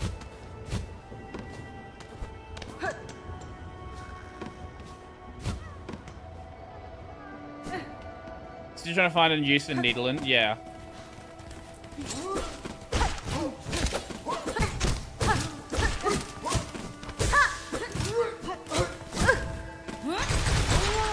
I don't know if it's just going to be a lore thing or there's going to be some more implication for it. I do know that there is a band that you can play with. Besides that, though, I don't know. I hear someone making noise. I don't know if that's just... I doubt it's just the enemies. Yeah, there's someone up there. There's somebody sleeping up there.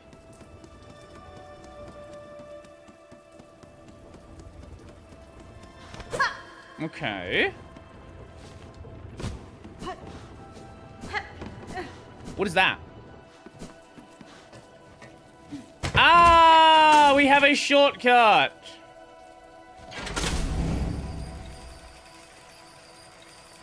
Oh, and it takes us right back to halfway home.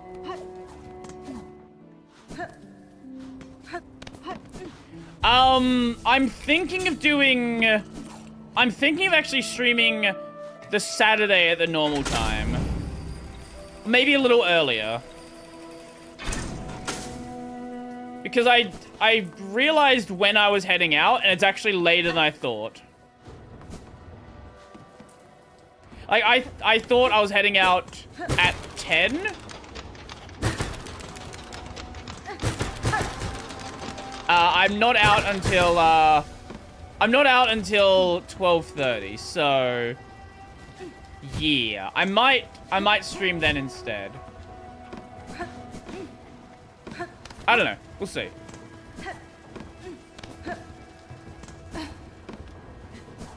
I don't think I can make that jump. Yeah, no, I don't think I can make that jump. Not without running. But I don't really have a running...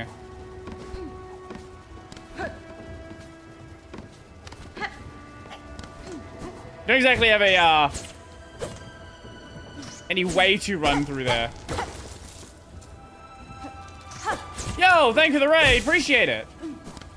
Why is my raid alert not working? Oh, there it is. Okay, raid alert cut off, but thank you for the raid. Appreciate that.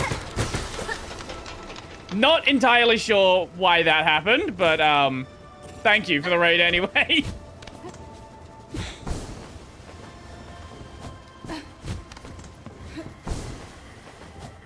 Yeah, I must have missed that somehow. I don't know how.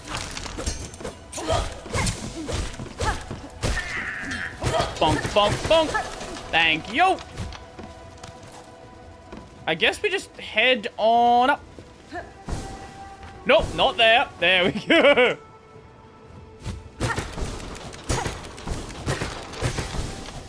Nope, nope, not. There we go. There we go. We're fine. Oh, doorway. What are you? Ah! Platforming.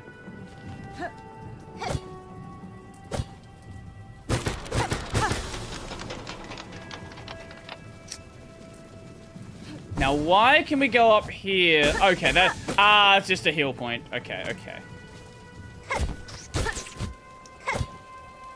I feel like a lot of the platform just became... A lot of the general platform became much easier when we got, dashing. Now, I'm sure the more high-level stuff is gonna get real cooked later on. But for now... Oh, hello. Thank you for the anal beads. Appreciate it.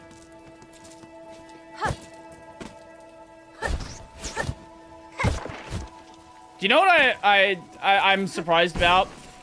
There hasn't been a single person that has questioned me about calling them anal beads. And I don't know how this has happened.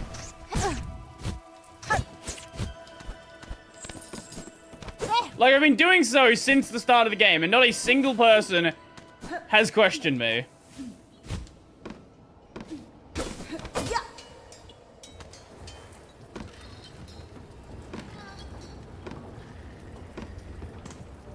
Ah! Oh, it's just a flea. Ow! That's what they are? Yeah, exactly.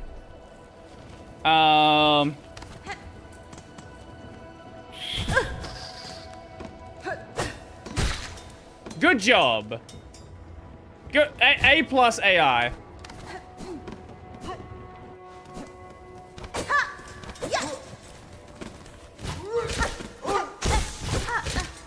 Get a heal on.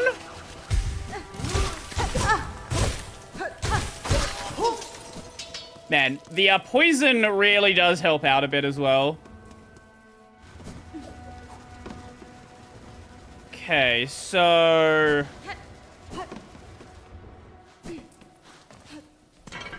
Let's go up. How... Can we go here? Yes. How far is up?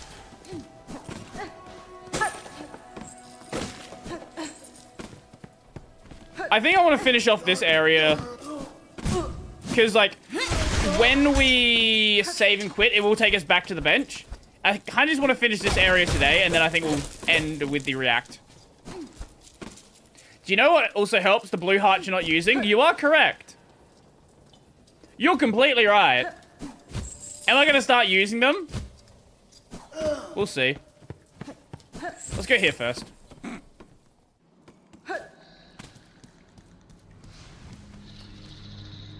Wait, that's a whole nother area.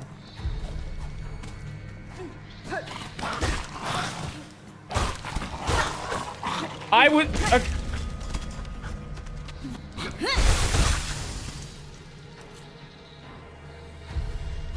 Oh! Wait, that poisons the hearts as well.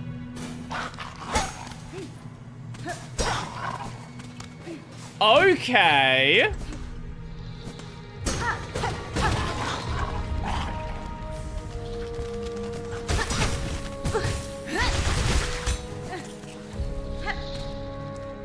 Yeah, I didn't even think to look for that. I would like to find a bench then, if this is going to be a new area. Ah, exactly what I was looking for.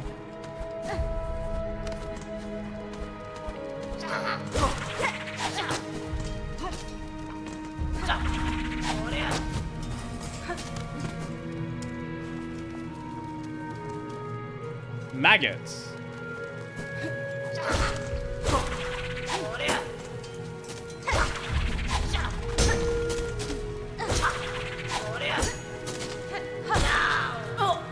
Okay.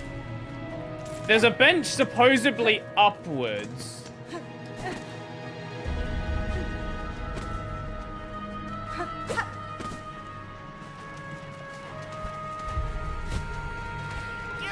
This is not... So it creates like a poison explosion. That's really cool. Oh, yay, pogo positions that hurt you.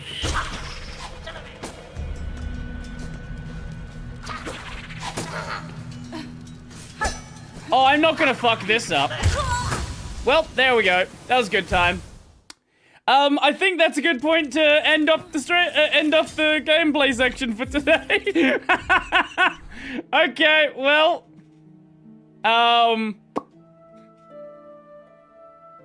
perfect.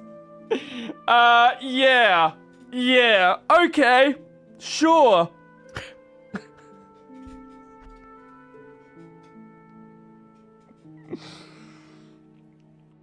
Well, there's a whole other area there I didn't know about. So that's something. Yeah, that's definitely something. I guess that's gonna be what we do next time. And I think this is gonna be the last thing we do pre-Citadel. I think, unless I'm missing something, this is gonna be the last thing pre-Citadel. Because I know we don't get grappling until post-Citadel. We don't have another simple key to open the door in the deep docks. Yeah. So we can't do slab either. I think Sinner's Road is the last thing pre-Citadel. Anyway, I'll be back in just a second. I'll let you just keep listening to the music, and then we'll swap over to the React segment for a little bit. Watch the Cosmic video, great job, thank you. Have they got the ISO out yet? I was talking to Carl earlier, and he was saying that they're gonna have a little bit of a late one because they kinda had some issues. They had some QA issues last minute.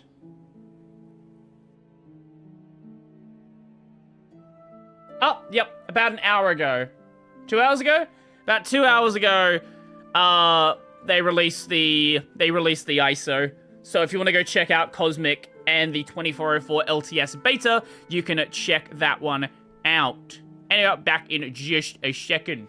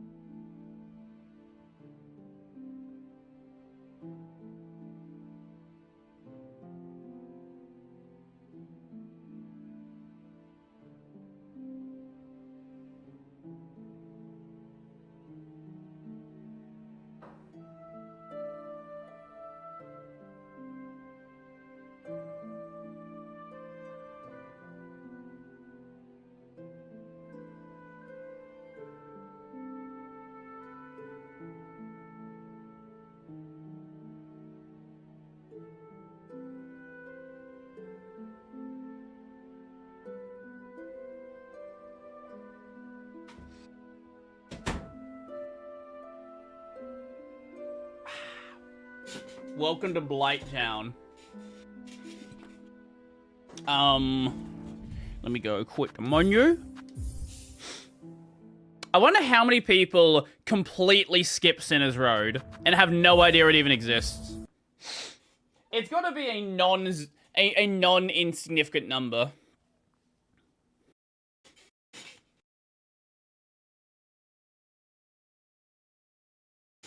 Ugh.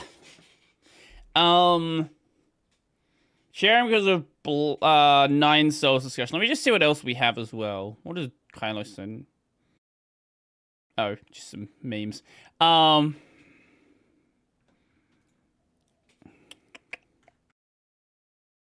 Why are game journalists so bad at video games? Now that is definitely one I want to check out.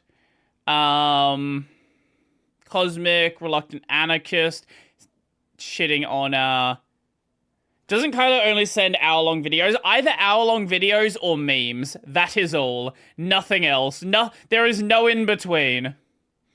What do we have? Who's this? How one button makes 9 souls. Ooh. Ooh, okay. Guy with 6k subs. We'll check it out. I love me some 9 souls. I love me some parrying. Dodge rolling. I like dodge rolling, but like, look.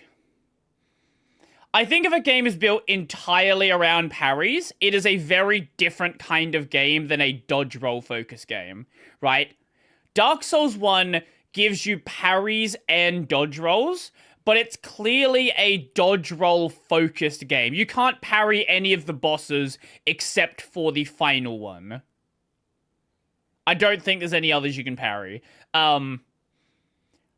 But 9 Souls, you can parry everything. Sekiro, you can parry everything. When a game is built with parry in mind, you have a very... Especially when it's actually built with parry in mind, not just, oh, we're using parry as a dodge roll. You can get some really cool systems and really cool combat. 9 Souls is... Oh, prime example. So, Malenia is not an Elden Ring boss. Malenia is not an Elden Ring boss. At all. I'm pretty sure people actually found... If I remember correctly, didn't people find references to Malenia in the Sekiro game files? Because, you know, remember how there's that fight against what's-her-face? The girl, she just basically dies. It's the girl who is, like, always helping you out along the game. She doesn't really do anything. Like, the boss fight's very easy. A lot of people were guessing that she was gonna have a second stage, and it was gonna be, like, Melania-esque. And if you look at... Sorry, we're gonna sidetrack for just a moment. Let me just show you people who've modded Melania into Sekiro.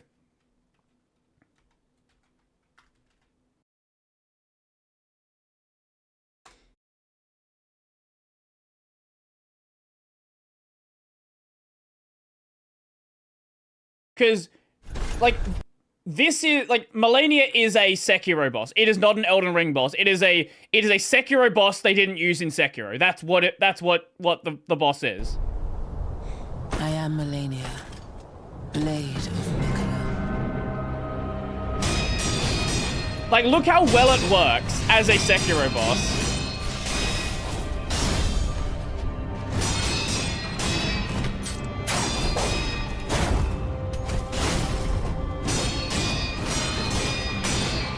Obviously, you'd want to rework her, but, like, as she currently is, this is a Sekiro boss. It's not, like, the hardest boss of all time, but it's clearly a Sekiro boss. Everything about the way the combat flows is a Sekiro boss.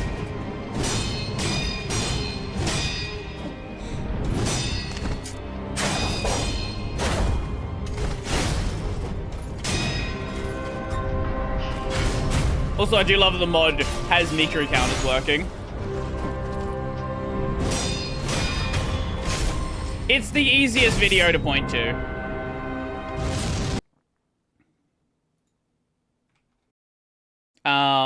Where did my video go? Here it is. Anyway, back to how one button makes 9 cells.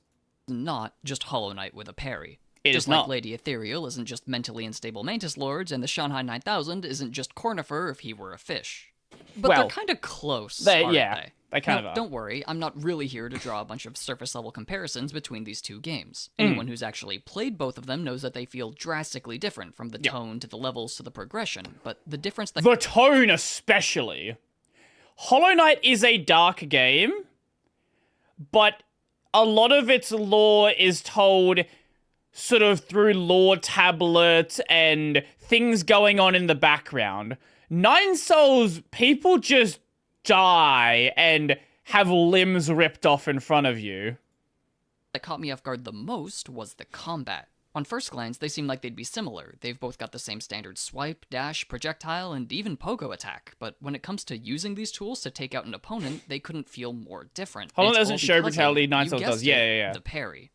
Now, if you take Well, a second to think... And when it does show brutality, right? Like, Hollow Knight brutality, with how stylized it is, it's not as extreme. Even if it's the same, like, even if you're seeing something as extreme, like somebody, like, you know, the Hollow Knight stabbing himself in the chest, right? Like, you're not seeing blood splatter everywhere. So even if it's just as brutal, the style makes it seem less so. about it. A parry is a truly insane thing to add to a video game. It's a single button that, if used properly, makes you completely immune to your opponent's attacks. They often don't require any setup, can be as fast as you can press the button, and are generally accompanied with additional rewards if you land them. So it's not surprising to see how combat systems that include them often appear to warp around the technique. Depending on the game, they can either be a way to show off your skill, I did or see this one recently. This is a cool game. requirement to engage with the game at all, but they're almost always incredibly strong, and 9 Souls is no exception. But before I continue, spoiler warning. I won't be talking about story at all Yeah, in this fans video, and not but blood, I yeah. will be showing footage of late game enemies and bosses, so if you want to avoid that, you have my sincere apologies for that bit about Lady Ethereal at the start of this video, and you should probably head out before I start showing footage of the final boss. Cool? Cool. Let's get started. So, 9 Souls parry. How does it work? Well, it's as simple as facing your opponent, tapping L1 right as their attack lands, and boom, you've prevented all damage from the attack. The parry window itself is rather small, but it's followed by a roughly half-second window where you can imprecise parry, where you'll take some internal damage. Health loss to internal damage will regenerate over time, and it can't kill you, so as long as you parry within a little over half a second of any attack, you'll never die. Instantly, you can see how this could have a massive effect on the game, a spammable, decently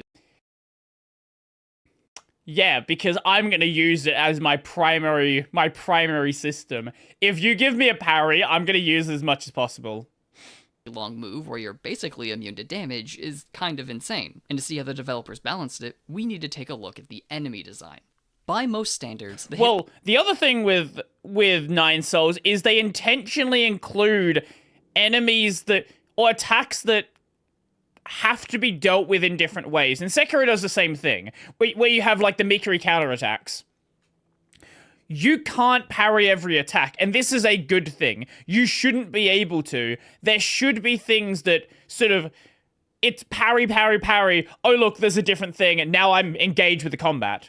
Yeah. Box of the most basic enemy's attack is broken. It's way too big, hits both... Oh yeah, one thing I also like about Nine Souls is it doesn't have contact damage. I like Hollow Knight, and I know why it has contact damage. I've just never been a giant fan of contact damage. In front and above him, and has weird lingering issues that'll cause it to hit you when it really feels like it shouldn't have, and this is all pretty much intentional. Look at a game like Hollow Knight, and the starting area is full of enemies whose main form of attack is contact damage, literally just running at you until they're close enough for a not-so-friendly hug, or you've not-so-friendlily hit them so hard they explode. The focus here is entirely on positioning, physically moving your character out of the way of any given hitbox. This continues into the rest of the game, where enemies... I only forgive it in Hollow Knight because Hollow Knight does it so well. There are so many other games that do contact damage, but there's no reason for them to do contact damage. Hollow Knight is built around that being the system. Will become more complicated, but the way you deal with them stays the same. Simply get out of the way. A parry, naturally, changes all of this. Don't get me wrong, you still can get out of the way, especially with these starting enemies. They can't exactly chase you down, but as you can see from the hitbox stuff earlier, it's not exactly the easiest or most chase you down, but as you can see from the hitbox stuff... Okay.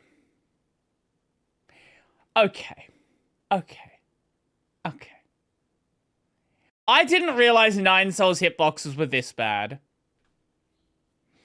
That's... Because, like, I parried every single thing I could. I didn't realize they were that bad. Earlier, it's not exactly the easiest or most intuitive thing to do. I'd go so far as to say the developers are actively discouraging that movement-focused style of gameplay. Your attacks lock you in place, preventing you from getting out of the way of any retaliatory hits, your dash has a lengthy cooldown that prevents you from using it often, and it's flat out disabled in the air until partway through the game, heavily discouraging you from trying to jump away from or over whatever's coming at you. All of this encourages a significantly more grounded style of gameplay, where you meet every attack head-on without much in the way of actual movement. Even though you can parry in midair, it bounces you up. And that's also why they have the, like, the talisman system. It really wants you to focus around counters. When everything can be defeated with a single technique, like, that being parry, suddenly that one technique becomes the best option, or even, like, the press to progress button becomes boring. Parry should not be a flawless way to defeat everything. Okay. I agree with you that a game can be like that, but I don't... I don't think early Sekiro... Because you don't get Mikiri counter until a decent portion into the game. And a lot of bosses don't even need Mikiri counter. I don't think that's the case. I think you just need to design combat that feels engaging. And the way you design combat that feels engaging with a parry system is you design different patterns. The E33 does the same thing. Like, a lot of bosses... Like, I don't think there's a single boss that has the same attack pattern. You might have bang, bang, bang, or bang, bang, bang, bang, bang, or bang, bang, bang, bang, bang, bang, bang, bang. Like, you have to change the flow, or I don't like them, but I know why they're there. The delayed attacks, where it's like,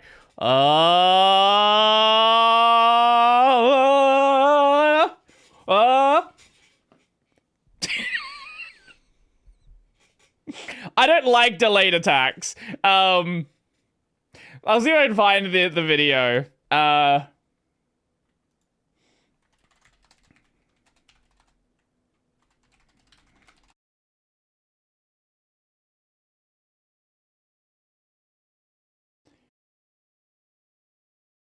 Okay, this is not the one I was looking for, but this works as well.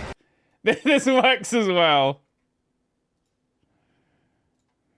This ain't looking good, but all I have to do is parry his next attack, and I'm good. So I just gotta lock in, and I got this. All right, here he come, here he come. Come on, come on, come on! What the hell is that? Man, why is he not swinging? I'm supposed to parry this. Bruh, is this nigga trolling me? Man, this some bullshit. What am I supposed to react to? Nobody winds up like that, nigga. Come on. Nigga, swing! Goddamn! Oh my God, can you please telegraph this in a reasonable way? Fuck! Alright, you just trying to trip me up, huh? Okay, I'm not letting you trip me up. I'm gonna be patient. Yeah, I just gotta lock in and just keep my eye fixed on that right arm, right? And then as soon as he start to move... Bullshit! Bullshit! How was I supposed to parry that? How? Yep. How? Yep. There's so many bosses that do bullshit like that. Upwards, and the lack of airborne mobility makes the sky a rather inconvenient place to be 90% of the time. It might seem weird at first, how much effort the devs put into making anything other than the parry feel unviable, but I think it's a good decision in the long run. After all, if you don't force players to get used to the parry in the starting areas, how can you expect them to adapt once it becomes required? Towards the end of the game, there are attacks that, as far as I'm concerned, cannot be dodged with any level of reliability. Rapid screen-covering swipes and slashes that just can't be efficiently avoided without a truly insane amount of effort. It's in these fights, I'm sure though, someone's done I it. think Nine Souls truly shows off what makes it special. It becomes a sort of rhythm game, requiring precise timing as you hit the parry button in time into a telegraphed or memorized sequence. It's sure to be a familiar feeling to people who've played Sekiro, or, well, rhythm games, but that doesn't stop it from feeling any less good here. Any first attempt on a boss is bound to feel a bit spammy, as you all but mash the parry, desperately trying to shield yourself from unfamiliar attacks, building up that internal damage until a hit finally sneaks its way through. But after enough attempts, some attacks might as well not exist with how easy they are to counter with a single press of a button. This is the true strength of a parry. From the Souls games to Street Fighter, parries have always been a way to show It's a, exactly, show mastery. To prove that you have not only figured out how to deal with your opponent's attacks, but you've also memorized the exact timing of every single hit. Mastery through repetition is the name of the game here, and when a game is focused as hard on parries as... And then the boss introduces an attack you've never seen before and you just die. Now, luckily, Nine Souls doesn't really have that problem as much, but especially a lot of the Souls-likes that have really complicated boss fights, sometimes you see an attack that is not part of the attack rotation until, like, 10 runs through. You're like, oh, I'm getting this now. New attack time, fuck you, die. Nine Souls is, that means you're bound to lose countless times as you approach that mastery. But it's rare to beat a fight without truly feeling like you understand it. Bringing back the Hollow Knight comparison for what I swear is the final time, you could beat bosses in ways that felt scrambly, moving more off of reaction and instinct than pure memorization. This meant your skill from one fight transferred over nicely into the next, as you became more familiar with how best to move your character and stay safe. Pieces of those ideas are present in Nine Souls. Obviously, you don't lose all your experience going from fight to fight, but especially towards the end, it felt like you were learning fights from scratch every single time. The final boss took me out in under 10 seconds the first few times I tried it, and the attacks felt wild and unpredictable, but now, I feel like I could parry them in my sleep. Now, neither of these two types of experiences are necessarily better than the other. They're fundamentally different, but I think it's interesting how different they feel when a simple parry was pretty much responsible for most of the differences. I think a parry system can look less visually distracting. I think the problem you have when it's a positioning-based combat system is you can run into the issue where there's just a lot of shit on the screen.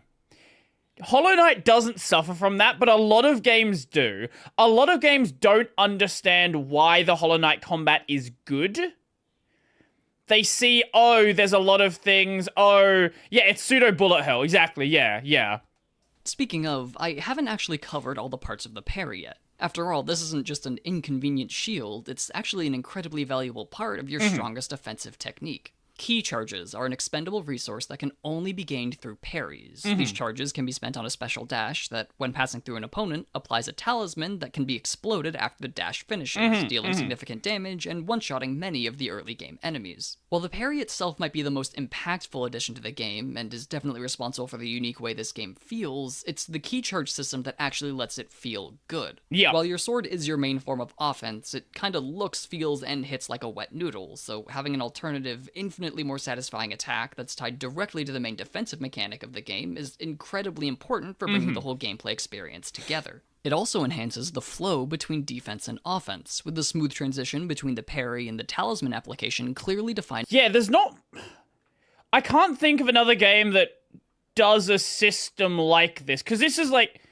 it is a maybe fighting games. I don't play fighting games. Another like Metroidvania, action-y sort of RPG sort of thing, where you flow from attack to defense to counter. Because usually defense is sort of a separate thing. There's not really that, in a lot of cases, that bridge between the two. Parries are satisfying, they're hard to make, and once you master the timing, they feel like a show of your skill, and everything is parryable, it kills that. I don't think it kills that. I don't agree with your take there. Like, I see what you're saying, I don't necessarily agree. I think games that are built around parries that do them well, like Nine Souls, like both Nine Souls and Sekiro, you can parry every single attack. There's like there's red parry sometimes, but like you can parry every attack. And I don't think that becomes I don't think that becomes slow or becomes like a boring thing. I don't know. Yeah, Nine Souls has red parries. Sekiro has Mikiri counter. It's basically the same thing.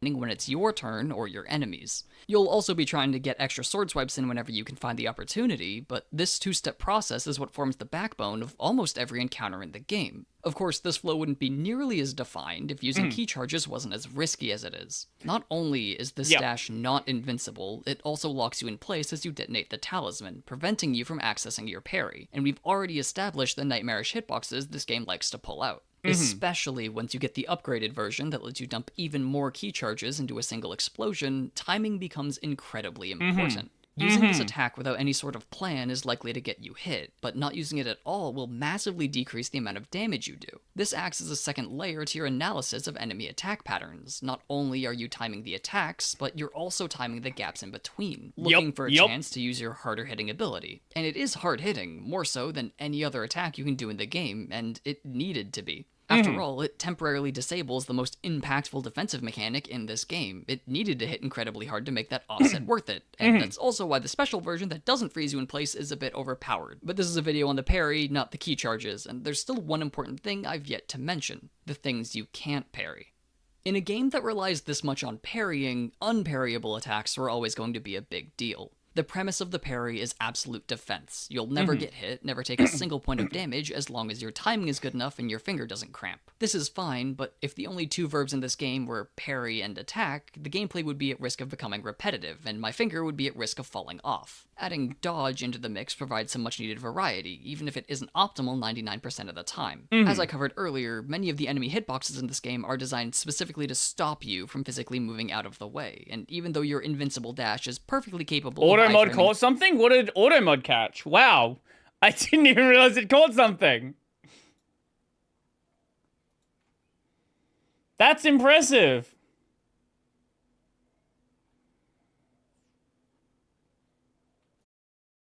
Oh, we didn't change over category, did we? Sorry, I'll fix that. Just chatting. Ah, one of the follower bots. Ah. Through most of these, it won't reward you with a key charge like a parry will. Unparryable attacks, designated by this Crimson Flash, are the main way the game forces you to switch it up. As you probably figured from the name. Unparryable. It's red parry. Any attempt at parrying will fail miserably, so dodging is generally your only option. It still won't give you the same reward as a parry, but it provides a welcome shakeup from what would have otherwise been a pretty one-note defense system. Now, technically these attacks can be parried too. Early on, you're given the ability to counter a select few of them by parrying in the air, and later, the unbounded counter lets you parry all of them as long as you have time to charge it up. Both of these, despite being parries themselves, serve the same function as the dodge, forcing players to engage with defense beyond simply tapping a single button. The trade-offs of these two moves, being forced into the air and requiring a vulnerable charge period respectively, also lead to visible progression and mastery over the course of a fight. Initially, a player will likely use the dodge to deal with most unparryable attacks, as it's the fastest and easiest option, but as they grow used to the patterns and to the game in general, almost any Crimson Flash turns from something to avoid at all costs into a lucrative opportunity. The fight with the final boss is full of these moves, and with how it's designed, almost all of your openings are tied to these unparryable attacks. My first few attempts couldn't have been more different from my last, with all of the frantic, panicked dodging. I completely agree. Yeah, my first ones were rough, to say the least. Having turned to confident, flawless defense, and it's this steady... And I never even did, like, the true version of Agong, but, like, base Agong is... It was already such a nightmare. Transition from panicked evasion to confident counters that makes the whole system as satisfying as it is. You can feel your growth over time, actively experience the change in how much you fear attacks, and how well you can deal with them. In a combat system focused See, the other problem with a dodge-based system is when you don't have clean hitboxes. And this is a problem that Souls games do sometimes suffer from. When you have a parry system, as long as the attack connects at the right time, it feels fine. When you have a dodge system and you're outside of the attack range, and you're still getting hit even though you dodged, that feels really bad. Evasion, you can definitely master how to avoid and even counter different moves, but with a parry, you get to feel like you're meeting them head on. It makes you feel untouchable, because for all intents and purposes, you are. It's the root of the entire combat system, something so strong that the entire experience depends on it, with no other mechanic coming even close in terms of importance. Having such a dominant mechanic can be a blessing or a curse. Basing almost every aspect of your combat around a single button means the enjoyment of that combat lives and dies on that button alone. But in this case, with this parry, I think it was done right. This video doesn't really have a thesis or anything. There's no neat summary statement for me to tie all this up with at the end. It was just a bunch of rambling about how the parry, and everything related to it, completely changed how this game felt to play, and influenced a bunch of decisions made around the combat in general. I can't say that it's the best parry ever, and I'm definitely not saying that it's the worst, but it is one of the most impactful, Failed the puzzle? and left an impression on me large enough that I Come on, if you're gonna include some B-roll, don't include yourself failing it. Taking the time to write all this out. It's also a smaller topic, so I can finish this all up before Silksong comes out. And Borderlands 4. And, you know, college. But now that it's over, I can get on with enjoying those experiences and probably make some videos on them. Not college, but the other two for sure, so look forward to them in the future. But that's all for me for now, so I hope you enjoyed, and I'll see you again soon. See ya. Yeah, I agree with so many things that were said there. There is nothing to disagree with there. That's a really good video. That was a really good video. Parries are a system that can be done really well, but the problem is a lot of the time, a game that has a parry, the parry is the dodge button, right? They don't use the strengths of a parry. They use the parry as dodge. And like Bloodborne, for example, I don't think Bloodborne really uses parry's strengths like Sekiro does. Sekiro really takes that, oh, you can do things faster with a parry than a dodge, and actually builds a game around it. Sekiro's parry system is just so much better than everything else. It's really hard to compete with that. But yeah, that was a really good video. That was a really good video. What was the thing you wanted to watch that you mentioned? I did say there was some Kiwami gameplay that I wanted to check out. There's also this Wayland Bad video. I think it's been a long time since we've watched... When was the last time we even watched a Linux-focused video on this channel that wasn't just somebody, hey, I'm using Linux? It's been a good while. No, I know how the Ghost Stories dub came about. But I think I've probably even seen that video. Linux is boring. True. True. Yes, I should play Blasphemous. I think I have Blasphemous 1. Yeah, I'll get around to it at some point. Wayland is one of the most important ArchWiki. We love the ArchWiki. Projects in the recent history of Linux, a modern and secure replacement for the old X server with the aim of being easier to develop, extend and maintain. It actually allows different applications to run at different refresh rates simultaneously. It improves fractional scaling needed for high DPI displays and enables better touch and gesture support. In theory, it should make user experience on Linux much better, but right now Wayland is a hot mess. That face. On Linux much better, but right now Wayland is a hot mess. Wayland! I'm curious to see what his takes are, because I like this guy and he generally puts out relatively good videos. My hope is this doesn't go down, hey, I'm going to talk about things that are hyper outdated. So... we'll see. One Wayland supporter versus 20 X11 users Jubilee style. Good luck finding 20 X11 users who are able to articulate any of their points. My only problem with Wayland is CSD, that's it. Yeah, that's a GNOME problem. That's just a GNOME problem.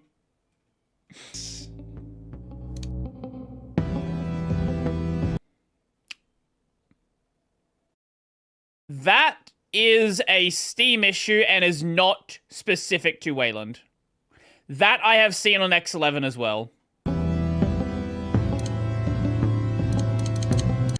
That is a GIMP bug, that is not a Wayland bug.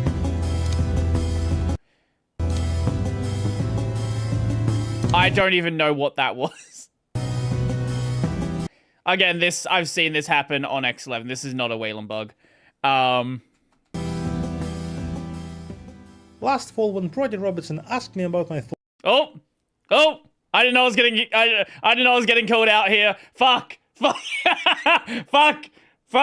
On Wayland on his Tech Over Tea podcast, I literally had nothing to say. I mean, I tried Wayland before, but never used it extensively, and so I promised to give it a try. Okay. Over the past 8 months, I've been switching back and forth between Wayland and X11, and now I have a comprehensive list of things that are yanking my pizzle, and I'm about to spit them out. Okay. For the purpose of this video, let's make it clear that there are two distinct entities about to spit them out. What the fuck is this thing? What the fuck is this? Is this like a... What? Is this like a cable routing thing? Oh, we died for a second. Come on. Come on, stream. Stream? Stream? Stream? We good? We're back? Okay. What is this thing? What the hell is this? I am very confused. I am confuzzled. I don't know what that is. Yeah, that's my problem. Of this video, let's make it clear that there are two distinct entities people have in mind when they say the word Wayland. Technically speaking, Wayland is the name of the display server protocol, often referred to as Wayland protocol, which is simply a piece of technology that specifies the communication between a display server and its clients. However, in casual conversations when people say Wayland, they're not talking about the protocol itself, but rather the state of things that they experience when using window managers and desktop environments on Wayland session. And that's exactly what I want to discuss today. Does that make any sense? Good. As many of you know, my main production machine is powered by an NVIDIA GPU. There's your problem. There's your problem. What are we running? 3070. Okay, assuming you're on modern drivers, what distro are you on? Does it say? Arch. This should be fine. Should be. I don't know. Because this video came out 2 days ago. I think the video was probably at least 6 months ago. So I wasn't even trying to get myself on Wayland before the end of 2024. But even today, my experience is still being disrupted by countless bugs and glitches. First and foremost, after switching to Wayland, I completely lost my ability to edit videos, and I'm not kidding. Previewing the timeline on full screen just doesn't function consistently under the Wayland session. It's another DaVinci user on GNOME. It's another GNOME DaVinci user. Why do they all do this? Every time it's a GNOME DaVinci user. DaVinci doesn't work on GNOME because GNOME doesn't want to implement things sensibly. There is a lot of things that break. There's a lot of things that break in DaVinci because of that. Did what's her face? The Asian girl that did like 4 different distro videos. I feel like she used DaVinci as well. I might be misremembering though. Switch and Click, yeah. I think she's a DaVinci user as well. I am a single monitor enjoyer, and so I rely on it a lot. For some reason, DaVinci Resolve on different sessions manages GPU memory differently, and on Wayland, Nvidia users are getting bombarded with the same error, saying that yeah, this is not a Wayland issue, this is a DaVinci, this is just DaVinci, this is just DaVinci.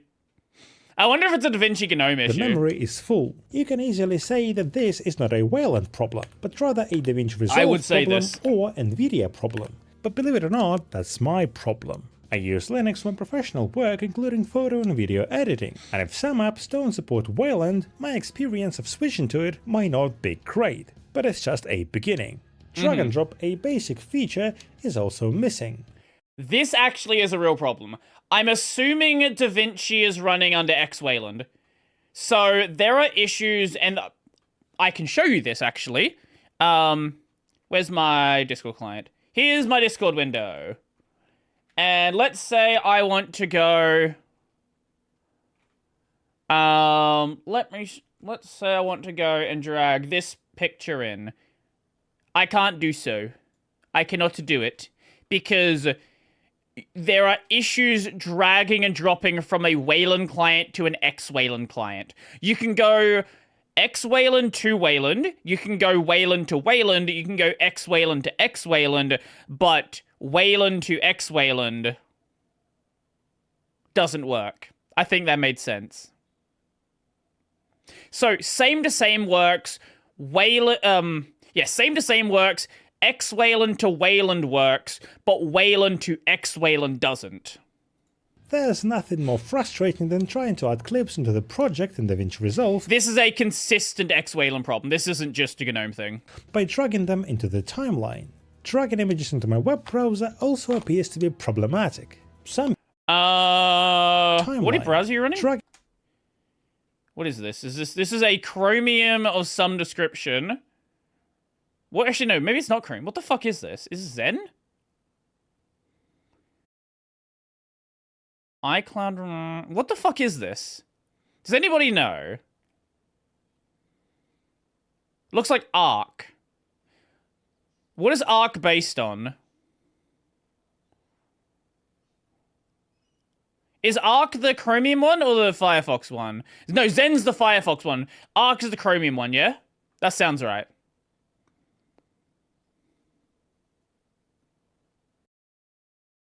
It's WebKit. It's WebKit. Yeah, okay, I'm not sure then. But yeah, if this is running under X-Wayland, that would be the issue. Images into my web browser also appears to be problematic. Some people claim that you have to drop items from the same virtual workspace, not a different one. But as you can see, those people are morons. They don't even know what the problem is. This doesn't help either. Oy, oy, oy, oy, oy.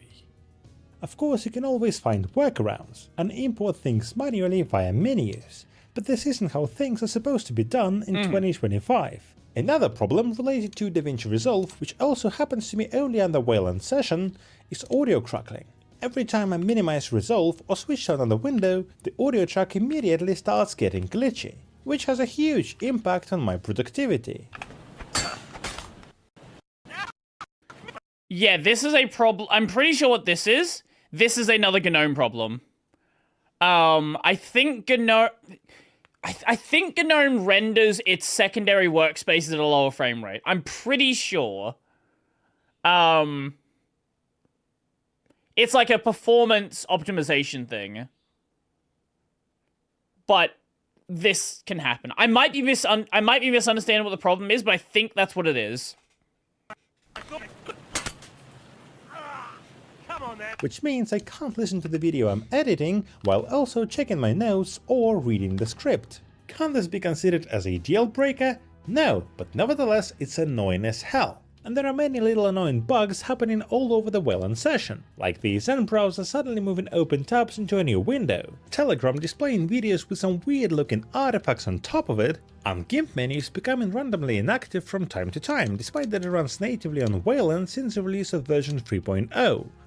I use GIMP every day. I've never seen this. I don't know if that's a GNOME issue. It could be. I've literally never seen that though, so I'm not entirely sure. None of this is happening on Xorg. I want to believe that the Wayland protocol is the future of the Linux desktop. However, right now it is being developed at such a slow pace that the things that keep annoying me right now are the same things that I had at the end of 2024, 8 months ago, 5 months ago, and even 2 weeks ago. It feels like we are not going anywhere. This begs the question, are we actually ready as a community to make the transition to Wayland? Fedora once tried to strip Xorg support but ended up re-enabling it. GNOME team wanted— They did that because GNOME didn't have its accessibility stuff in place yet, and everyone was like, yo, don't do this, that's a bad idea. To remove it before the release of GNOME 49, followed by a Ubuntu announcement that is about to drop Xorg-based sessions fully embracing Wayland as a new default for GNOME, and That's not a GNOME, no, that's not an Ubuntu thing, that's a GNOME thing. GNOME is doing this. Again, all of my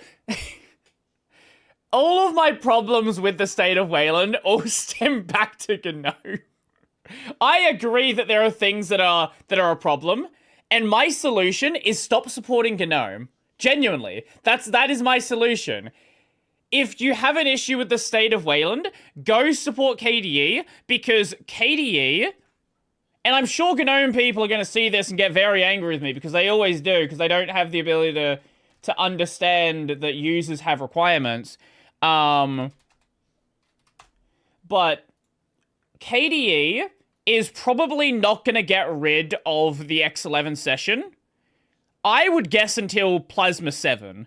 Like, they want to make sure all of this stuff is dealt with at a minimum, and then there is a longer list. So this is just like the base... This list here is just to get things in line with Wayland. This is the extra shit they want to make sure is there as well. That is additional stuff. There's still a couple of, like, core things here. YDO Tool is not a perfect system yet.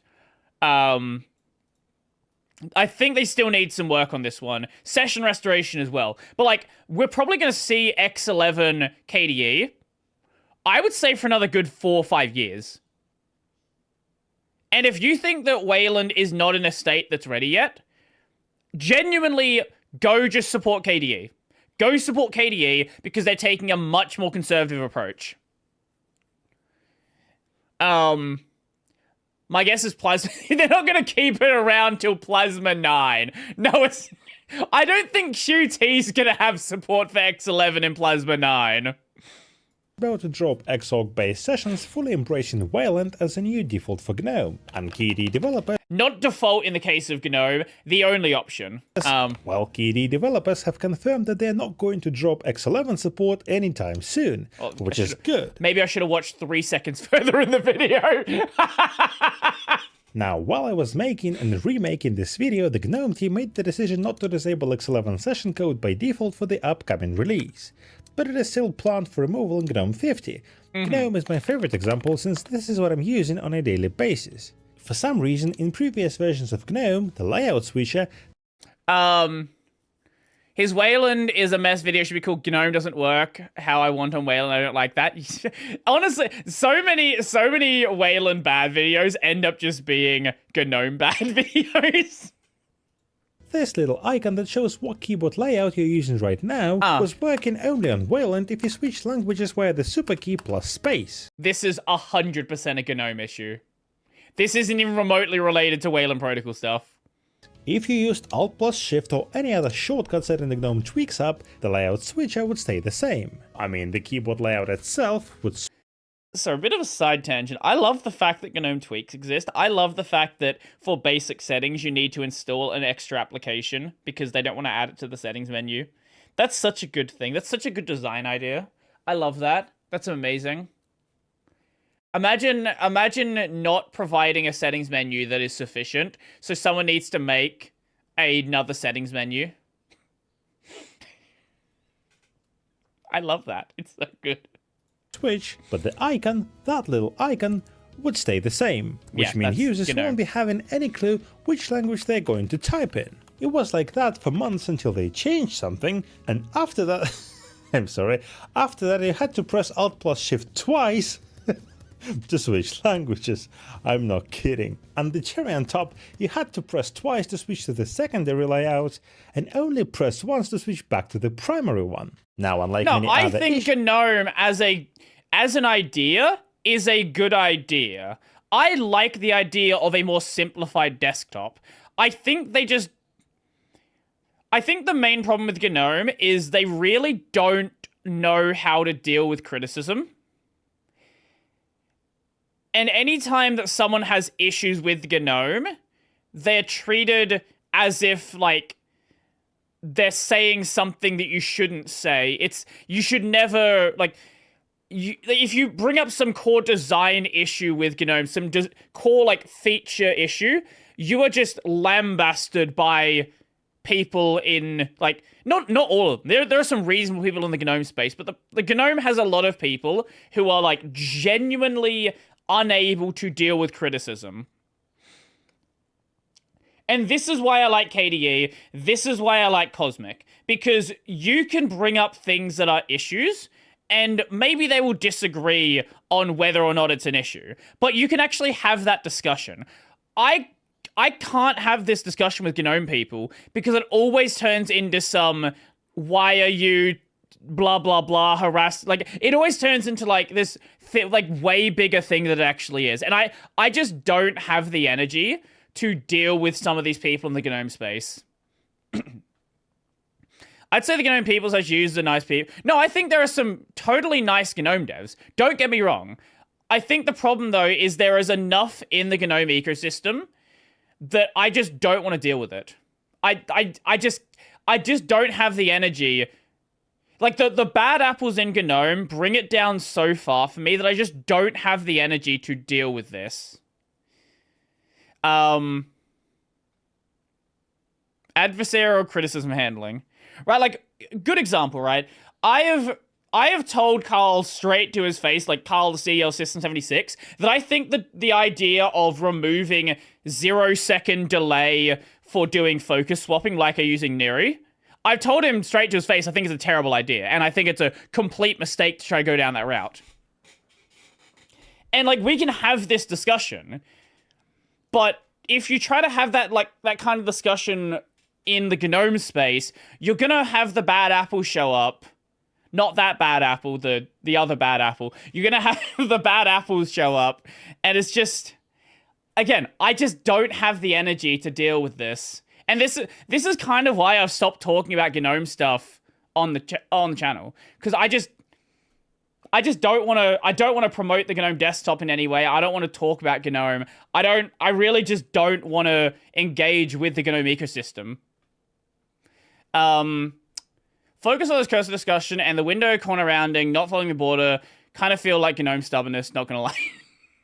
You stated in this video, this one was fixed with the release of GNOME 48, but it persisted for months, driving me insane as I repeatedly encountered it over and over again until I rage quit. And again, sorry, I'll pause the video. If you like GNOME and you want to support GNOME, you want to use GNOME, I'm not going to tell you what you should and shouldn't use, right? Like it's your life, your computer, do whatever you want with it. But this is just me. I just can't deal with a lot of what's going on in the GNOME ecosystem. Not GNOME ecosystem. A lot of what's going on in the community surrounding GNOME. Back to X11.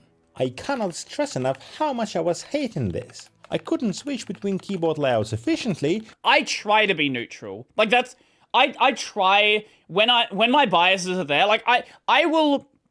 My biases will show through things where I'm fine with my biases showing through. Like the discussion of Kent Overstreet, for example. I'm very clearly biased against Kent. But when I'm talking about for a lot of other things, I try to provide some nuanced perspective. Even if I'm gonna have a clear side that I'm on, I try to at least outline why I have that perspective. Which was incredibly frustrating. I wasn't sure if I was typing my own password in the correct layout, which is a security concern, and it also this is just still GNOME keyboard handling issues. So gave me headaches while I was using apps with layout sensitive shortcuts, such as Reaper. And again, you can say that that's not exactly Wayland's fault, and you will be correct, but no, this is 100% not Wayland's fault. This is a GNOME bug. How does that make a difference? Sure, these bugs are not hard-coded in any sense into Wayland's architecture. It must be GNOME doing GNOME's thing. But imagine someone switching to Linux for the first time with no prior experience and no idea what Wayland or X11 are, or how to deal with any of those issues. Think about the user experience. I think that's a fair point. But I think if you're going to talk about Wayland issues, like, yes, if you're a new user, I agree. But if you're someone who is experienced with Wayland and you know what the differences are, then I think it's important to make these distinctions. If you don't like GNOME, just call it GNOME and know the hell out of users like Silent G or not. Developers will say both. People say GNOME or GNOME. No one cares anymore. It used to be GNOME because of GNU, and ever since the split from that, there's less newer people that say it. We create and how it affects GNOME. Yeah, say GNOME. Someone may say, why is he even complaining? It's Linux, it's always been like this. But no, it wasn't. It is true that Linux has always had a steep learning curve, but if you learn the basics, you're pretty much good to go. Pick a distro, learn how to maintain it, and that's it. It just works. You know, every time I tell people in real life something like, hey, you should try Linux, it's really cool, it just works, it's because I believe it myself. I'm not a member of a cult. I switched from Windows to Linux almost 9 years ago because it was literally a better option. More stable, more robust, less annoying, and it actually allowed me to achieve much better performance in both video editing and rendering. But on Wayland, my PC is not usable. Switching to it didn't make my life easier. Instead, it disrupted my creative workflow and made things worse. My desktop became buggy and unreliable. For months, I wasn't actually sure what exactly I was typing because Layout Switcher was broken. I think he genuinely should just try out KDE. I don't know if he's extensively tried out KDE, but I honestly think he should just swap to KDE. Because I have a feeling he's going to have a better experience. I was unable to DM my friends on Steam and sometimes even unlock my PC. I also ran a quick poll on my Telegram channel, subscribe by the way, to understand what my audience thinks about Wayland, and it turns out that more than 20% of you are still using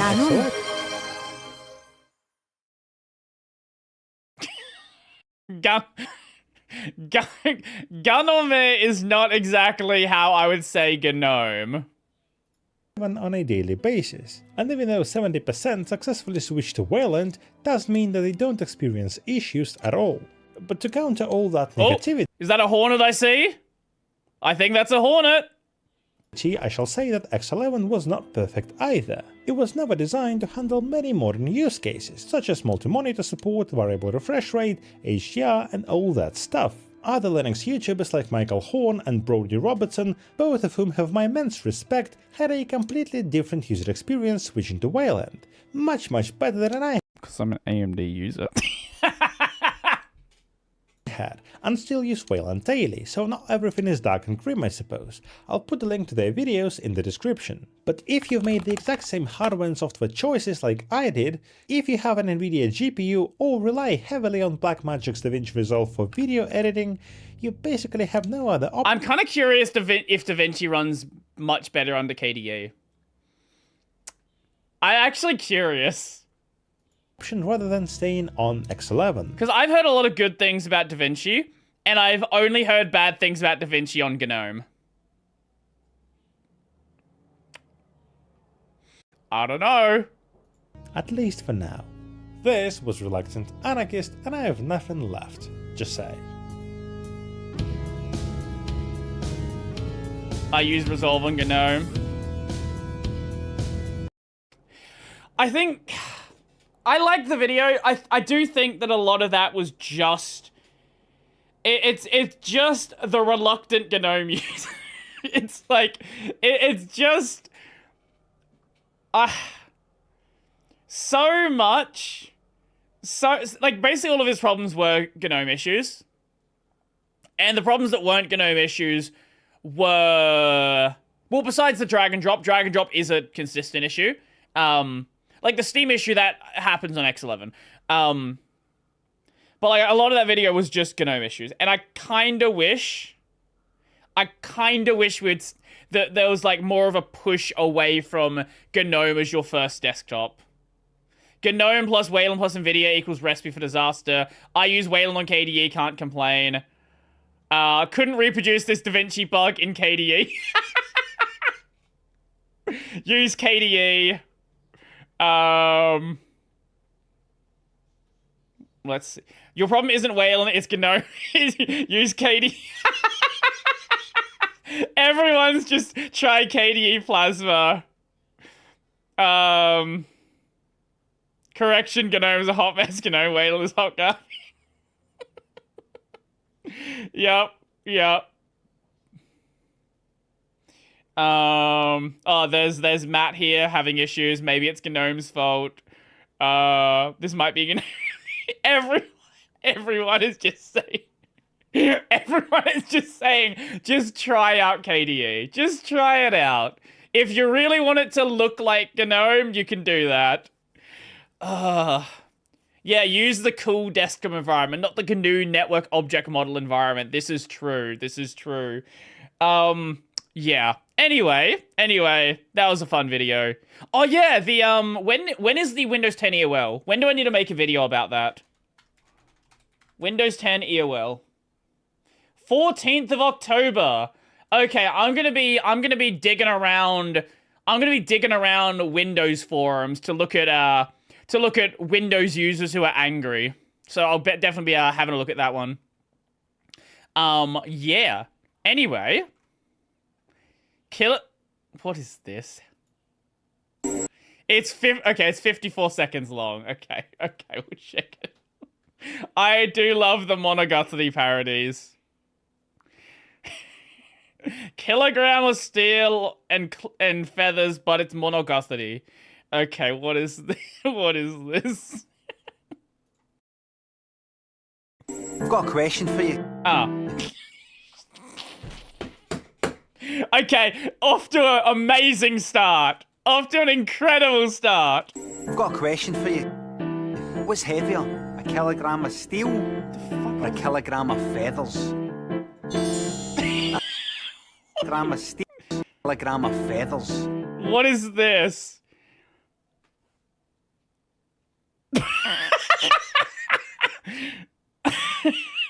What the fuck is this slide? How many views does this have? 500,000 views. That's right, it's a kilogram of steel. Because Wrong. Steel is heavier than feathers. True. What do you mean? They're both a kilogram. But steel's heavier than feathers. I know, but they're both a kilogram. What? It doesn't prove anything. Steel's heavier than feathers. I know, but look, they're both a kilogram, right? So they're the same. I wouldn't want to look at the size of this. That's cheating. Oh, they're the same No, weight. it's a kilogram. But steel's heavier than feathers. Beautiful. Absolutely beautiful.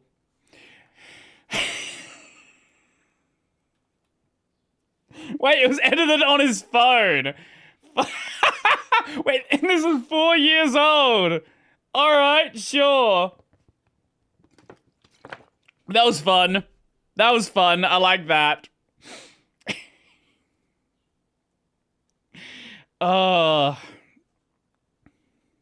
In case you didn't know, Lemmy is actually a Twitch streamer. Oh, now. He used to do TV stuff, but like, he's still doing, he's still out there. You can still find him. People are still fucking with him. Occasionally I'll see clips show up. How long is this video about game journalists? Ooh. Why are game journalists so bad at video games? We can check that one. I'll hop off for the night. Catch you later. Catch you later. Why are game journalists bad at video games? I don't know, maybe because a lot of them don't play video games, or they're also reviewing games that they just generally don't play. It's like, oh, I'm a RPG gamer, let's review an FPS. Oh, I can't aim? Wow. Who would have guessed? But also, a lot of them just don't play video games. The fact that there was someone who took... How long was the Cuphead tutorial one? Wasn't it like a 5-minute attempt trying to get through using an air dash? Games journalists have a reputation for being slightly terrible at video games. Of course it's the fucking Cuphead clip. Every time it's the Cuphead clip. Seems like it's just a fact of life by now. Every writer for every site from... Oh my god, wait, was that the SpongeBob one? It's just a fact of life by now. That's... Have you seen the SpongeBob one?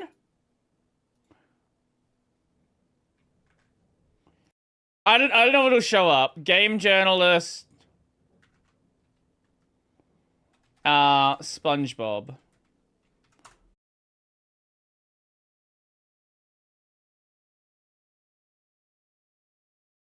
Okay, here we go. It's a simple task and concept, but trying to execute it is some of the most unfun and Sisyphean gameplay in recent memory. In one section of the puzzle, all you need to do is stand on a button, and that button opens a gate for you to bowl a bubble into so you can progress. The only problem is that during... So, when you walk forward... Oh, when you bowl, you walk forward, and instead of standing back here, he stood on the front of the button. So you can progress. The only problem is that during SpongeBob's wind-up animation for bowling, he walks forward. That means you fall off of the button, which closes the gate and prevents you from bowling the bubble where you intended. Jesus Christ. It's a simple task and concept, but trying to execute it is some of the most unfun and Sisyphean gameplay in recent memory. This is a game made for literal children. Literal children. And somehow, he struggled with the puzzle. I don't remember what the game is. Let's see if we can find it. Game journalist. SpongeBob. What game was it?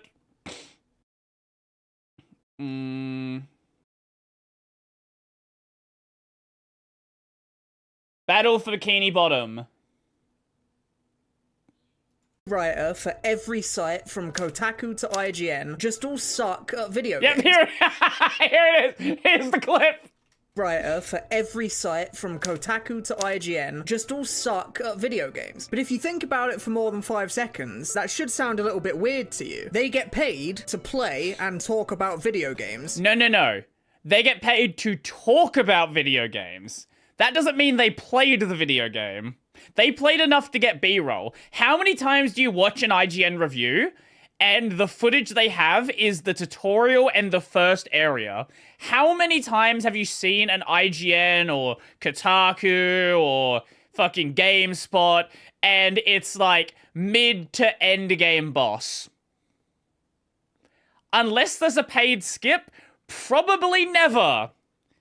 All day. So if they spend so much time playing video games and spend so much time talking about video games, then why are they so terrible at actually playing video games? Well, to talk about that, we're gonna have to go back in time a little bit. Because the idea that game journalists are just terrible at video games is sort of just taken for granted by now. It's just a fact of life at this point. But it never used to be this way. So let me take you all the way back to the prehistoric era of 2017, where well, I think what you have now is you have writers who are reviewing video games, not gamers reviewing video games.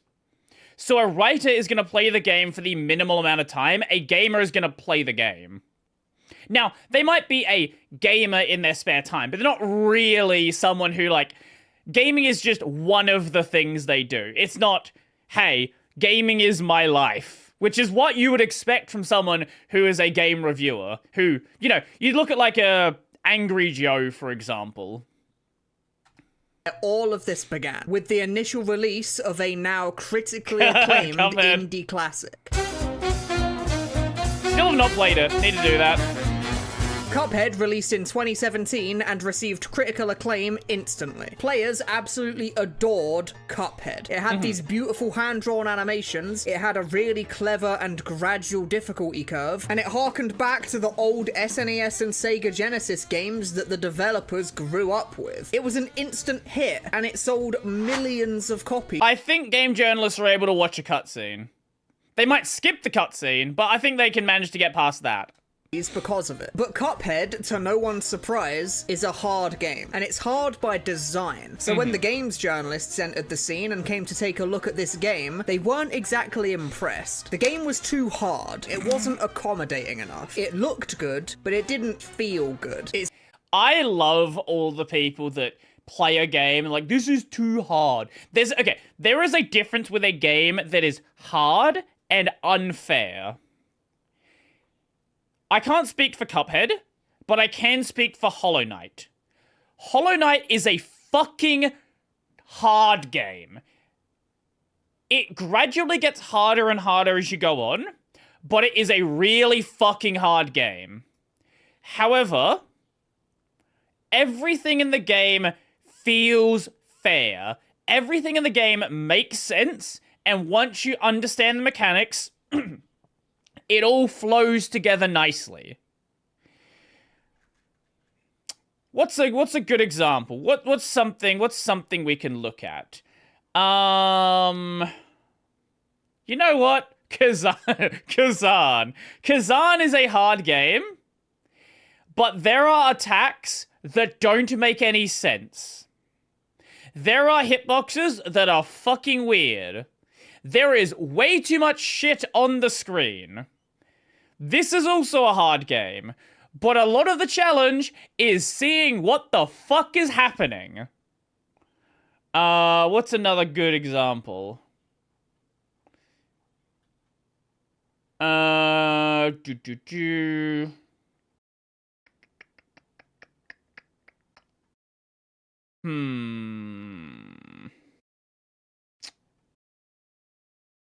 Actually, Dark Souls 2. Dark Souls 2 is another good example. Dark Souls 2 is a hard game, but then there are enemies that will backstab you and you teleport halfway across the screen. Very fair, very challenge. Yeah, Dead Cell's another game that's really fucking hard. Or Enter the Gungeon. Enter the Gungeon is really fucking hard. But everything is fair, everything makes sense, it's just, you're shit at the game.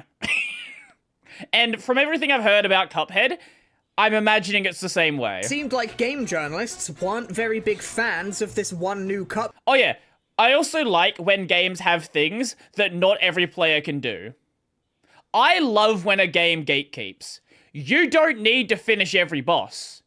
If you want to beat every boss, get fucking good. And I know it's kind of a meme, haha, get good. No, I think games should have content that not every player can do. That, I think, is a good thing. Now, you can go too far with that. I think you can definitely go way too far with that.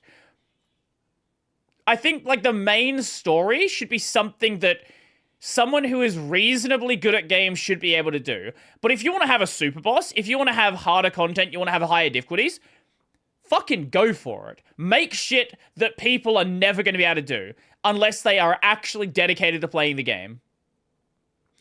Dead Cell's character so squished at times is literally designed to not give you much HP boost, but everything hits super hard. Yeah, exactly. Like, Dead Cells would be a much easier game if you just could, like, tank attacks. Game that the I love when a game gatekeeps, but it's not part of the core experience. Yeah, Hollow Knight and the Pantheon, exactly. The Hollow Knight Pantheon, you're not going to finish. Most people are not going to finish it. I didn't finish it. But if you are someone who is dedicated, it's all just an extension of Hollow Knight. Nothing that happens in the Pantheon is something that you haven't experienced in the game to that point. It's just doing it harder. Or Path of Pain, right? Nothing in the Path of Pain is unique to Path of Pain. Everything in Path of Pain you've seen at some point in the game. It's just far tighter restrictions. I assume the same thing happens with the later stuff in Celeste as well. I didn't finish the like super hard content in Celeste, but everything from what I can see is just mechanics that have been established up until that point, or are introduced in a simple way that gradually build upon themselves. It's just, your shit. Get over it. Seemed like game journalists weren't very big fans of this one new Cuphead game that the general public was completely enamored with. But they still gave Cuphead a good review score, usually an 8 or 9 out of 10. But games journalists will literally give an 8 or 9 out of 10 to basically every game ever made. Or a 7 is a bad game, because 7 is an unoffensive number. Then there's people who punish themselves beating Hollow Knight no hit. Yeah, those people are not humans.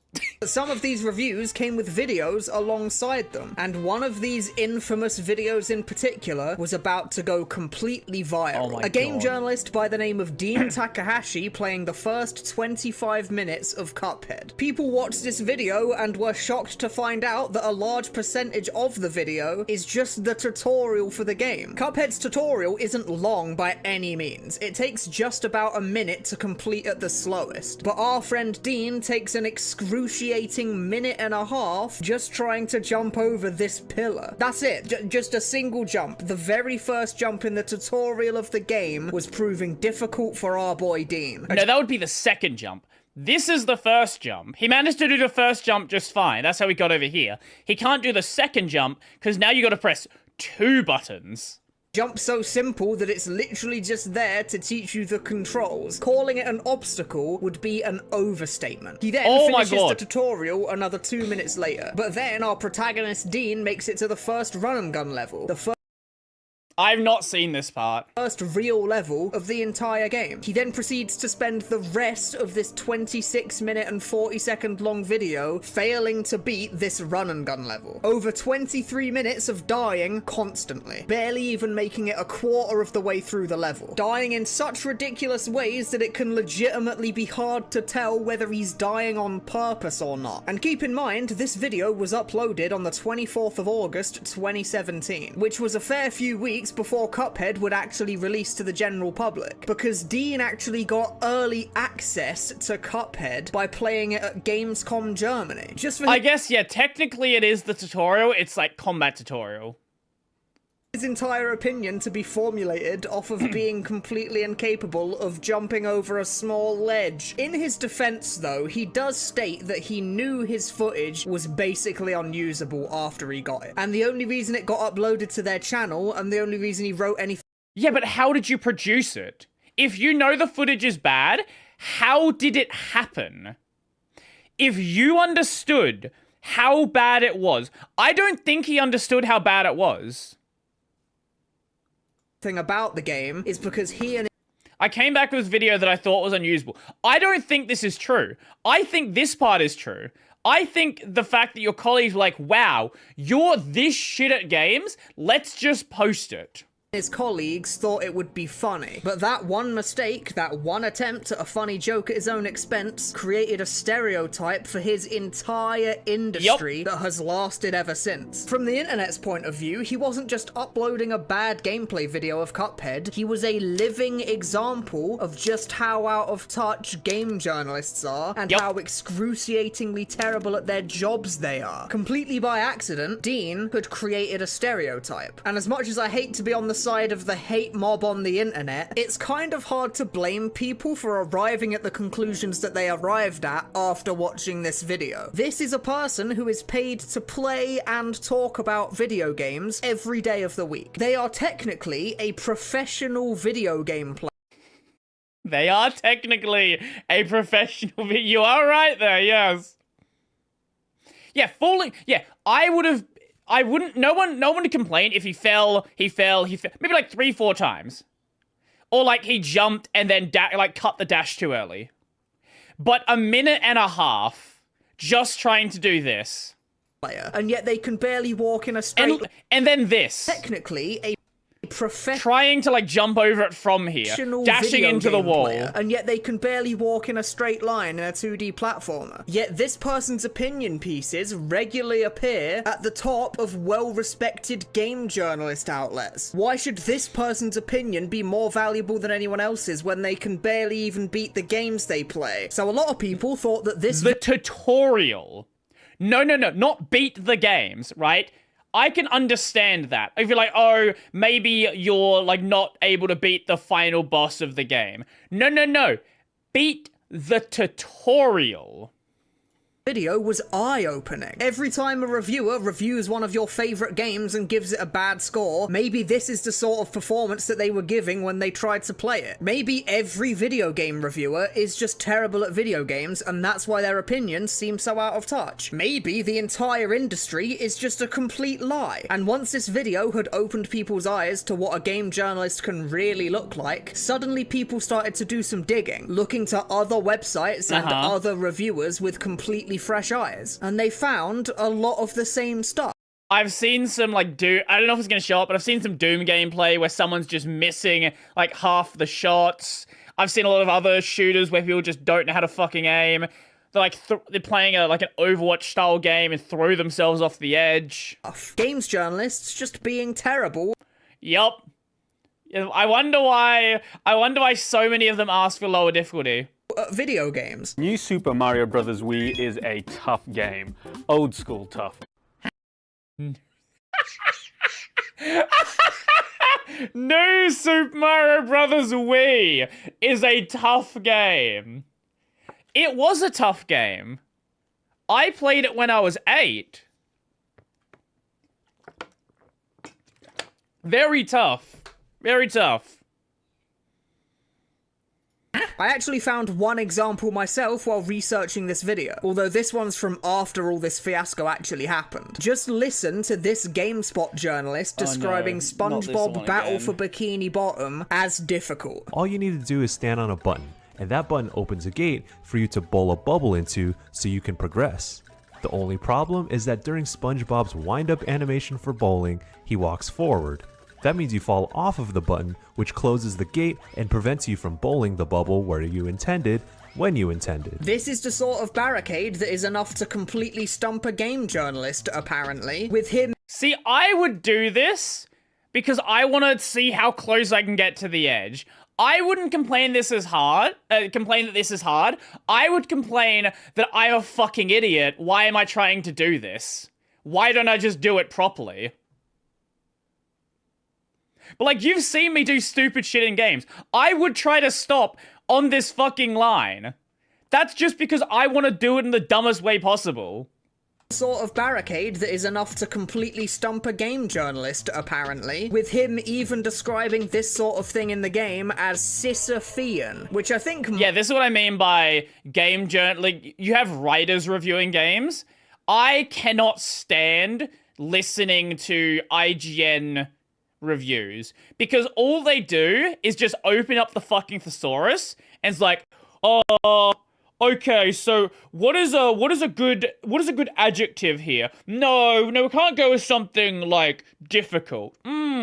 What's an adjective for difficult? Oh, I know, Sisyphean. Like, just talk like a normal fucking person. You smacked yourself into the big floating bell enemy multiple times just an hour ago. Yeah, basically. Playing thy game was a Herculean task, exactly.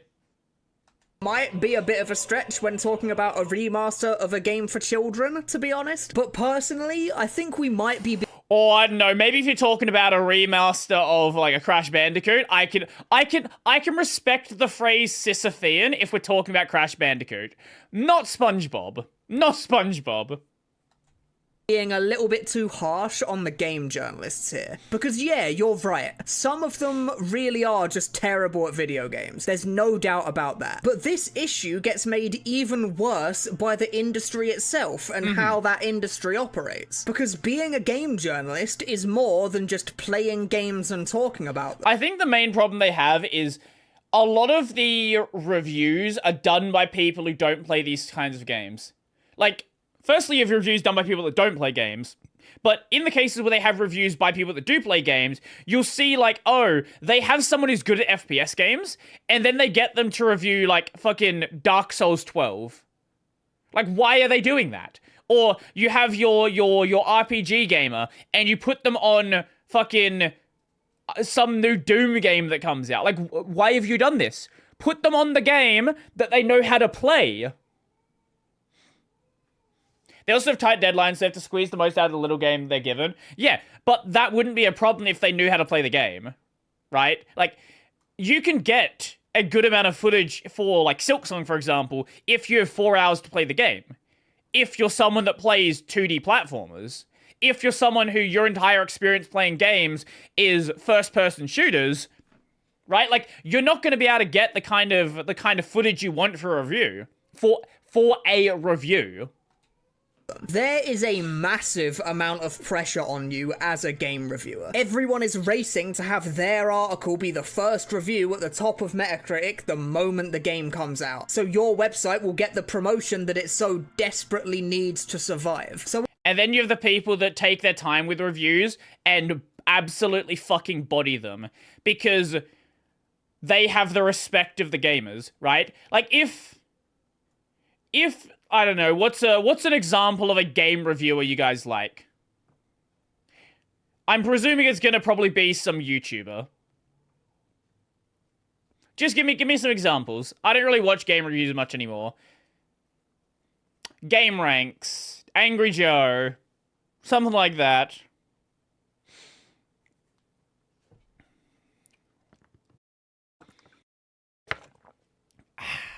Let's see. What are we gonna get any answers? Are we gonna get any answers?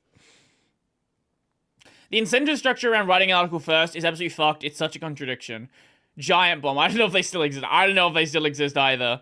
Well, the reason why they're so focused on getting the first article out is because nobody looks at their websites. That's why. They need to have the first article out because they have no fucking traffic. And the only way they can get traffic is by trying to be the first on a topic. If you have an audience, you can take a couple of days to release review something, release a video, and you're gonna still have people watching it. All these journalists get their review copies a week early, maybe 2 weeks if they're lucky, and they have to play the game, formulate an opinion, write an article, and ship it all within the space of a week. And this is just not enough time to formulate a well-thought-out opinion on anything, let alone a game. If you have a day, it's not. If you have a week, that's plenty of time. Plenty of time. If you don't have an opinion of it on a game after playing it for 15 hours,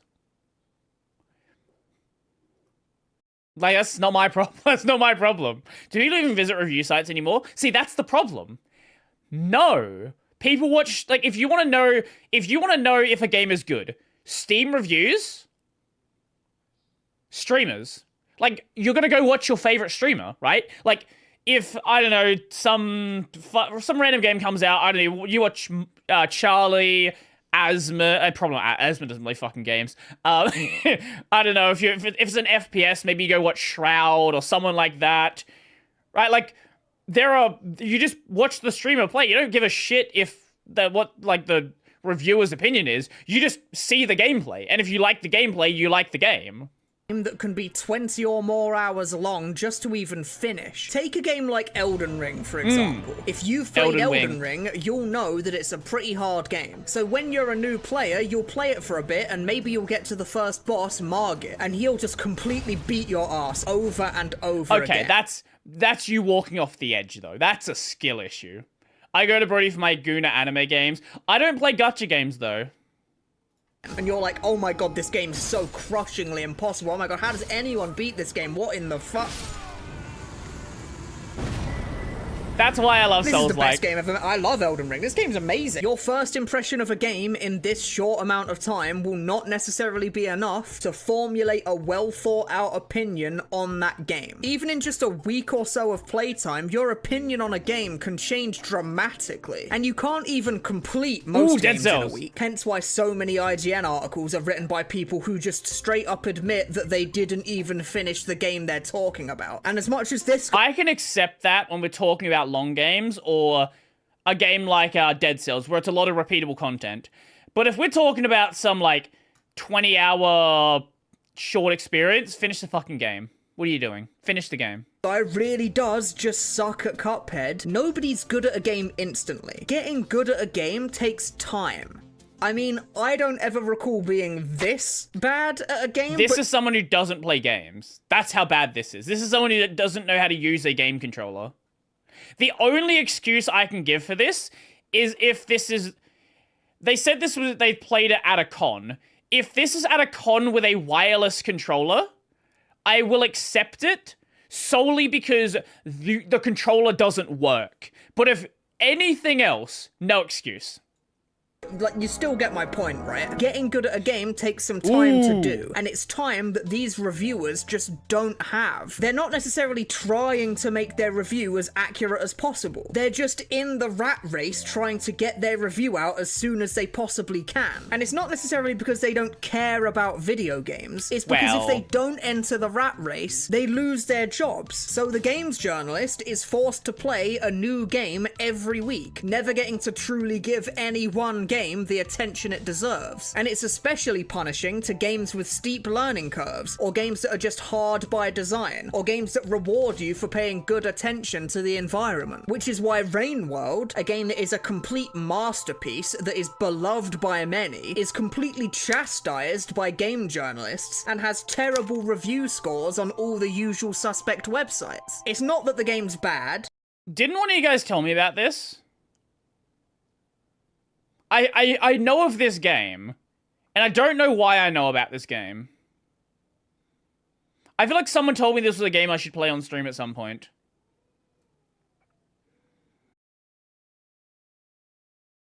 Yeah, I know I've definitely brought it up on stream before.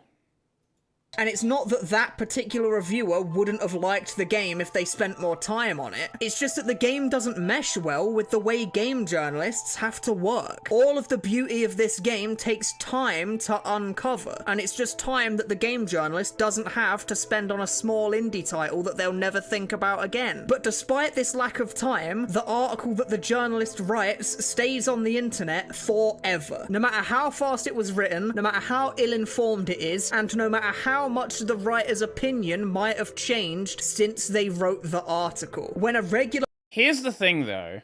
Here's my main disagreement. When you are someone who actually likes video games, you don't need to play a game for 5 hours to get a vibe that it's good. Right? Like, there is no... I don't know of a single game where it's really good, but starts off absolute garbage. Every single game that I've ever played that is good, you can see the breadcrumbs there. You can see what it's going for, even though the mechanic's not fully established. Ori, for a good example. Ori is a good game initially, but it doesn't become amazing until you get the bounce. I forgot what it's called. Every game that I've played has been like that. Bash. Yes, Bash. Ori doesn't, like, come together until you have the bash. Hollow Knight doesn't come together until you start getting some of your, like, movement abilities, wall jump, things like that. But even at the start, it feels really good. You see what it's going for.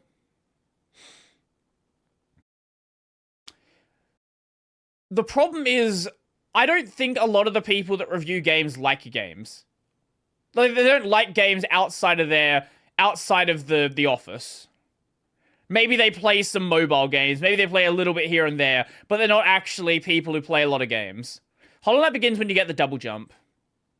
You can argue different points. But when you start getting some abilities to work with. Hollow Knight only starts feeling good after you beat Hornet get dash.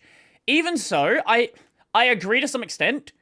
However, even before that point, you understand what the point is. You understand what the game is going for even before that point. You can see how it's clicking together. Even with the first boss in Hollow Knight. This is why I think Silksong has a way weaker start. Vastly weaker. Because I'm forgetting the name again. The knight with the maggots inside him.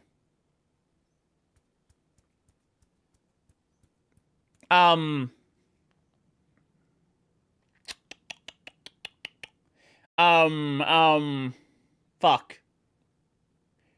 Literally the first boss in the game.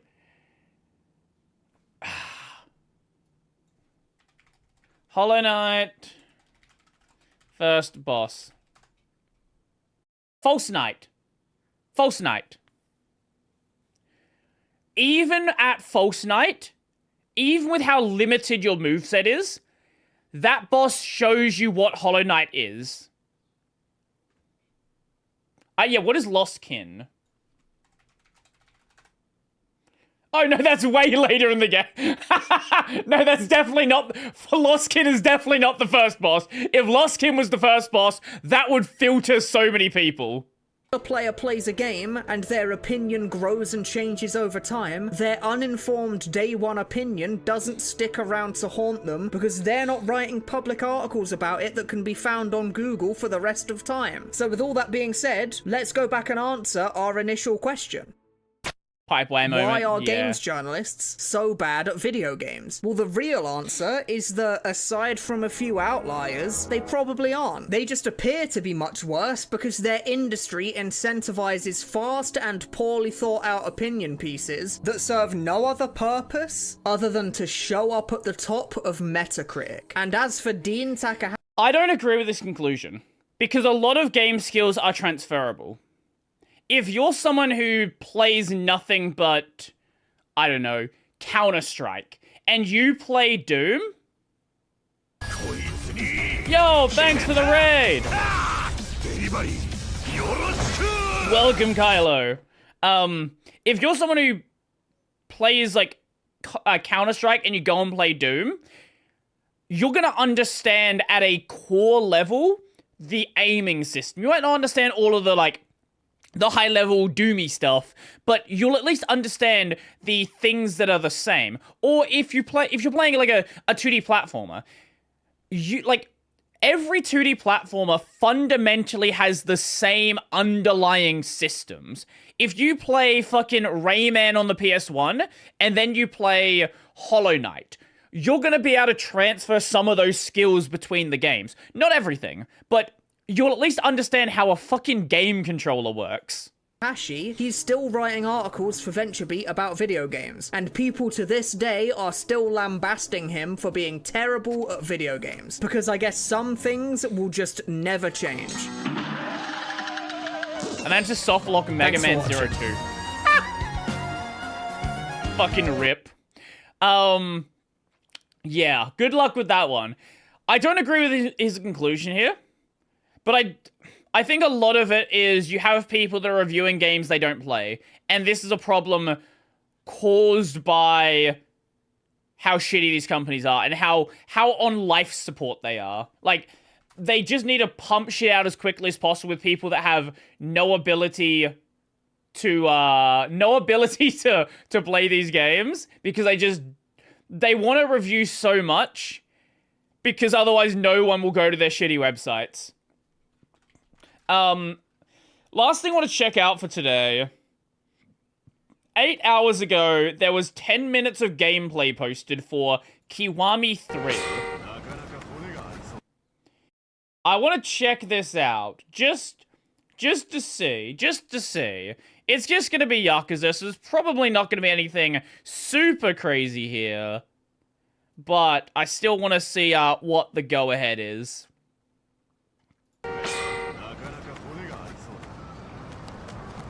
Also, correctly playing with Japanese voices. Oh, wait, no. No, that's not Japanese voices. Wait, do they use Japanese battle dialogue even in the dub? What? Wait, has that always... I don't play dub.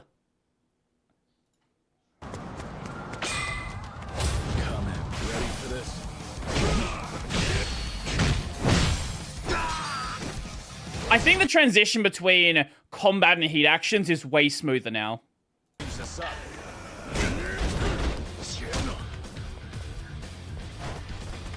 I am curious about this weapon style, though. I wonder how it's gonna feel. So it seems like that's a really long stun. I wonder if that's... Oh, I assume there's got to be an ability that brings you back quicker than that, because that's a really long stun. Like, I've never seen a Yakuza game with a stun that long. Go cool off your head. Oh god, Yongye. Why do they bring it back for this game?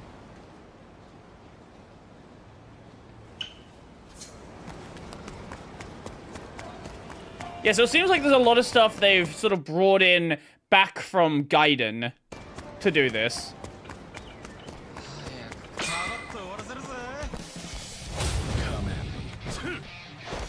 I do remember there being a lot less combat in the way, like like when you're in Okinawa in Yakuza 3. So it is nice they've sort of expanded upon that. Kind of felt like in Yakuza 3 you're kind of just running around half the time and never seeing anyone.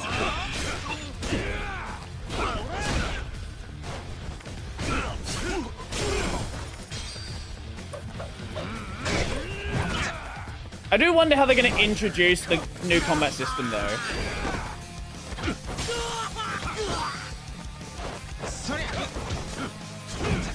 Yeah, they still use the Japanese combat dialogue in the dub. What the fuck? Why do they do that? Maybe because they didn't want to pay English voice actors any more money. What a pain.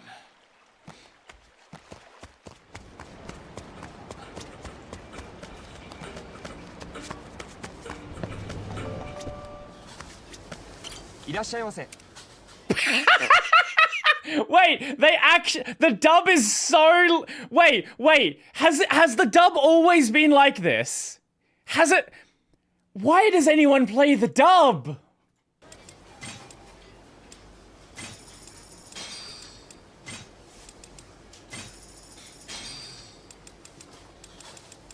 I don't think the dub is finished. Sounds like it.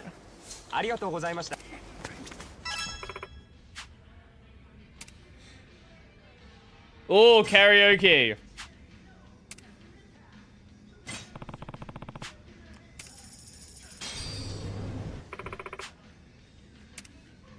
He said irashaimase in the dub.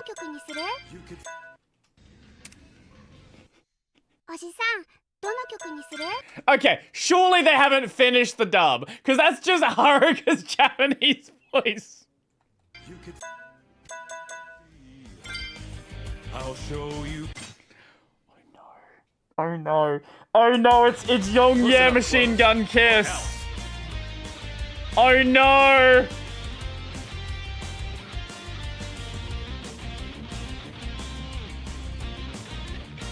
Midnight shadow evaporates, accelerate through this old highway city into the night.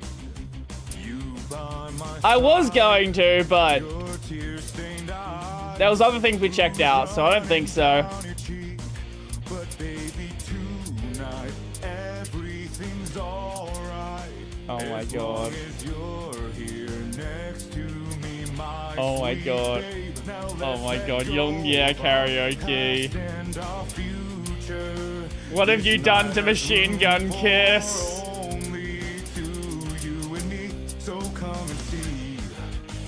I'll show you paradise tonight. Not just one kiss, not two kisses, not 100. I've got a full clip of love for you, baby.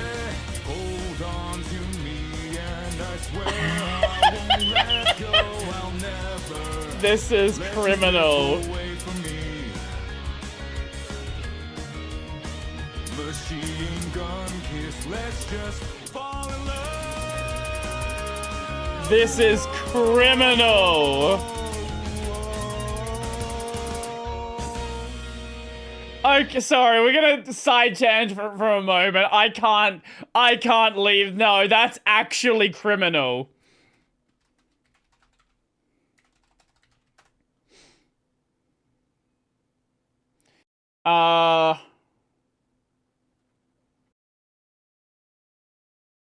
Let's use the Infinite Wealth version. Why not? No, so the problem is that Kiryu's voice actor has a band. Like he's or has had a band in the past. He actually knows how to sing.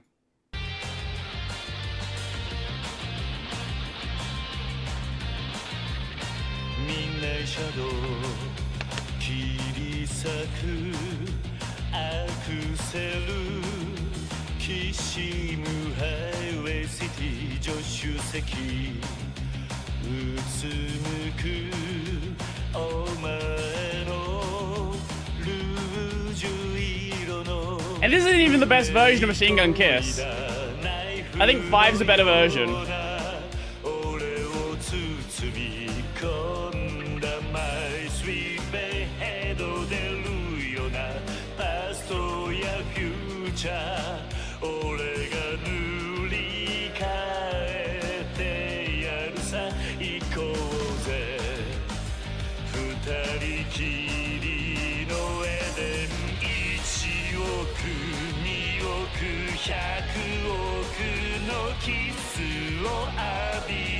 It doesn't help the English voice, the English lines are very rough. The English lyrics are not good.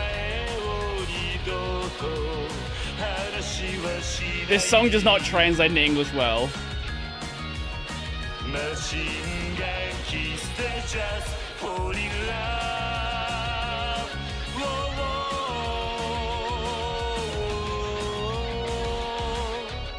Now that is Machine Gun Kiss. Anyway, back to Yongye.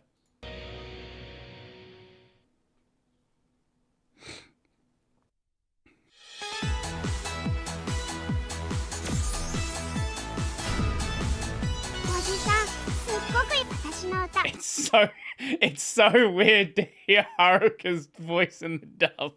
Why are they even showing gameplay with the dub if they've not finished it? Just play, if you've not finished the dub, just have gameplay footage with the Japanese voices. Ha!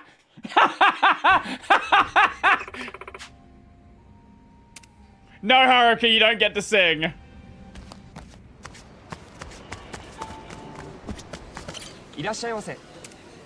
You cannot pay me any amount to play the dub.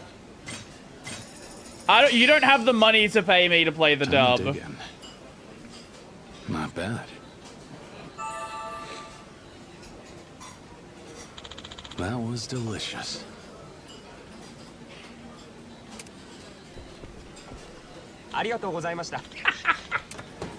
Maybe I could play it if they leave the dub unfinished. Maybe I could play it just because that's so stupid.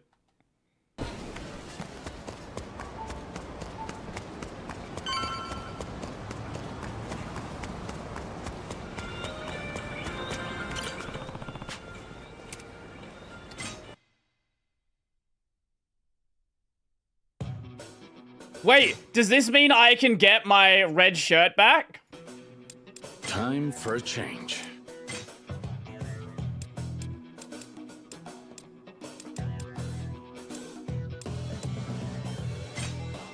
How's this for style? Oh my god. Okay, we're gonna have an interesting looking Kiryu. Is this hip?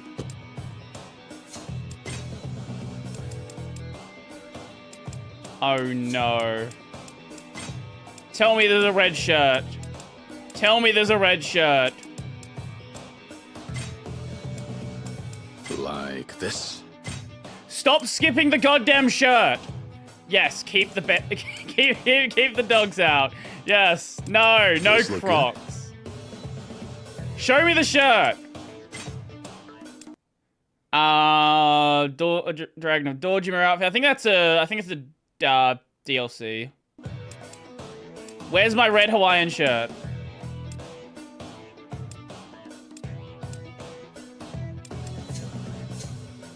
Oh, looks good.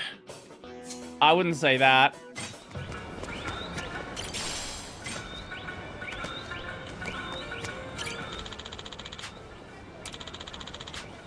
I think the yellow Hawaiian shirt's better.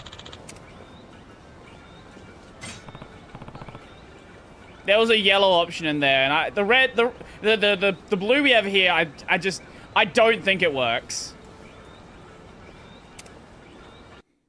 Kiryu needs to be wearing a gaudier color. Rikia, perfect timing. We've got some trouble over here. Oh no, some trouble. What's the rush? Something up? Some of those Tamashiro guys came barging into the market, bold as can. On our turf? Yeah, they're making a big stink. Trouble with another family? The Ryudo family have done right by us for years. We told them we'd never turn our backs. Why is it that every other voice bothers me fools less than wouldn't Kiryu? hear a word of it. Like, he's not Those good. idiots go on a rampage. They're gonna trash our market. Rikia, please, we need your help. Okay. Don't worry. You hang tight. I gotta take care of this. Hold on. Why does his voice not bother me? No sense in waiting around here if there's something I can do to help. Huh? Fine, just keep up.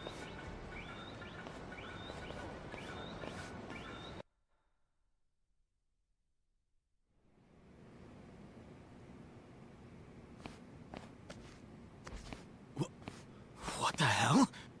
I don't want to play the dub, nor do I want to hear it. Hey, Yeah. all right? Yeah. Who made Diki cool? What happened here? Don't worry, they're gonna retcon some story stuff as well. It was those Tamashiro bastards, huh?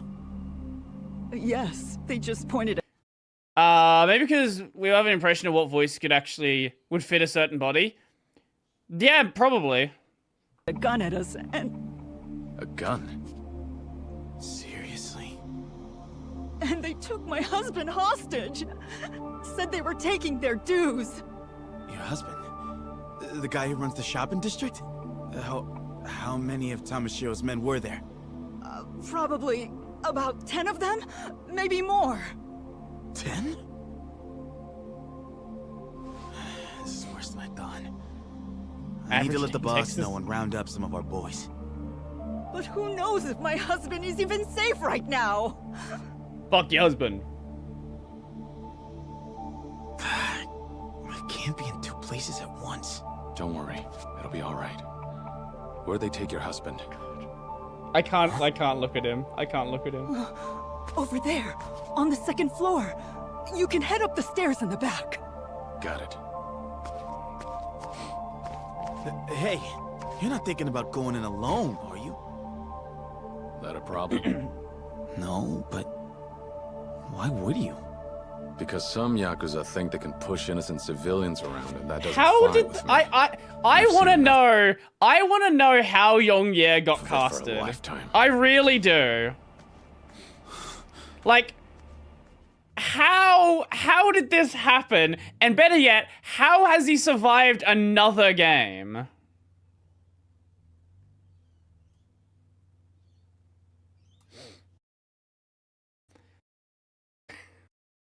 Yeah, I don't hate Yong Ye's voice, but he's miscasted a Kiryu. Yeah, that's the problem. If he was any other voice, I think it'd be fine. Yong Ye is such a horrific casting for Kiryu. Yeah. Well, it is a Yakuza game. Yeah.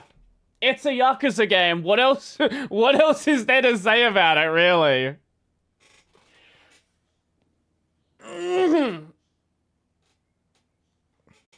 So,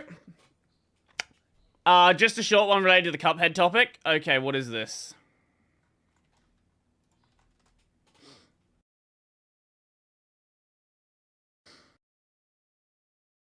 Wait, you control. Wait. What? I didn't do anything there. Oh, Why do we look exactly the same? We do not! Look at our eyes! Oh, yeah, you're right. My bad. Look at my straw! You don't need a tutorial. Wait, I want to do the tutorial. You know the video? No. You know the video? Wait. I know. Okay, how do they... Actually, I need to know the controls. I haven't played this, really. Okay. I thought you beat the game. Wait, do you know this? Do you know this? Do you know this video? No, come back! They're like... It takes them like 3 minutes. And they just like... It's just this video of someone going here for like 3 minutes. And they just can't... And then they just, oh no, sorry. And then they just can't. They just cannot. Like, they go like this. And they're like... It's difficult! Why are you bullying them? Very difficult. Stop! They're gonna find you. They're gonna find me by proxy, and they're gonna kill me. Specifically. 3 minutes.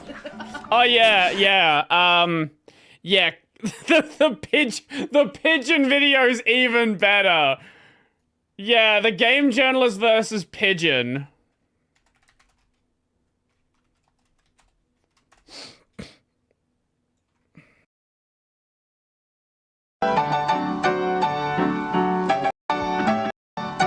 This one's so good.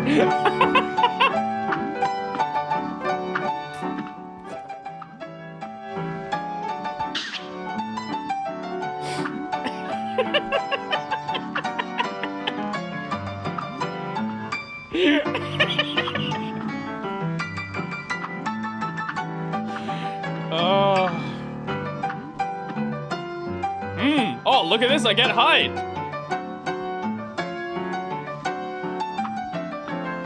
No, it's not a pigeon controlling the game. It's a pigeon trying to work how to get food, and it works it out quicker.